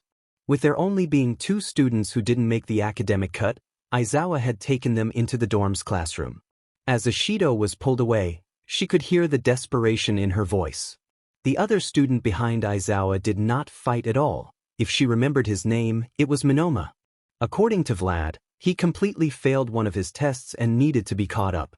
With one homeroom teacher busy, the second joined them as a chaperone. Smiling at the small crowd, she put Tiger on the spot. If Class 1A would please grab a token, I'll begin explaining what we'll be doing. As the class grabbed their tokens, she explained the rules for the haunt and sent 1B out into the forest to prepare. Vlad followed them out as an added layer of protection against any possible threats. Smiling at 1A, she spoke to them. Find your matching letter, that will be your partner. Following her command, the pairs were made. All right everyone, in 10 minutes we'll start making our way through. Achiko, is that fine with you? She asked Kinoko. The girl nodded, looking down at the floor. That should be fine, but I don't have money to go on a bunch of dates. She started tapping her fingertips together. Aki snorted. Shino and her had forced the girl to show up as her opinion was absolutely necessary. Money is the last of our concerns. Izuku is filthy rich. Just ask him for some money. Taking in a breath, Kinoko looked at her. Did you want to go on a date? Smiling, she reached out and grabbed her new girlfriend's hand. I'd love to. We'll go ask Izuku for some spending money before camp is over. Kinoko smiled shyly. Kay. Now that this meeting is done with, we should rejoin the classes. Reaching over, Shino pulled Aki onto her lap and laid a very deep kiss onto her lips. She smiled when she saw Kinoko go a very deep shade of red and squeeze her hand. Pulling away from the older woman, Aki smiled. I gotta go, I'll talk to you girls later. Standing up, she looked at Kinoko. We can go on a date sometime next week, you're free right? She nodded. Great, see you 3. Dropping through a portal which closed behind her, Aki left. Shino sighed and spoke to both of them. Achiko, can you wait outside for a bit? She bit her lip, but nodded. Giving Kinoko a reassuring smile, she let go of her hand and walked outside, closing the door behind her. Aki had told her what happened when they figured out that Kinoko was going to be a goddess. Hell, she was jealous. She knew Izuku loved her no matter what, so she'd trust him to not leave her behind. Kinoko. This woman terrified her. She was already nervous as she could be from knowing that if she helped Izuku, she would eventually be separated from her family. To add to that, she pretty much accidentally confessed to her crush indirectly and she was going on a date with his girlfriend before going on a date with him. It also didn't help that she was going to date 3 other people including him, and she knew absolutely nothing about dating anyone. Frozen in place, she didn't move until Shino spoke out loud verses in her head. Look, I'm jealous of you. Looking up, she looked at her face. What? Why? That made absolutely no sense to her. This woman looked amazing, her melons were an amazing size, and she was beautiful to boot. Compared to her, her BRZ hadn't grown since her initial growth spurt, and she didn't hold a candle to her. Shino looked down at the coffee table. That stupid goddess set me off when she told me that you were more dedicated to him than me. I didn't know what to do besides get mad, so I'm sorry. She shook her head. I understand, I'd be pretty mad too. Who wouldn't be? Someone who didn't care, but Shino cared for her love for him, so she couldn't hold a grudge against her. Thank you. Any questions for me? I'll answer literally anything as thanks. Have all of you slept with him? Well, except Aki. She paused. Or is he into that? She didn't know if she would feel okay with that, it was a little much. Shino laughed. Okacho and I have, but Aki hasn't. There's a few special rules when it comes to Aki. The first is when she's young, you're only allowed to give her kisses, nothing more. No matter how much she complains. The second only applies to Izuku. Aki isn't allowed to go that far and can only be played with, and only when she's older. Older. She can age herself up to your guy's age for a few hours at a time once a week. You'll see when you go on a date with her. Anything else? She shook her head. Most of her questions had already been answered, but the rest could only be answered by Izuku. Then let's get going, I think you guys can still make the first group if we hurry. Izuku. Creeping through the forest while getting the periodic update from his summons, he had just reached the edge of the perimeter. With the campground being situated at the base of a mountain, he started at the closest camp to the road. It was the closest one located to where they were dropped off, and Sightseer told him that she actually witnessed his class journey there and was happy with what she saw. The UA alumnus had spotted him from a kilometer away and kept track of him as he approached her camp. After enjoying a tea break with her, he excused himself and went to the next camp. Kinoko should be asking you out on a date soon. She'll also probably ask for some money. Thank you, love you. Laughing face. Creeping forward, he made it to the next camp, not actually to it, but close enough that he could see the fire. Sending out a small call, the slaw overseeing the camp approached him. Report. The human went to sleep. Nodding at the small shadow creature, he sent it back to keep an eye on the hero. Reaching the last of the campsites, he returned to camp as Class B finished their part of the haunt. After everyone was ready to wind down for the night, he got to show the guys of his class the massive hot spring. The girls were led by Achiko, who had spent quite a bit of time here during her internship. Kirishima sighed and let his aching body float like a dead body. Have I ever told you I hate you? He smiled. Don't blame me. I asked Aizawa if I could heal you guys, but he said no. His classmate just groaned into the mountain air.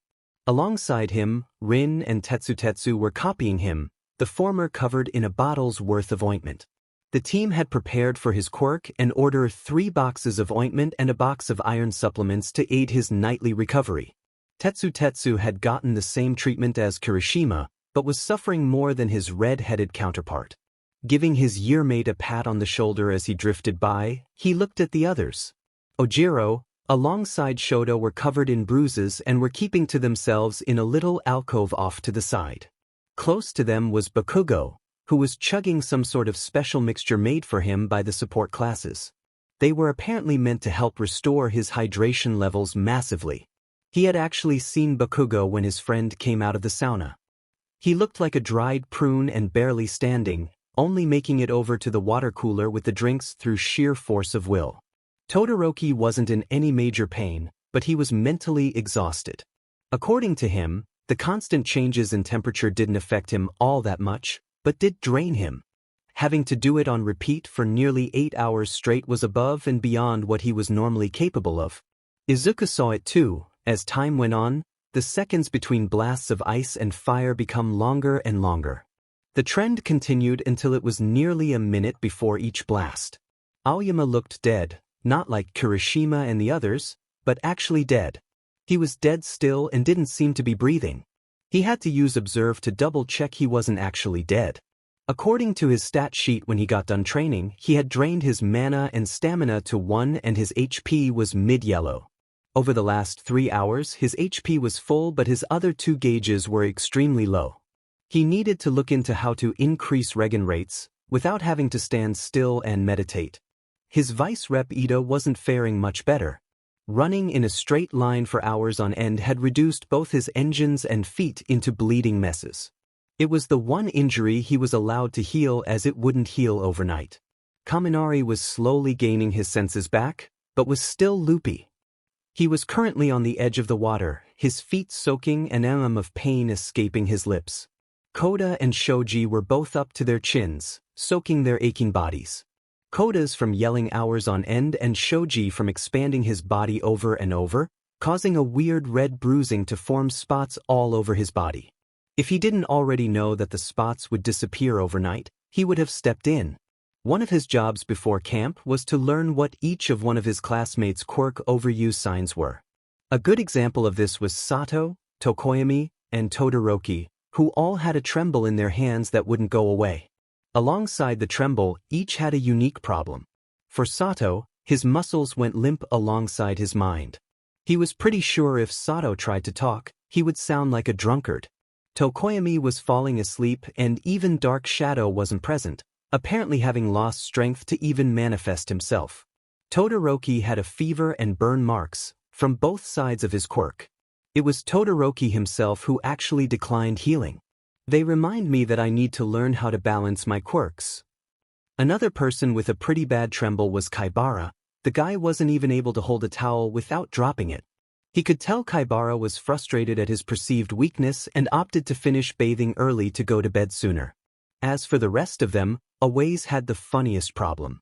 If you didn't know him, you'd think he was a leaf monster. Apparently when he overworked his quirk, he lost control over it.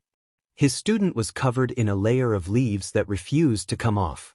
Even his magic wasn't able to get the leaves off. Kamakiri's training was creating blades, breaking them off and then repeating. It had left him with deep gouges across his forearms that had scabbed over in the last hour or so. Vlad had told him it wasn't a good idea to heal the wounds as they would just tear tomorrow and he'd have the same issues. Kurwaro had opted to quickly shower and avoid him at all costs.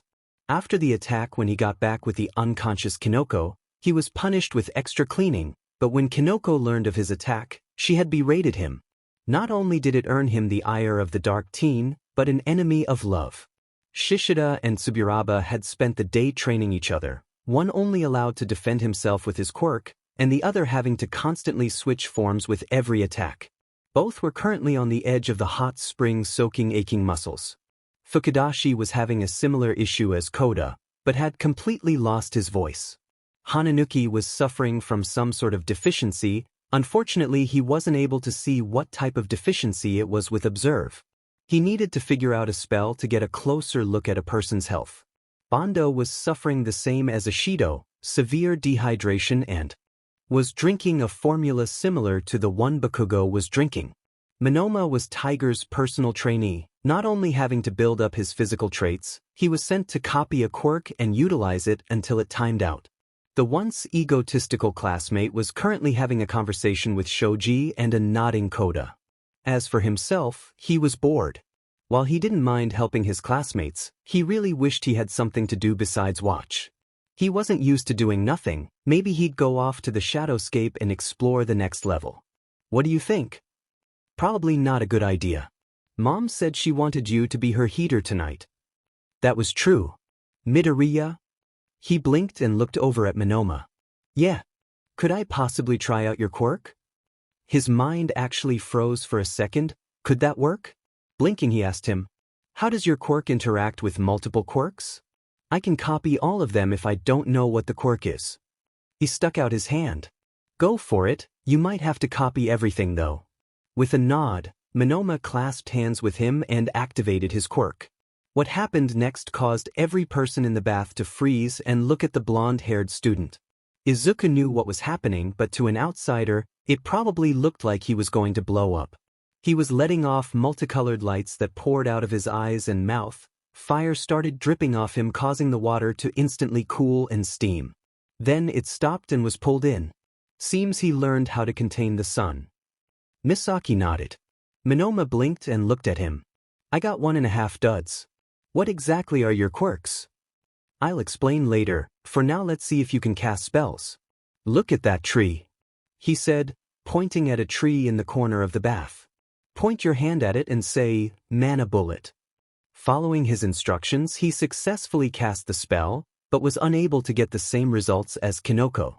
It actually looked like he got the same power of spells he did when he first got spells. Looks like you shouldn't take anything but my sun quirk. My others have depowered you to a point you're actually weaker than a child. You have 2 stockpilers? What is the other one? It allows me to transfer quirks and other things between people. It's kind of like your quirk, but my steals are permanent if I want them to be. It also has a ridiculous cooldown PRD of nearly a day, so yours is more combat-proof than mine. Wait, so I could just... His eyes drifted over the nearby Rin. You could, but I wouldn't suggest it. Not only do you get a basic level of their quirk, but your body needs to be able to compensate for the different quirks. It can be deadly if you aren't careful. I also have no idea what would happen once the timer for it wears off. The quirk will most likely leave you and go back. Monoma sighed and did a flicking motion with his hands. Yeah, not worth it. Thanks for letting me try it out though. No prob. Achiko, I'm not answering your question. But why? Whined Toru. Because that's private business. If you want to know, ask Midoriya. It's so much easier asking you though. How? Mina gave her 2 cents. Because you can't lie, girl, you end up floating around whenever you get embarrassed. Your face also goes this cherry red whenever you lie, it's an easy tell. She growled at Mina, but relented. I'm not gonna tell you what I talked about. It's private and I don't want to betray the trust that was given to me. Kinoko's voice from across the room talked into her head. So no one knows about you dating 3 other girls? After a second of trying to think of how to respond, her mage girlfriend told her. Just answer back in your head. Achiko? Are you okay? She looked down at Toru. Yeah, why? You're doing that thing that Izuku does during class. You look like you're having a conversation with someone and ignoring the world. Ping her to the side, she started laughing lightly while scratching her head. Sorry, I guess some of his habits are starting to rub off on me. Switching back to Kinoko, she answered. No, they only know Izuku and I are dating. It wasn't very hard to hide it considering only one of us went to UA. Toru knows though, so she's the exception. Well, if you won't tell us, I'll just go ask the other person who's a terrible liar. Looking at the invisible girl, she squinted her eyes. Who? She could feel the smile on Toru's face. Komori. She tried holding on to her, to stop her from moving away, but Mina pounced and held her down as Toru went to interrogate. Komori! She yelled at Mina to let her go, but even when she did, she wasn't able to move from her spot, constantly sliding from Mina's quirk. Help! Kinoko sounded desperate. With a sigh, she looked at the smiling Mina and grabbed her leg. Thank you for helping, she said with a deadpan expression. Activating her quirk, she threw Mina as hard as she could at Toru. With a yelp, Pinky went soaring and after a second, she heard 3 yelps as Mina crashed into Kinoko and Toru. Oh. Sorry, it was the only thing I could do. Unfortunately, it wasn't enough. When the shock of the 3 bodies slamming into each other weared off, their interrogation began again and Kinoko wasn't able to lie completely.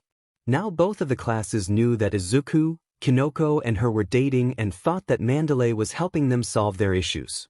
With a sigh, she fastened the last strap over Mina with the help of Momo. Thanks. Momo smiled. No problem, I'm sorry your secret was spilled. She shrugged. At least we don't have to hide it anymore. Her vice rep nodded. That would have made the rumors even worse, I'm afraid. Mamemama. Both of them looked down at Mina, who had a sock clean, stuffed into her mouth. Momo answered her. Are you going to be quiet and not yell? She nodded and Momo pulled out the GG. After getting the taste out of her mouth, Mina asked her question. Why are you okay with sharing him? I definitely couldn't do it. Even Momo looks curious. She sighed and answered the best she could, even though she didn't know why exactly either. When I started to like Izuku, I realized he was just too much for just myself. I don't mean that in any other way besides, I don't know life. Could you imagine him in 10 years with me hanging off him? Mina actually seemed to give it some thought, and Momo instantly answered her. I could. I did too at one point, but the more time passed and the stronger Izuku got, I couldn't see myself comforting or helping him by myself. I realized I'd need. I'd be fine dating him on my own, but could you imagine how stressed out I would? I'd probably go bald. Her joke got her a laugh from the 2 girls. So you want someone there that both of you care about that will help you? Asked Mina. Not just care but actually love. I'd rather have someone that close that actually loves both of us and would allow both of us to love them back. Momo nodded along. So it was your idea to bring in another girl? What did Izuku think? She smiled. He didn't know until after everything was said and done. All he knew was one day he was dating me and then I told him to start dating Kinoko. Mina snorted. I bet he was happy. Actually, not really, not instantly. He was more confused and not sure of himself.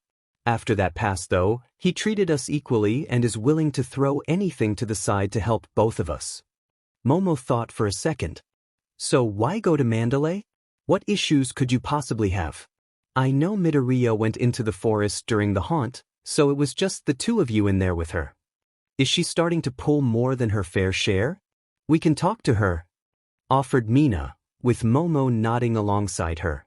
Shaking her head and putting out her hands, she turned a bit red. No, nothing like that. We just wanted somewhere to talk privately. Mandalay offered to let us use their house and sat there while we talked, offering advice or asking questions. Momo nodded. It makes sense. In most of my harem books, there's a matriarch that leads the others and acts as the main wife.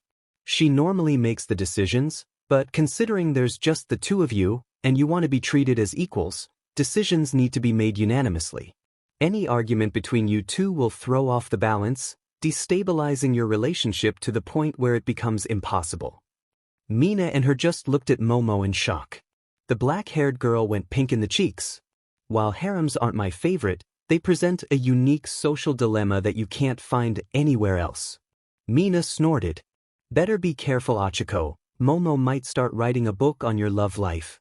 Said girl looked at her with wide, pleading eyes. No. They became puppy dog eyes. With a sigh, she fell backward onto her futon. Fine, but not yet. Maybe once we figure out if it will work. Momo smiled and gave a small clap. Will do. Can I be let free now? Asked Mina. Puppy. That night, just a bit after 9, Manik showed up with a heavily subdued muscular. Ordering the man, who wasn't a walking vegetable, he sent him to go scout with Toga for anything. As he was begrudgingly listened to, he was handed a stone with a bunch of symbols on it. Hold on to that. It's the key to his mind. As soon as the man was out of their small campsite, Twice tried grabbing the stone. Pulling it away from the man, he stuffed it into his pocket. Come on. I want to see. Give it to me, you annoying busy. Twice. Yes? What do you want? Shut up and sit down. No. His annoyance walked off to his tent. Mortis leaned back against a stump. My offer is still open. He glared at the woman. I've already told you, my scars don't need to be fixed. She shrugged. It's sad really, your pretty face could look so much better. It looks like you're always tired. Ignoring her, he walked over to Muscular. Go over to Compress over there and get something to eat. The normally muscle-bound man nodded mutely and walked over to Compress, who held out a sandwich. Sighing to himself, he walked over and laid down in his tent, waiting for the two scouts to report back. Toga, don't stab, don't stab, don't stab, don't stab. I don't see anything out of the ordinary. She gave him a sickly smile. I guess we'll just have to wait for tonight then. She frowned when he nodded. As much as I'd love to hang around the beauty back at camp, I'm not dealing with the hot head. He sat back and yawned. Care if I take a nap? She gave him the most sarcastic smile she could. She was a pro at faking sincerity. Be my guest. An hour later. Let's get going. Since when was he the boss? Following the scarred man past the camp into the actual campground, she grumbled to herself. She hated this guy. He treated her like a little kid and dismissed her like a toddler that annoyed you in a store. Stepping behind a bush, she was about to take another step forward, but was stopped by Manik. What a dash dot. He clapped a hand over her mouth and started mouthing words. When he finished, her vision started going funny and filled with blobs of color in the distance. One was less than a dozen or so meters from them. With another silent word, she heard him speak in her head. It made her feel icky. We need to head back. Those colors are keeping an eye on the forest. She wanted to ask, but she knew if she did, the man would just ignore her. Backtracking and leaving the man, they crept back to their campsite. As they approached, she saw the camp scout move toward them. Did something happen? Asked Compress. Manik smiled and held out his arms. Would we have come back if something didn't happen? Her partner in torture sighed. Very well. Following in behind him, he stood side by side with her. Flipping off Manik behind his back, she started making faces at him. Compress shook his head and walked with her. When they entered the camp proper, everyone was getting ready and kitted out for the attack. Dabi saw them first and called out to them with a bored expression. What's wrong now? The one who Shigaraki wants dead is using his quirk to keep an eye on the camp. I can get us past them, but we'll need to go slow so we don't get seen. How long? The scarred man shrugged. It will take me an hour or two to power the symbols. Their leader thought for a second and pulled out his phone. After a second, she guessed Tamura answered. We're changing the plan. Your target is protecting the camp with some sort of seeing barrier. Manic can get us past it. She accepted the snack the Twice handed her as Tamura talked to Dabi. Twice whispered to her, "Toga, are you still going to run off? I'll tell on you." Taking a bite of her apple, she shrugged. "Maybe, I haven't decided yet. I'm sure you'll find new friends. You're amazing." Dabi spoke over all the small conversations that started over the camp. "Shut up." When he got everyone's attention, he spoke his commands. "Manic, get working on your quirk, we're sneaking in tomorrow night. Toga, go back to watch the man. Take a snack." She opened her mouth to argue, but closed it when Dabi just glared at her. "Fine." Izuku. He woke up with Shino wrapped around his torso, her head snuggled into his neck. She was lightly snoring as she tried to absorb his heat. His internal clock told him it was almost time to get breakfast ready, which meant she needed to get up. Taking her quirk, he started whispering to her. "Come on, kitten, it's time to wake up." She lightly rubbed her face into his chest. 5 more minutes. Lightly massaging her side, he kissed her forehead. He smirked when felt the pink rolling off of her. "Can I tempt you with kisses?" She opened one eye and growled. "Just try it, mister." Taking that challenge, he started aggressively kissing her and earned bubbly squeals of laughter as she tried to fight back. Eventually, he let her go as she had run out of breath from their minute-long makeout session. Her breath was husky. "You've gotten better." He snorted. "Glad I can impress." She happily hummed and stood up from bed, the blankets peeling away to give him a nice view. She was wearing a red translucent nightie that hugged her curves. She turned and smirked at him. "Like what you see?" He smiled. "More than you know." She smiled and started getting ready. "Ask her," prodded Misaki. He could feel her starting to get antsy. "Hey, I have a question for you." "Yeah." She didn't bother stopping and went into the bathroom to brush her teeth. "So, I figured out a way to get Misaki a body." She looked around the corner, the toothbrush in her mouth. "Really?" He nodded. "I'll need your help though. I plan on passing 2 of my domains to her. Those being light and love." She squinted her eyes as she spit. "Before I even ask why, 2 things. 1, how can you pass those on? I thought yours were universe and heroes. 2nd, will she be a goddess too?" He shrugged.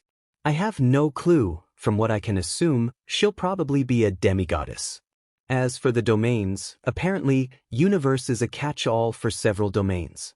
The love domain is a new one. I didn't unlock it until I met with you and..." She was gargling some mouthwash now. "Huh, so what do you need me for?" "I'm gonna draw some runes on you and we're going to have SEC in a massive ball of fire. We'll create a baby and I'll imbue my domains into it." He felt the massive flare-up of black as she started choking. "You want me to get PR gin and tea?" She sounded scared and surprised. He smirked at her. "No, you won't get PR gin and tea.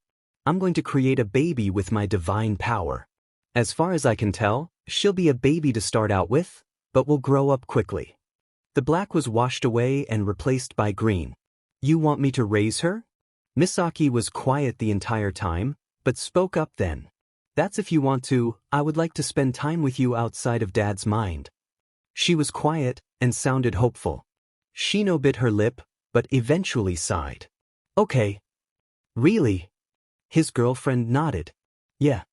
Her attention focused on him as Misaki started bubbling with excitement. "When? After camp? I only get 1 chance at this before needing to recharge." Humming, she sauntered over, a small smile on her lips. "Does that mean you and I are going all the way?" She grabbed both of his shoulders and straddled him. "What will the girls think?" She was letting off massive amounts of pink and red. Laughing, he grabbed her and spun her around, putting her underneath him.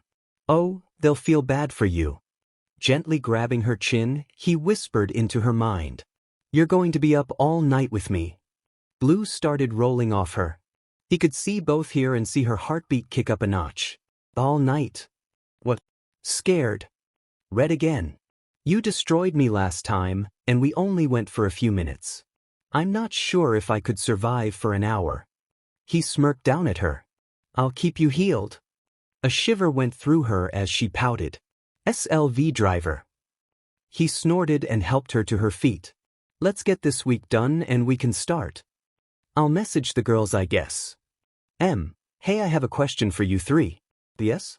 Izuku wants to create a body for Misaki. To do that I need to go all the way with him. God's damn minute. Oh, XD sorry Aki.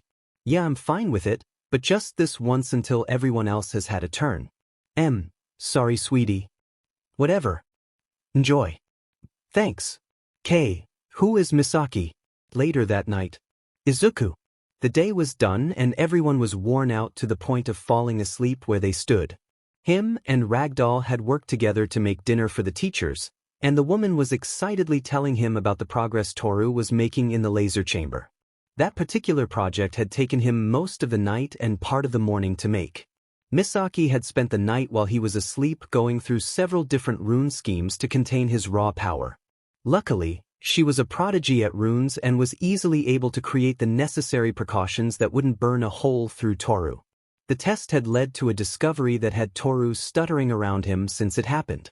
Thankfully, Ragdoll hadn't been there or he was sure the woman would tease them non-stop. Pouring his raw energy into the last rune scheme, he was happy to find the rune holding the energy perfectly fine. Walking out of the chamber, he closed the door and flipped the switch.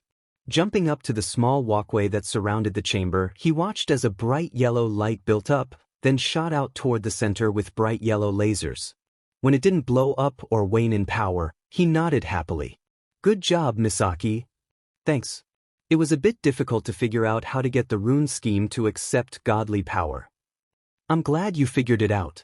I'm proud of you. He could feel her beam, and then start humming, as he made his way over to Toru and Ragdoll. Once there, he waved to Ragdoll. It's done. Ragdoll jumped up front the rock she was sitting on, then waved over to Toru who was over in the distance. Before the girl, who had been flirting with him something fierce, made it over, Ragdoll turned to him with a smile. I need to keep an eye on some other students. Do you mind making sure she's all good? He crossed his arms and nodded. That's fine. I'll show her how the box works. She nodded and walked off toward where Momo and Sato were sitting. The pair looked ill right now and he didn't doubt either could vomit at any moment. Toru slid over to stand next to him and put her hands behind his back. Hey hot stuff, you in charge of me? He rolled his eyes and shook his head, a small smile on his face. Yeah, come on. We need a pet name for her. Snorting mentally, he smiled. Figure one out. And we'll see. After a short walk, they got to the box, where Toru looked at it confused. This is the laser box? He nodded. Ragdoll said you have some sort of reflection? Yeah, she was playing on her phone and the screen reflected the sun on me. The light bounced back at her and blinded her for a second. He shook his head in amusement and started explaining how to make the lasers turn on. When she was finally in the box and it started turning on, he was standing on the walkway looking down at her. When the lasers started amping up in intensity, they started getting reflected off of Toru and going over where.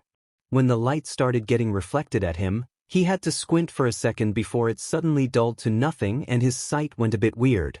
He could see the lasers, but they appeared more subdued and dull. After he got used to it, he received a notification. New skill. Light Sight LVL, 1 XP, 5%. Allows the user to see through sources of bright light at low levels. As levels are gained, the user becomes able to see different wavelengths of light. Current wavelengths, visible. How weird. Not having to squint anymore, he was able to watch the light bounce off of Toru. He was sure if Misaki tried, she could recreate what Toru looked like physically. His daughter appeared next to him and stared at Toru for a second before nodding. I can do it, give me a second. She sat down and started fiddling with the air. He watched as a NDE girl started to form. Her hair was long and crazy, she had a decently sized chest and nice hips. The face Misaki could make was a bit out of focus and only told him she indeed had a face. By the time Misaki finished, he noticed something weird. Toru started to flicker like a glitch. He raised an eyebrow and was about to ask her what was happening, but his mouth instantly went shut when it happened. She became completely visible and was standing in a laser show. Misaki instantly updated her model and recreated a perfect Toru. Said girl looked down at her hands, then her chest, then up at him. He could see the confusion, then realization set in. What? As revenge for all the flirting he had been forced to endure from the girl, he decided to embarrass her. Not bad. You're pretty cute, Toru, very breedable. He used an arm of gravity to turn off the laser show. He watched as her chest, neck, and cheeks turned completely red. Pervert. Shrugging, he dropped down inside the box and pulled out a blanket for her. Putting it around her shoulders, he grinned and leaned into her ear. Scared, Toru? You seem to enjoy the song Achiko sang. Her eyes went wide and she pulled the blanket across her face and body. Please go away. Lightly laughing, he jumped back out. I'll leave you to it, Toru. Laying the last dish onto the table, he was about to sit down when his magic sense went insane. Quickly looking over to Kinoko, the girl was looking back at him, just as confused. When he turned to look at the forest, he was just barely able to see the fist slam into him. He and his attacker slammed into the dorm, where they crashed through several rooms then landed in the hot springs. He was stuck underneath a massive meaty fist as water started rushing around him. Even through the bubbling and rushing of water, he could clearly hear a deep masculine voice talk down on him. So you're the one they want me to kill? Don't seem like much to me. With that, he heard Misaki scream as something was stabbed into his thigh, right next to his crotch. As she began cursing in both annoyance and pain, he received a very bad notification. You have been inflicted by a rune scheme named Death of the Sun and Magic. All fire-based attacks and all magic are blocked until the rune scheme is removed. Surprise quest started. Summer Camp Smackdown. A group of villains belonging to the League of Villains has attacked the Pussycats' mountain home. They seek to kill your class and yourself. What could be their aim? Objective: survive the Vanguard Action Squad. Bonus: all classmates survive. Current deaths, 039. Bonus: all staff survive. Current deaths, 06. Bonus: kill enemies. Current kills, 011. Bonus: current, 045. Looked like he was doing this the old-fashioned way. Misaki, take control of the gravity and aid my attacks. Fuak, teach this sheet stain a lesson. Kinoko. As soon as the mass of flesh slammed into Izuku and sent him flying, she was ready to follow after him, but a voice spoke to the stunned crowd. From the forest, a group of people walked out. The apparent leader was a guy with exposed flesh and burn marks. He had a massive grin on his face as he held out his hands. Welcome, kiddos. It's time we had a chat. At his word, black portals started opening beneath groups of people. Try to keep my associates busy. Luckily for her, she wasn't the only one that managed to dodge the portal by hovering in place.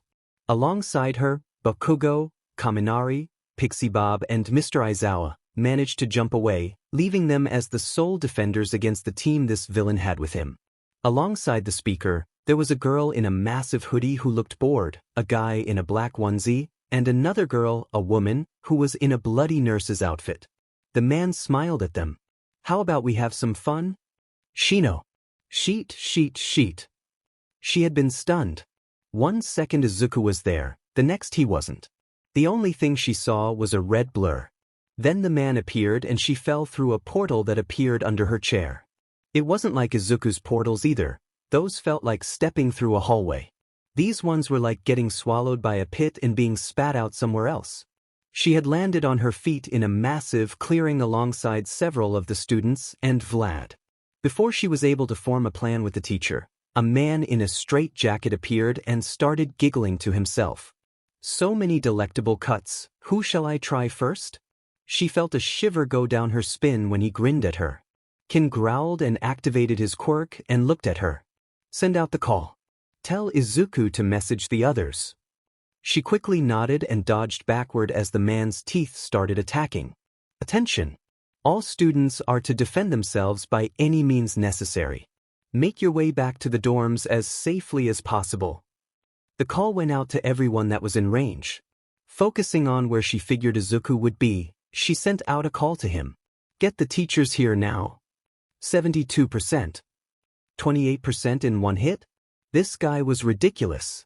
Meeting a punch with his own fist, he actually saw magic fly out and infuse into the man's body. Pulling back, he sidestepped a wild counter and used a kick to make his opponent's chest wide open. Detroit Smash. He couldn't put 100% of his strength behind the hit as it still had a decent chance to decommission his hand. It wasn't worth the risk, not for this fight. Muscular took the hit like it was nothing and grinned at him. He tried to jump back, but wasn't fast enough.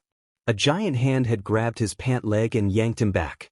He barely got his arms up to block the downward punch that slammed him back into the hot spring. Stop taking hits. I can't remake the rune scheme if all the pain receptors are flaring. I'll try.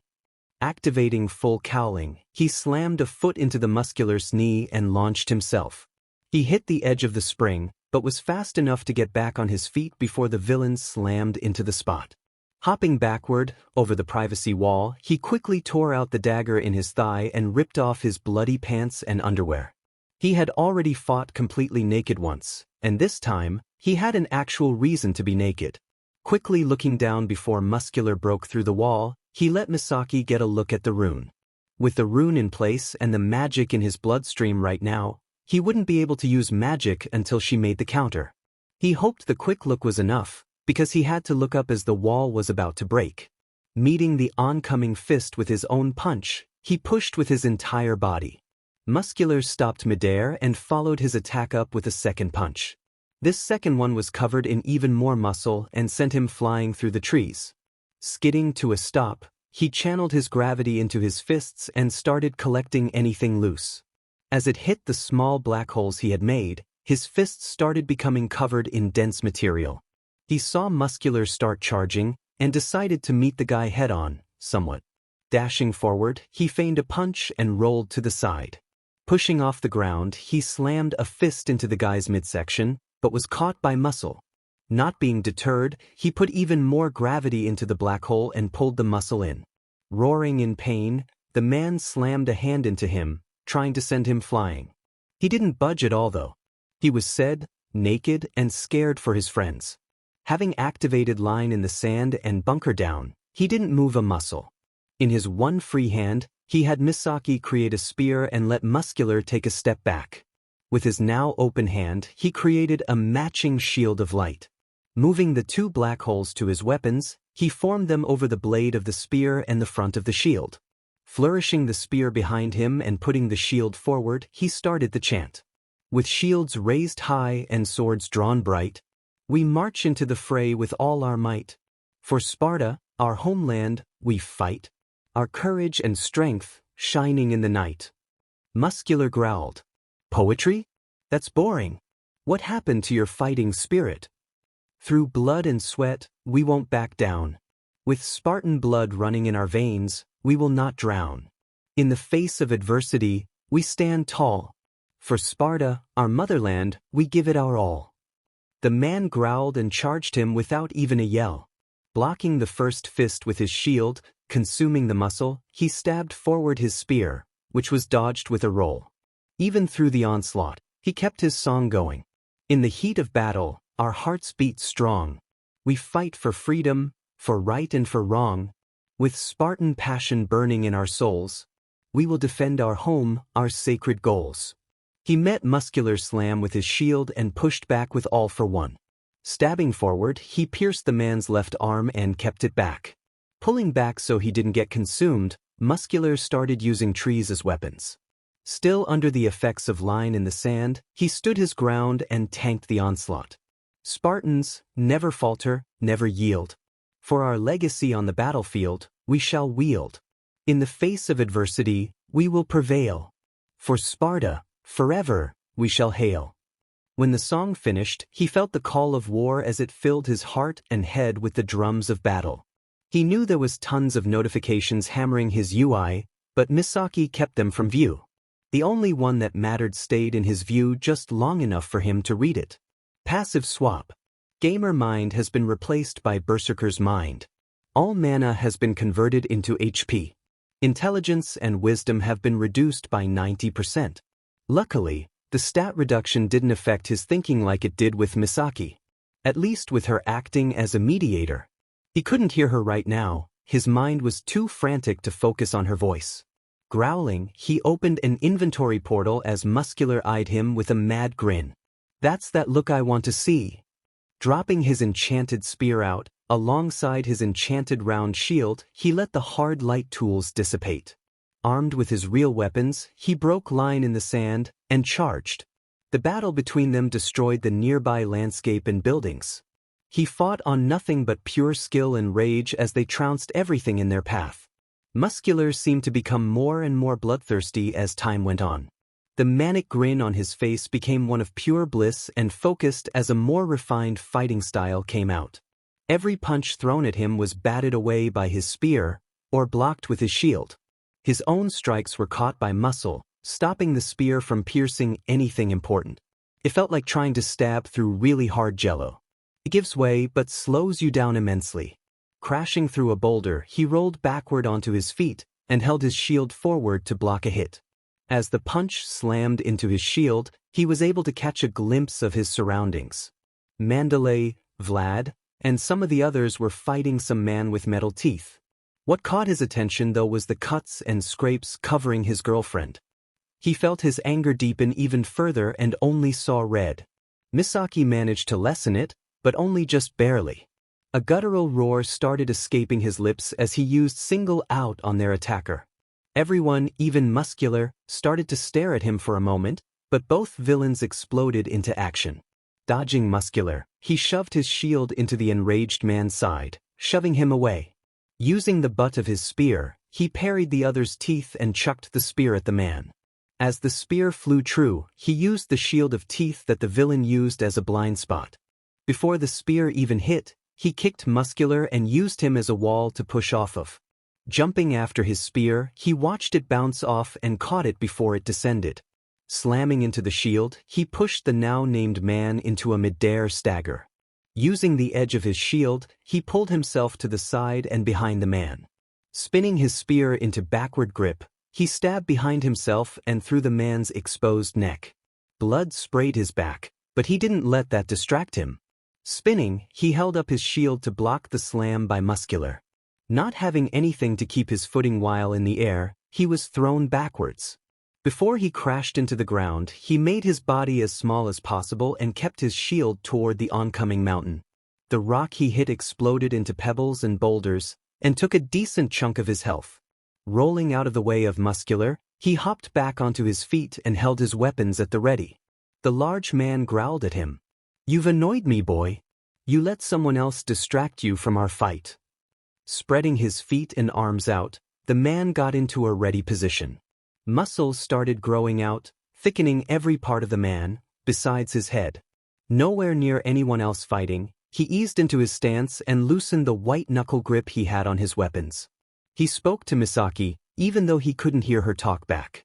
"Start building up my gravity, make me as dense as possible."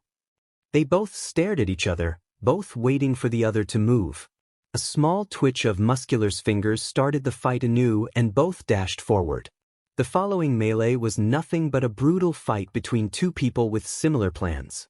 Take down the enemy as hard as you can. She let her legs collapse underneath her as Moonfish fell to the ground, dead.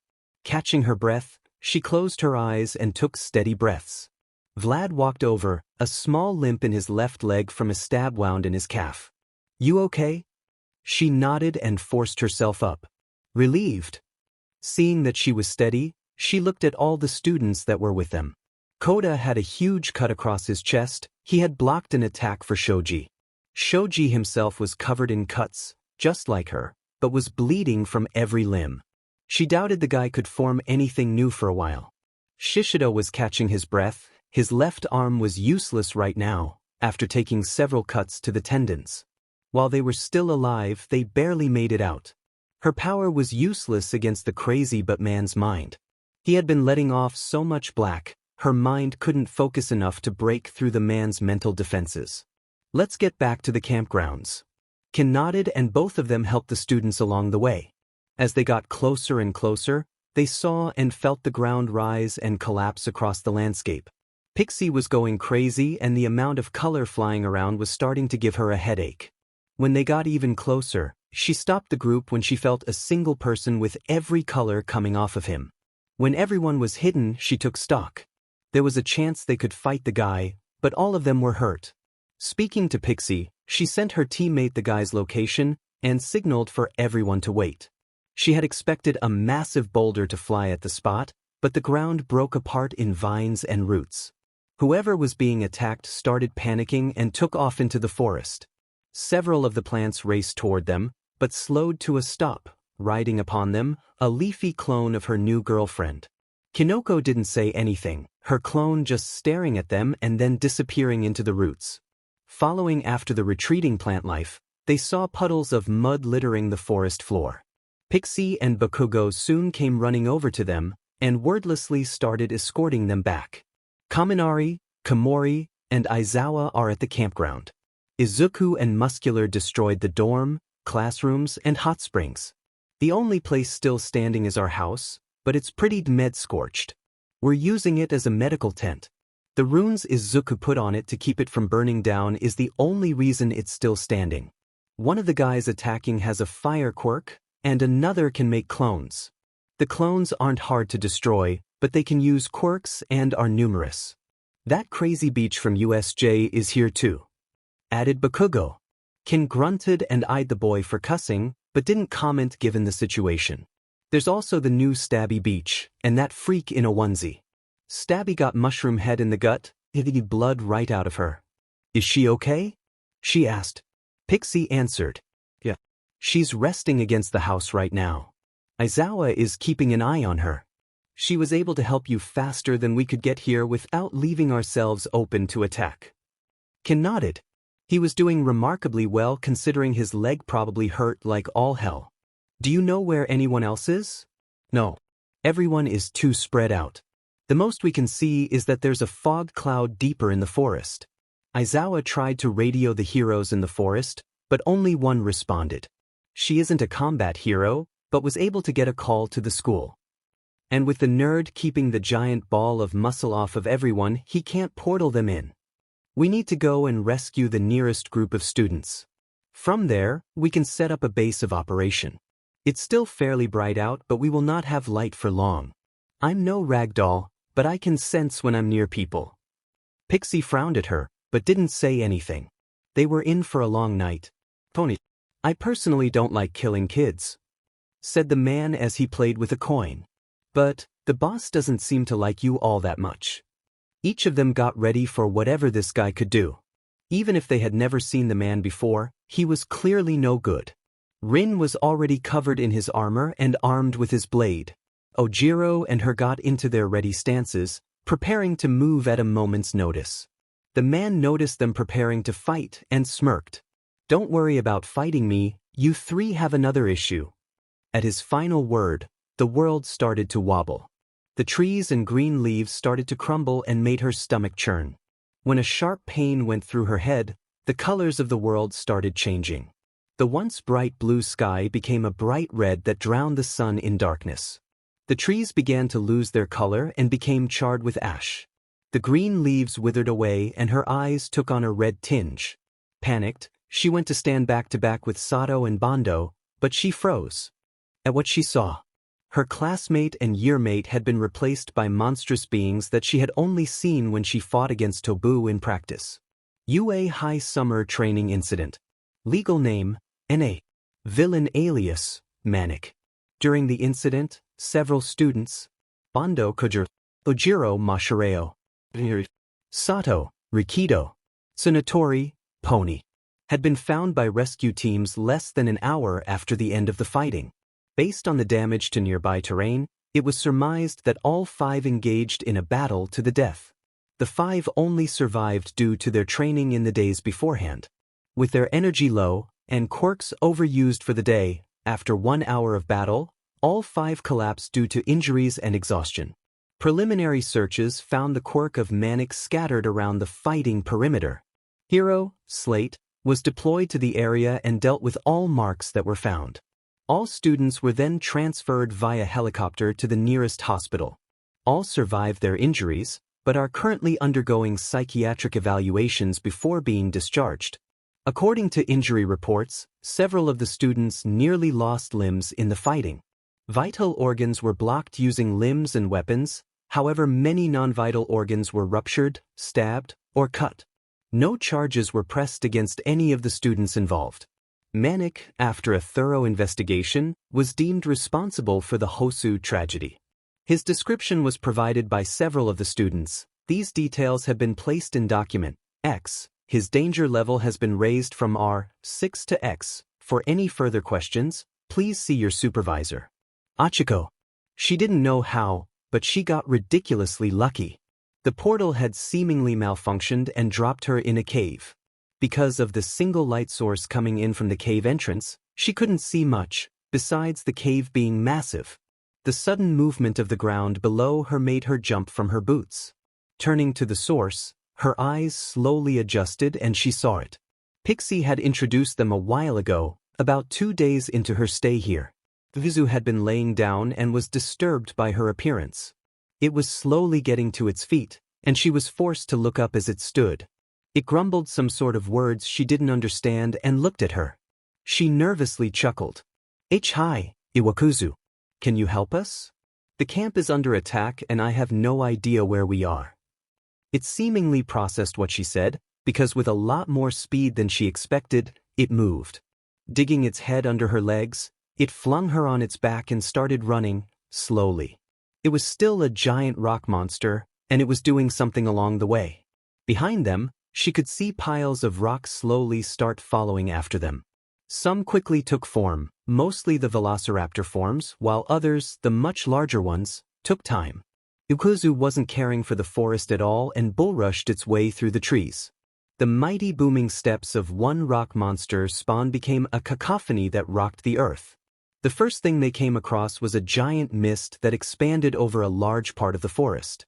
With a single cry of battle, Fuzu created a shockwave that rivaled Izuku. The fog was instantly cleared for the most part, and she could see some fighting going on toward the center. She tried to urge the behemoth toward it, but it wouldn't listen.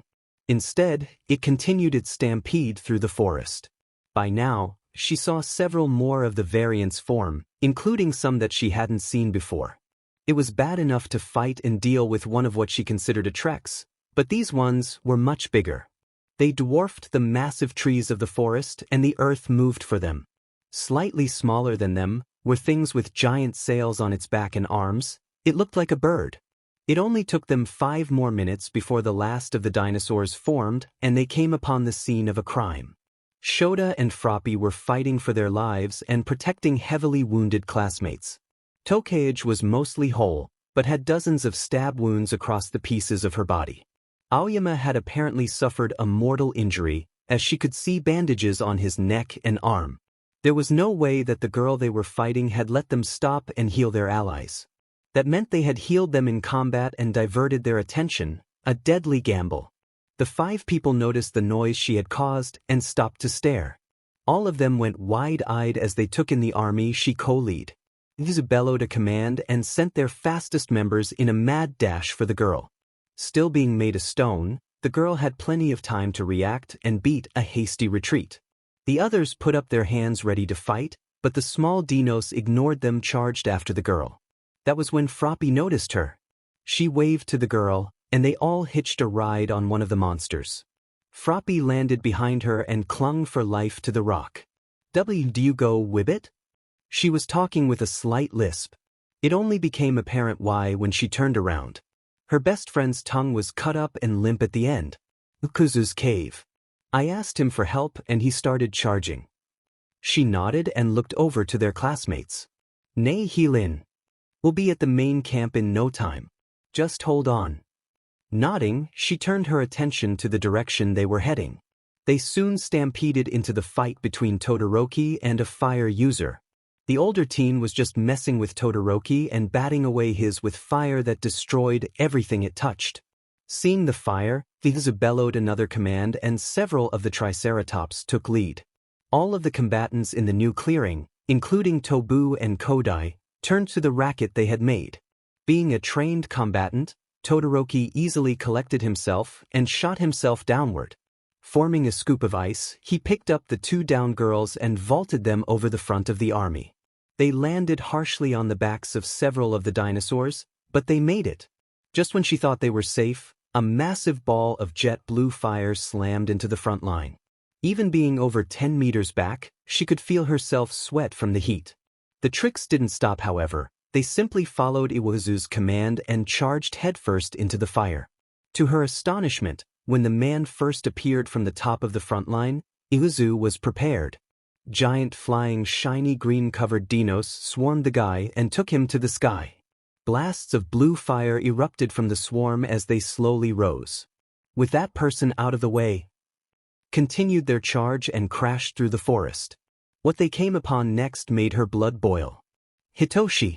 He would have to give Mr. Aizawa his allowance to go buy a strong drink. He and many of his yearmates who weren't frontline fighters had been dropped into a veritable pit of Nomus. As far as he knew, according to rumors, none of the villains had Earth-based quirks.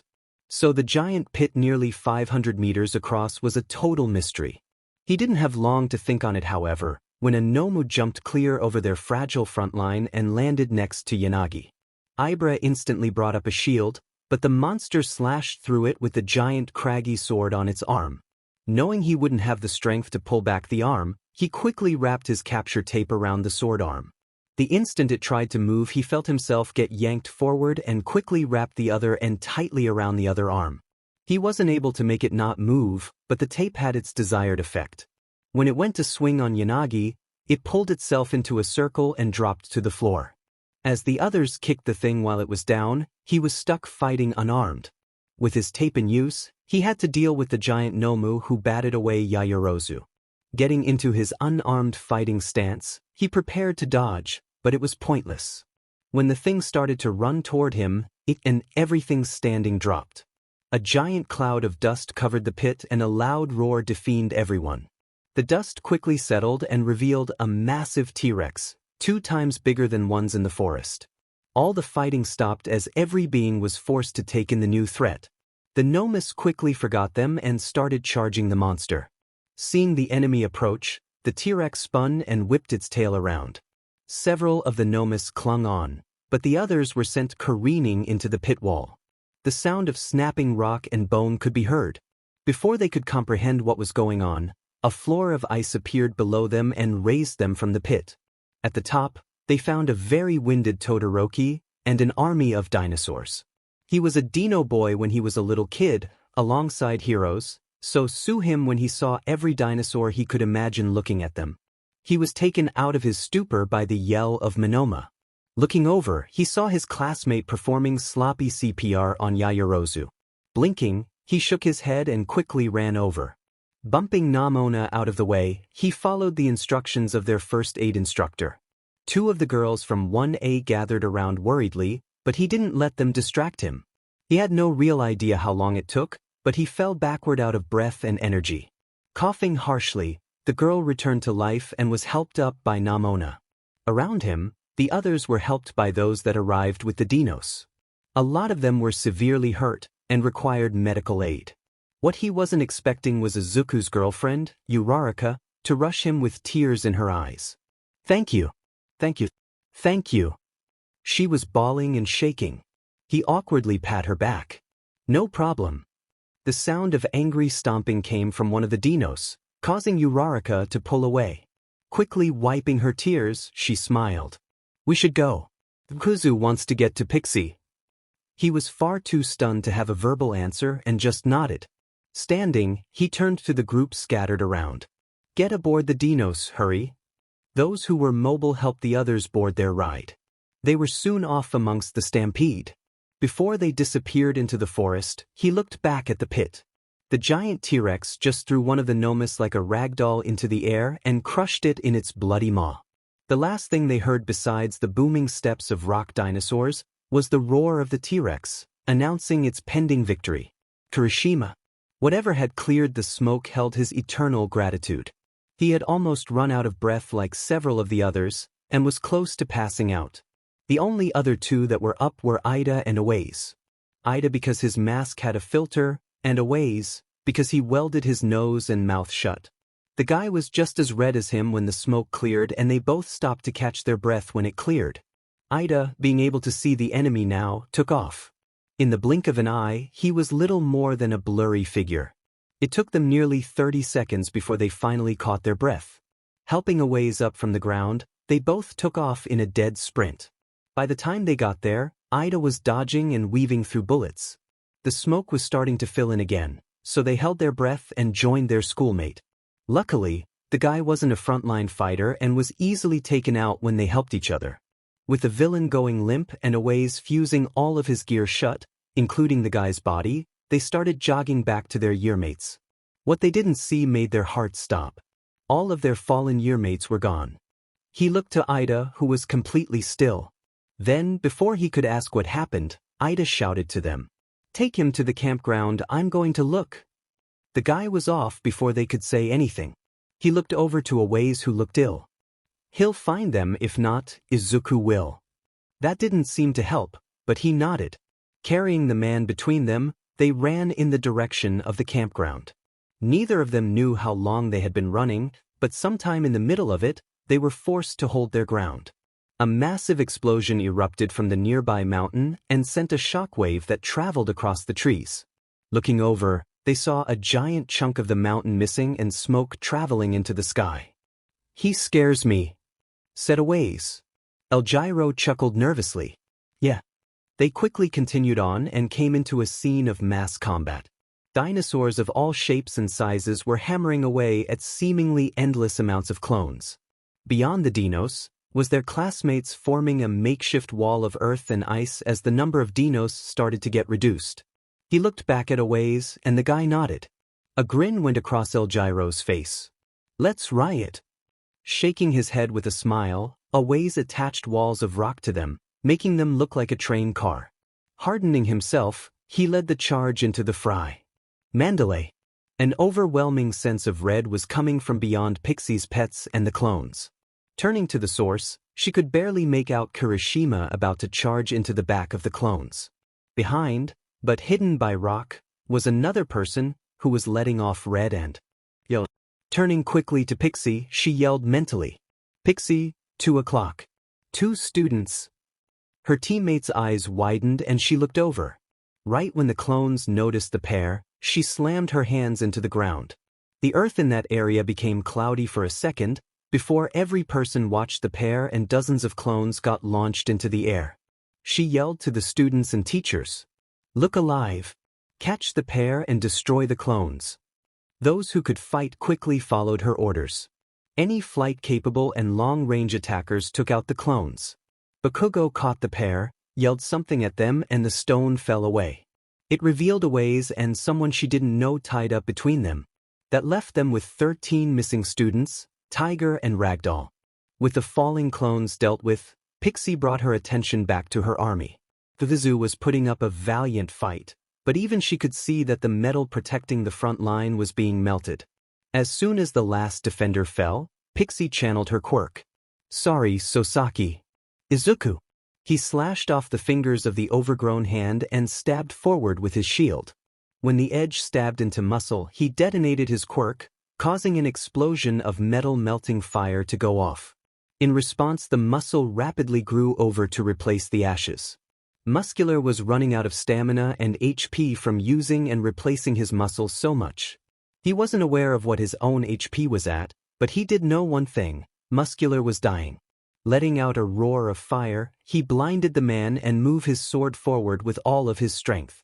He felt himself piercing the tightening clench of muscle, then hit bone. Leaving the sword in place, he channeled everything he had into his next attack. Muscles rapidly started pushing out the sword and trying to repair the damage. 100%, Solar Flare, Power Strike 25%, Hunker Down, all out. Solar God Smash. The whole world went white, and he couldn't hear anything. He felt Muscle try and catch the punch, but against the heat that burned even him to ash, it didn't stand a chance. When the punch was fully extended, he felt his arm disintegrate into nothing, the familiar weight disappear. The first sense that came back was smell. His enhanced sense picked up the smell of ozone, ash, burned blood, and burning tar. Next was his hearing. He couldn't hear anything but ringing and his internal growling. Lastly, his sight came back. The mountain they had torn apart was gone. The only thing in front of him was the meaty feet of Muscular. Letting out a roar of fire and victory, he screamed to the heavens. He continued it for a few seconds, then his vision was filled with a giant red window. Your oath-sworn, Kota Izumi, is in danger. All stats increased. Don your armor and ride to their aid. The window morphed into a blood-red arrow that pointed into the forest. His arm began to heal for some reason, so he paid it no mind and began to sprint. The fire that spilled off of him melted trees and ignited everything. Every step he took melted the dirt beneath him, making his only way of travel full sprint. A flash of blue ignited before him and was met by a fountain of blue fire. He roared at seeing the familiar flame and ignited solar aura. Taking a single powerful step, he flung himself forward and went directly for the arrow. Instantly burning his way through a tree, he saw Ida heavily wounded and fighting against 3 opponents. All of them stopped to turn to him, and by that point it was too late. The Nomu holding a small boy, who was crying, lost its head in a single swipe. Utilizing his solar aura, he sent tendrils of solid fire toward the others and canceled the aura. Before the boy could hit the ground, something shoved him away into the trees. Confused as to why it happened, when he was ready to catch him, he roared. Blue flames shot out at him, but with a single activation of his gravity and a breath in, he swallowed all of the fire and spewed it back out at the 3 attackers. One was the man who was throwing the fire, another was a tall person holding a large covered weapon, and the last was another Nomu. They exchanged shouts as they yelled at each other, and the 2 normal humans jumped and ran for the portal. As the Nomu ran at him, the blue fire user attacked him again. Building up both gravity and fire in his left hand, he quickly swiped his hand across the forest. 4 lines of fire both collected and spewed fire as they horizontally sliced through trees and the Nomu. There wasn't enough power to travel too far, but it did fire far enough to scorch the 2 retreating humans. One bared with the pain as the other yelled. They fell into the portal and it was shut immediately. Yelling out an angry roar with fire, he could feel his anger start to cool off. A single angry yell from Ida behind him caught his attention. He could feel his fire dying out and the effects of healing start taking place. They captured some of the students and ragdoll. His blood immediately ignited alongside his skin and hair. He could feel his heart racing, his eyes straining to keep focus, and the skin on his body start burning away. Very faintly, he could hear a voice. D-. He shook his head to make it go away and held his head. It was splitting with a headache and he could feel his anger starting to go overboard. Letting out a yell, he flared into ignition. Is dash. He had no idea how, but he had subconsciously broken a rune connected to Ragdoll. Magic flared around him and started to point toward a direction. Every deep breath was exhaled as a billowing fire that scorched the earth. Dash. His entire mental focus immediately went toward the direction. Channeling full cowling, he took off in a wisp of fire. He let out a roar of anger as he quickly crossed the distance. Ida. He looked at his melted glove and winced in pain at the fused flesh and material. He had tried to calm down Izuku and reach for him, but his president's skin was hotter than the fire he had just been facing. He had pulled back immediately, but the small brief touch had been enough. He'd need a doctor to heal him, or Izuku. Where did Izuku go?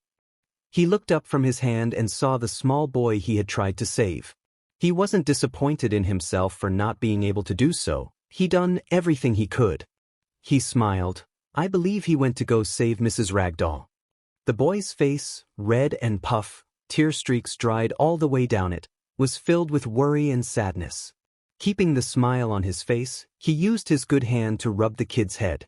He'll be fine. He hated lying. This is Izuku we're talking about. He's strong.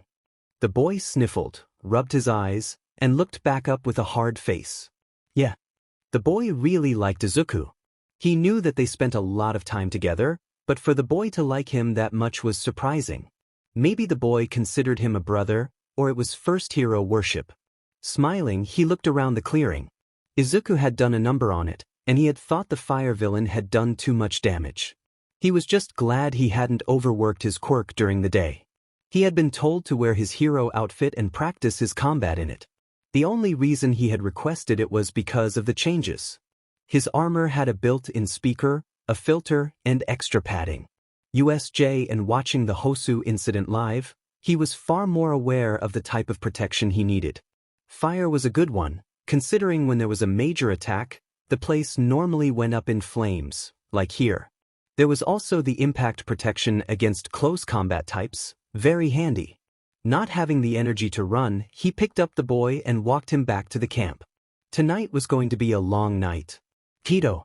She had just got back home, enjoyed some quality time with her daughter, and was watching a movie when her dad brought her phone down. She hadn't charged it all day and had let the girl play games on it for several hours. He had looked immensely confused when her dad told her she had dozens of missed calls. When she asked who it was, he just shrugged. The last one is from your girlfriend.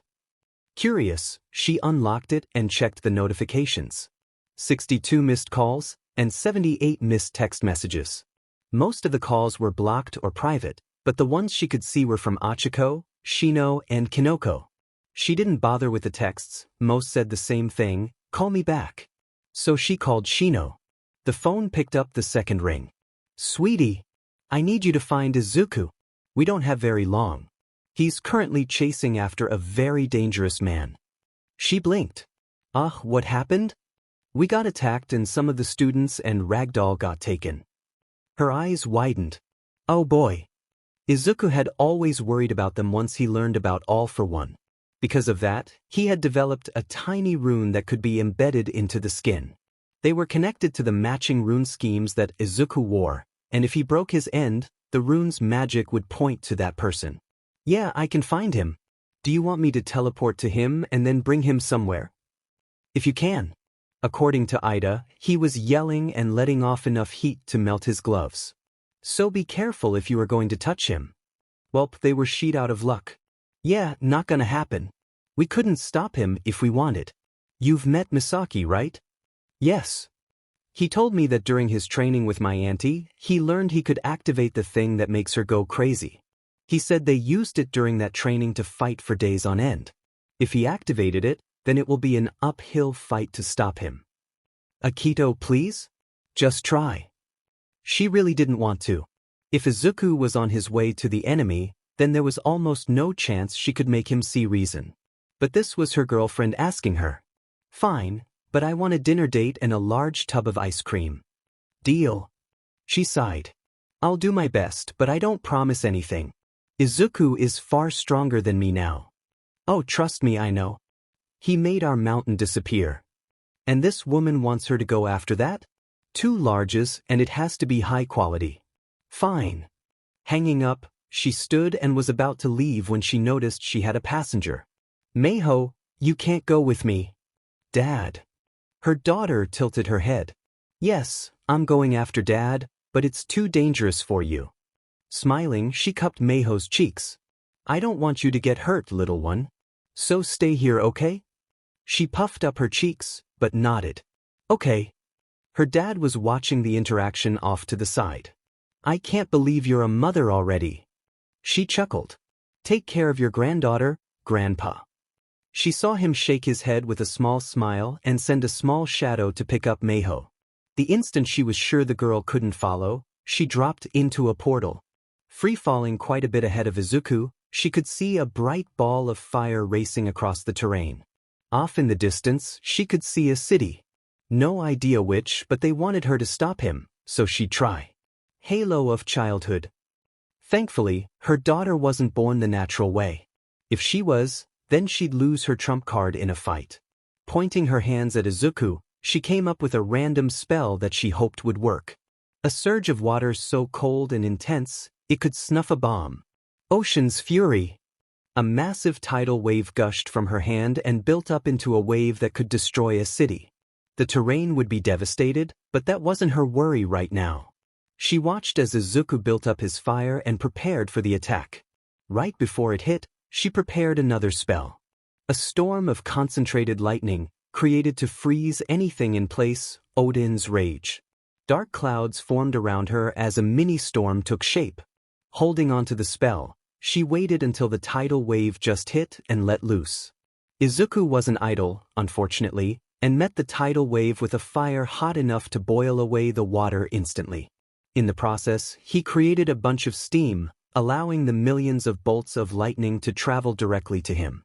She heard a scream of pain, but a bout of fire went straight for her. Using an air step to dodge the fire, she sent another, and her last amped spell at Izuku. Below the lowest temperature in the universe, frozen to a state so cold, it could snuff the sun. Cold snap. Hitting the wet ground just as the spell went off, she saw everything in front of her go white as it froze. Then came the snap. Trees shattered, the grass broke down its roots, and Izuku was staggered. Too bad that only lasted a second. With how unrealistic she made the spell, it couldn't accommodate her precise words, but it tried its best. With a flare of fire, Izuku was instantly in her face and she nearly peed herself. A hand of pure fire was centimeters from her face and boiling her skin. She could feel the burn starting to form and the liquid getting pulled from her body. Izuku's hand was shaking, as his face was switching between a demonic fire demon and regular Izuku. Misaki was clearly holding him back, just barely. She also knew the oath he took to protect her was at play. Taking a step back, then getting out of his way, she didn't try to stop him. Seeing that his path was clear, he began his run again. She let out the breath she was holding and collapsed onto her knees. She nearly died just there. He moved so fast that even she wasn't able to keep up with her eyes, let alone physically. She owed Misaki her life. Dropping into a portal, she went home and collapsed onto the couch. Her dad walked into the living room from the kitchen. How did it dash? What happened? Putting what he was holding down, he ran over, with Meiho right behind him. Ignoring her father for a second, she grabbed her phone from where she left it and called Shino back. Her girlfriend answered on the second ring. Did you do it? No, and don't send anyone to try and stop him. I just barely lived through an 8-second fight. The object of his hate has to be defeated. Right now, he's under an effect called blood rage. It makes him hyper-focused to the point of killing anything in his way.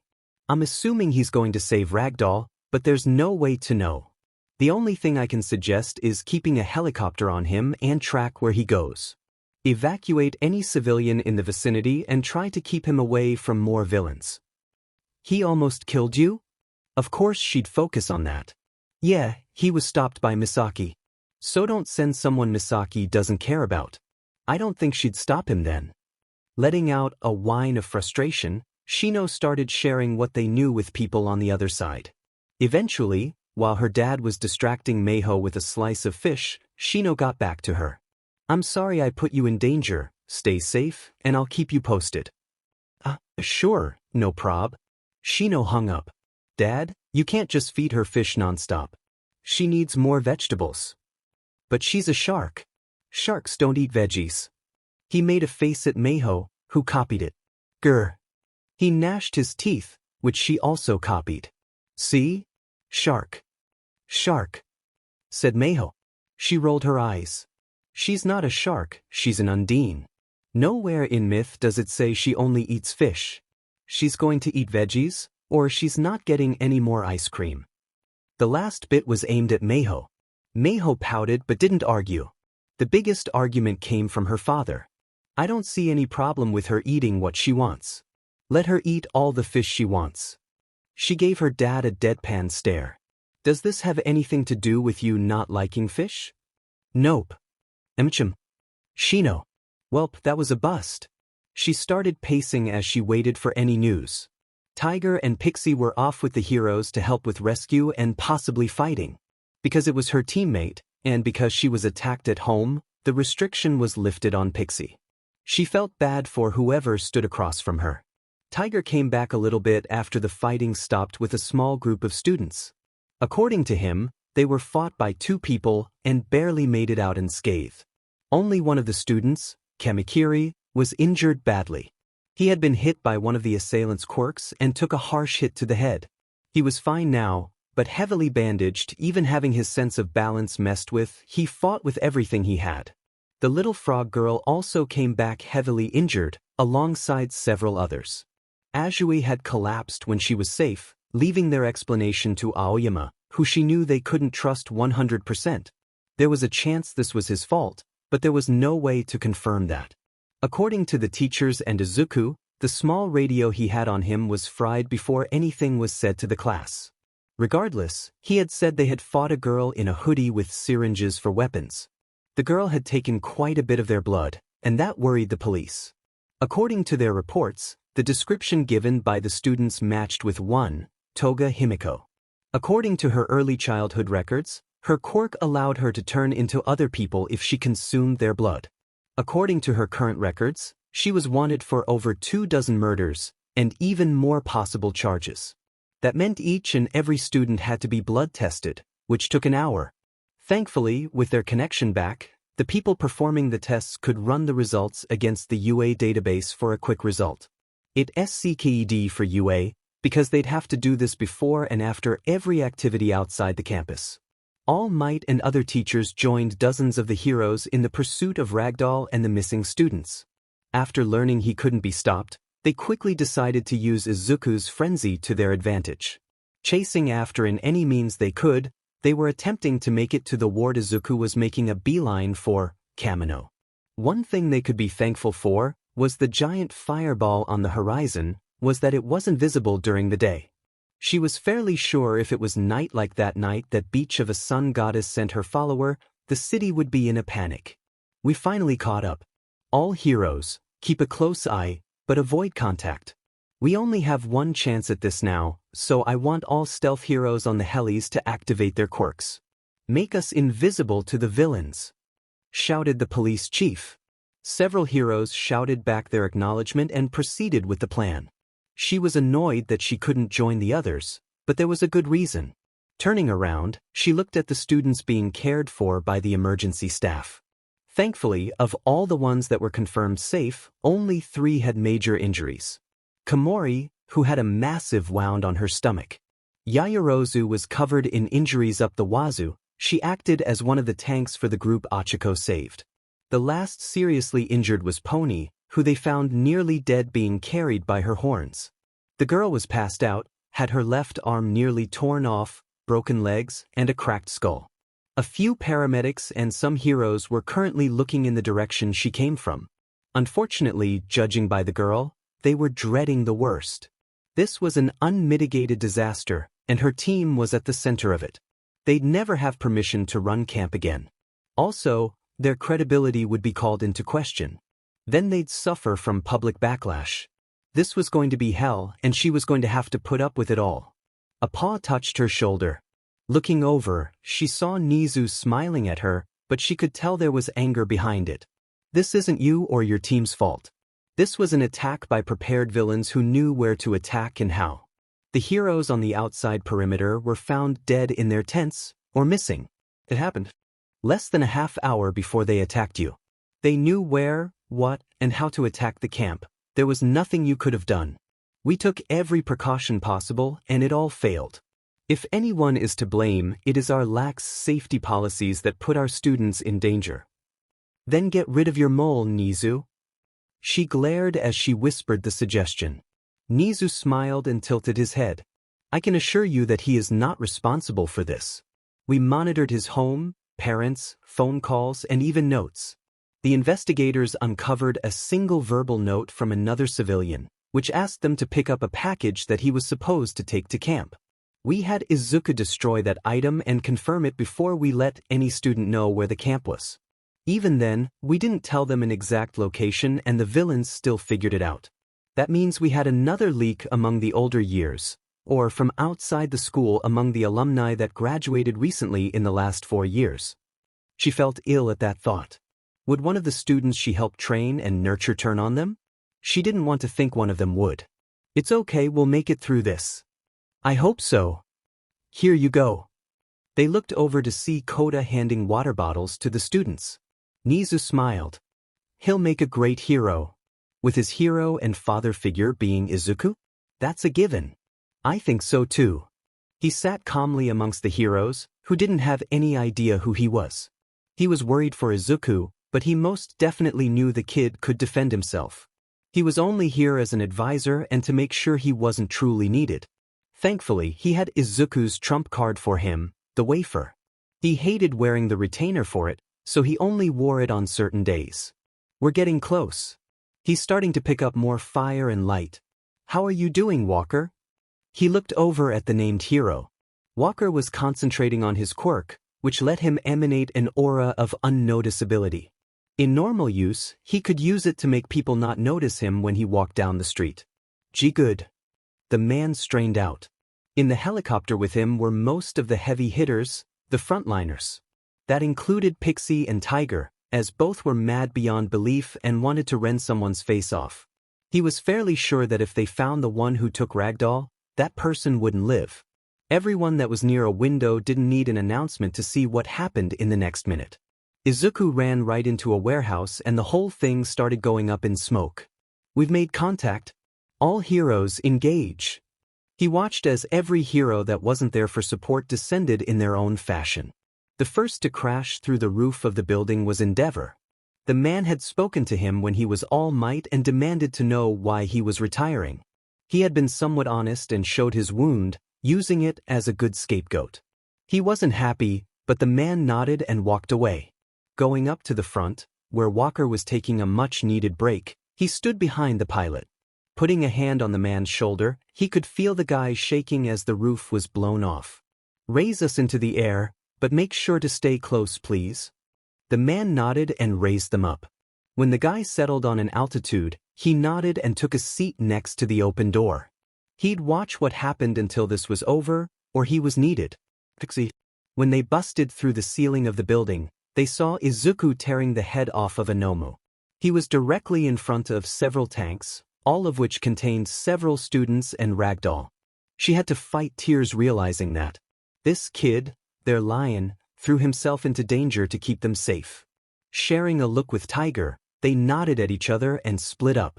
While Tiger dealt with Ragdoll and students, she would try and calm down Izuku. Running over, she forced Izuku to focus on her as the others engaged Nomus or helped the students. Izuku, focus on me.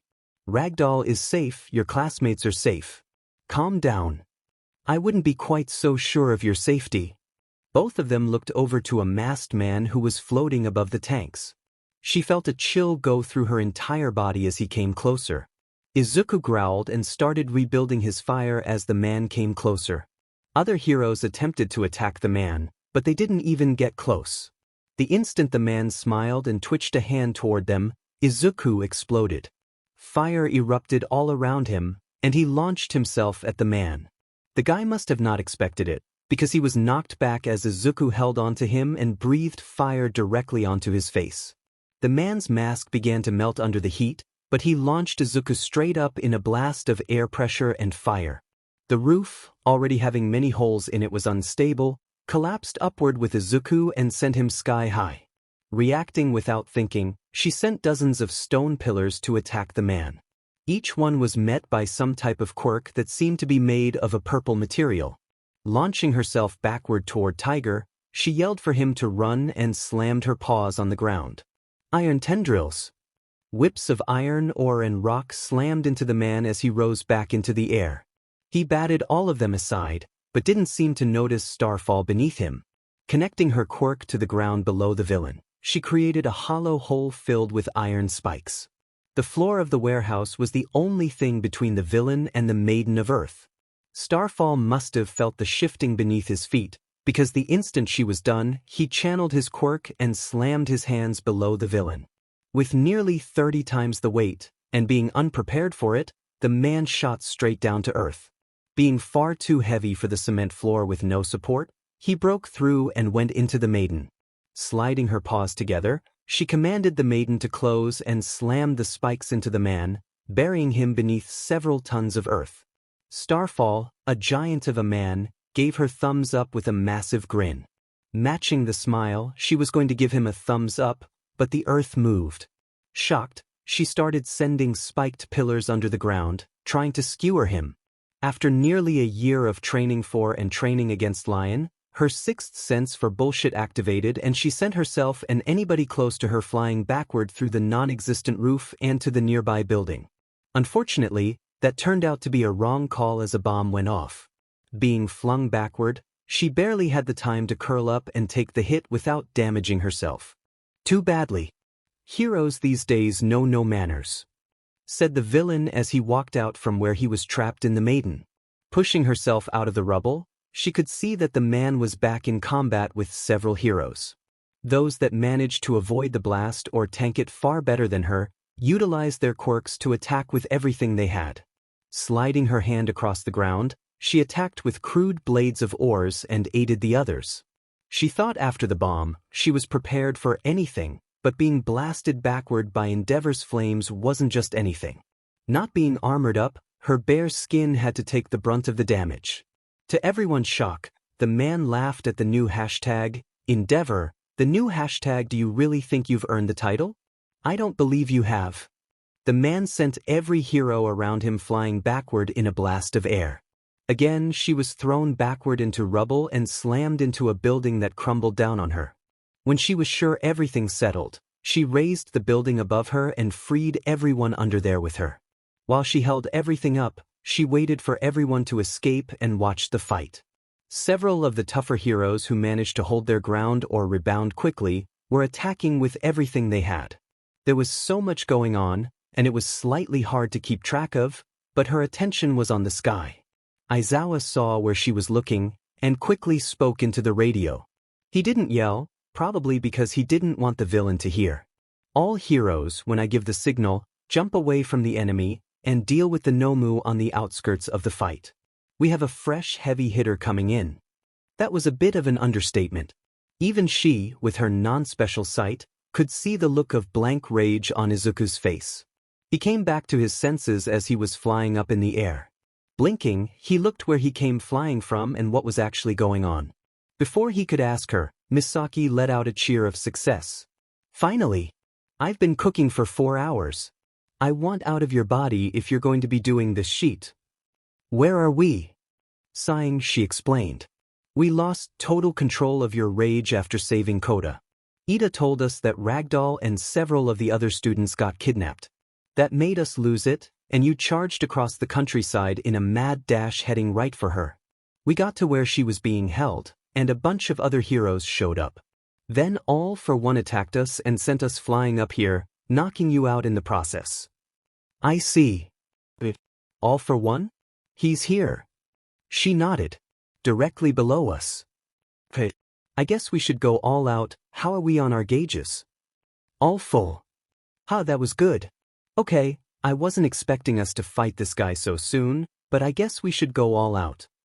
Agreed. Activating solar aura, he banished all light he let out, but kept the heat. Sorry, I'm going as hot as we can. She groaned, but waved away the concern. I was burning up the entire time. What's another 2 minutes? Collecting the heat into his hand, he pulled his hand back and pointed himself straight down. Kicking off an air step, he sent himself rocketing downward. Adding every bit of boost he could to this next hit, he aimed himself directly for One for All. His nemesis via One for All was fighting several heroes on the ground.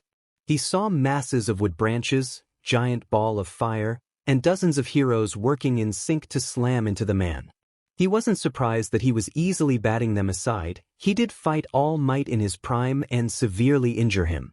As he got closer and closer to the ground, he saw the people laid out on the ground.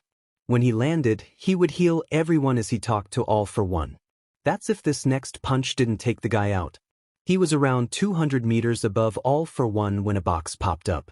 Currently under the effects of Halo of Sensations. Probably some sort of detection quirk. Don't expect to be able to hide anything. Yep.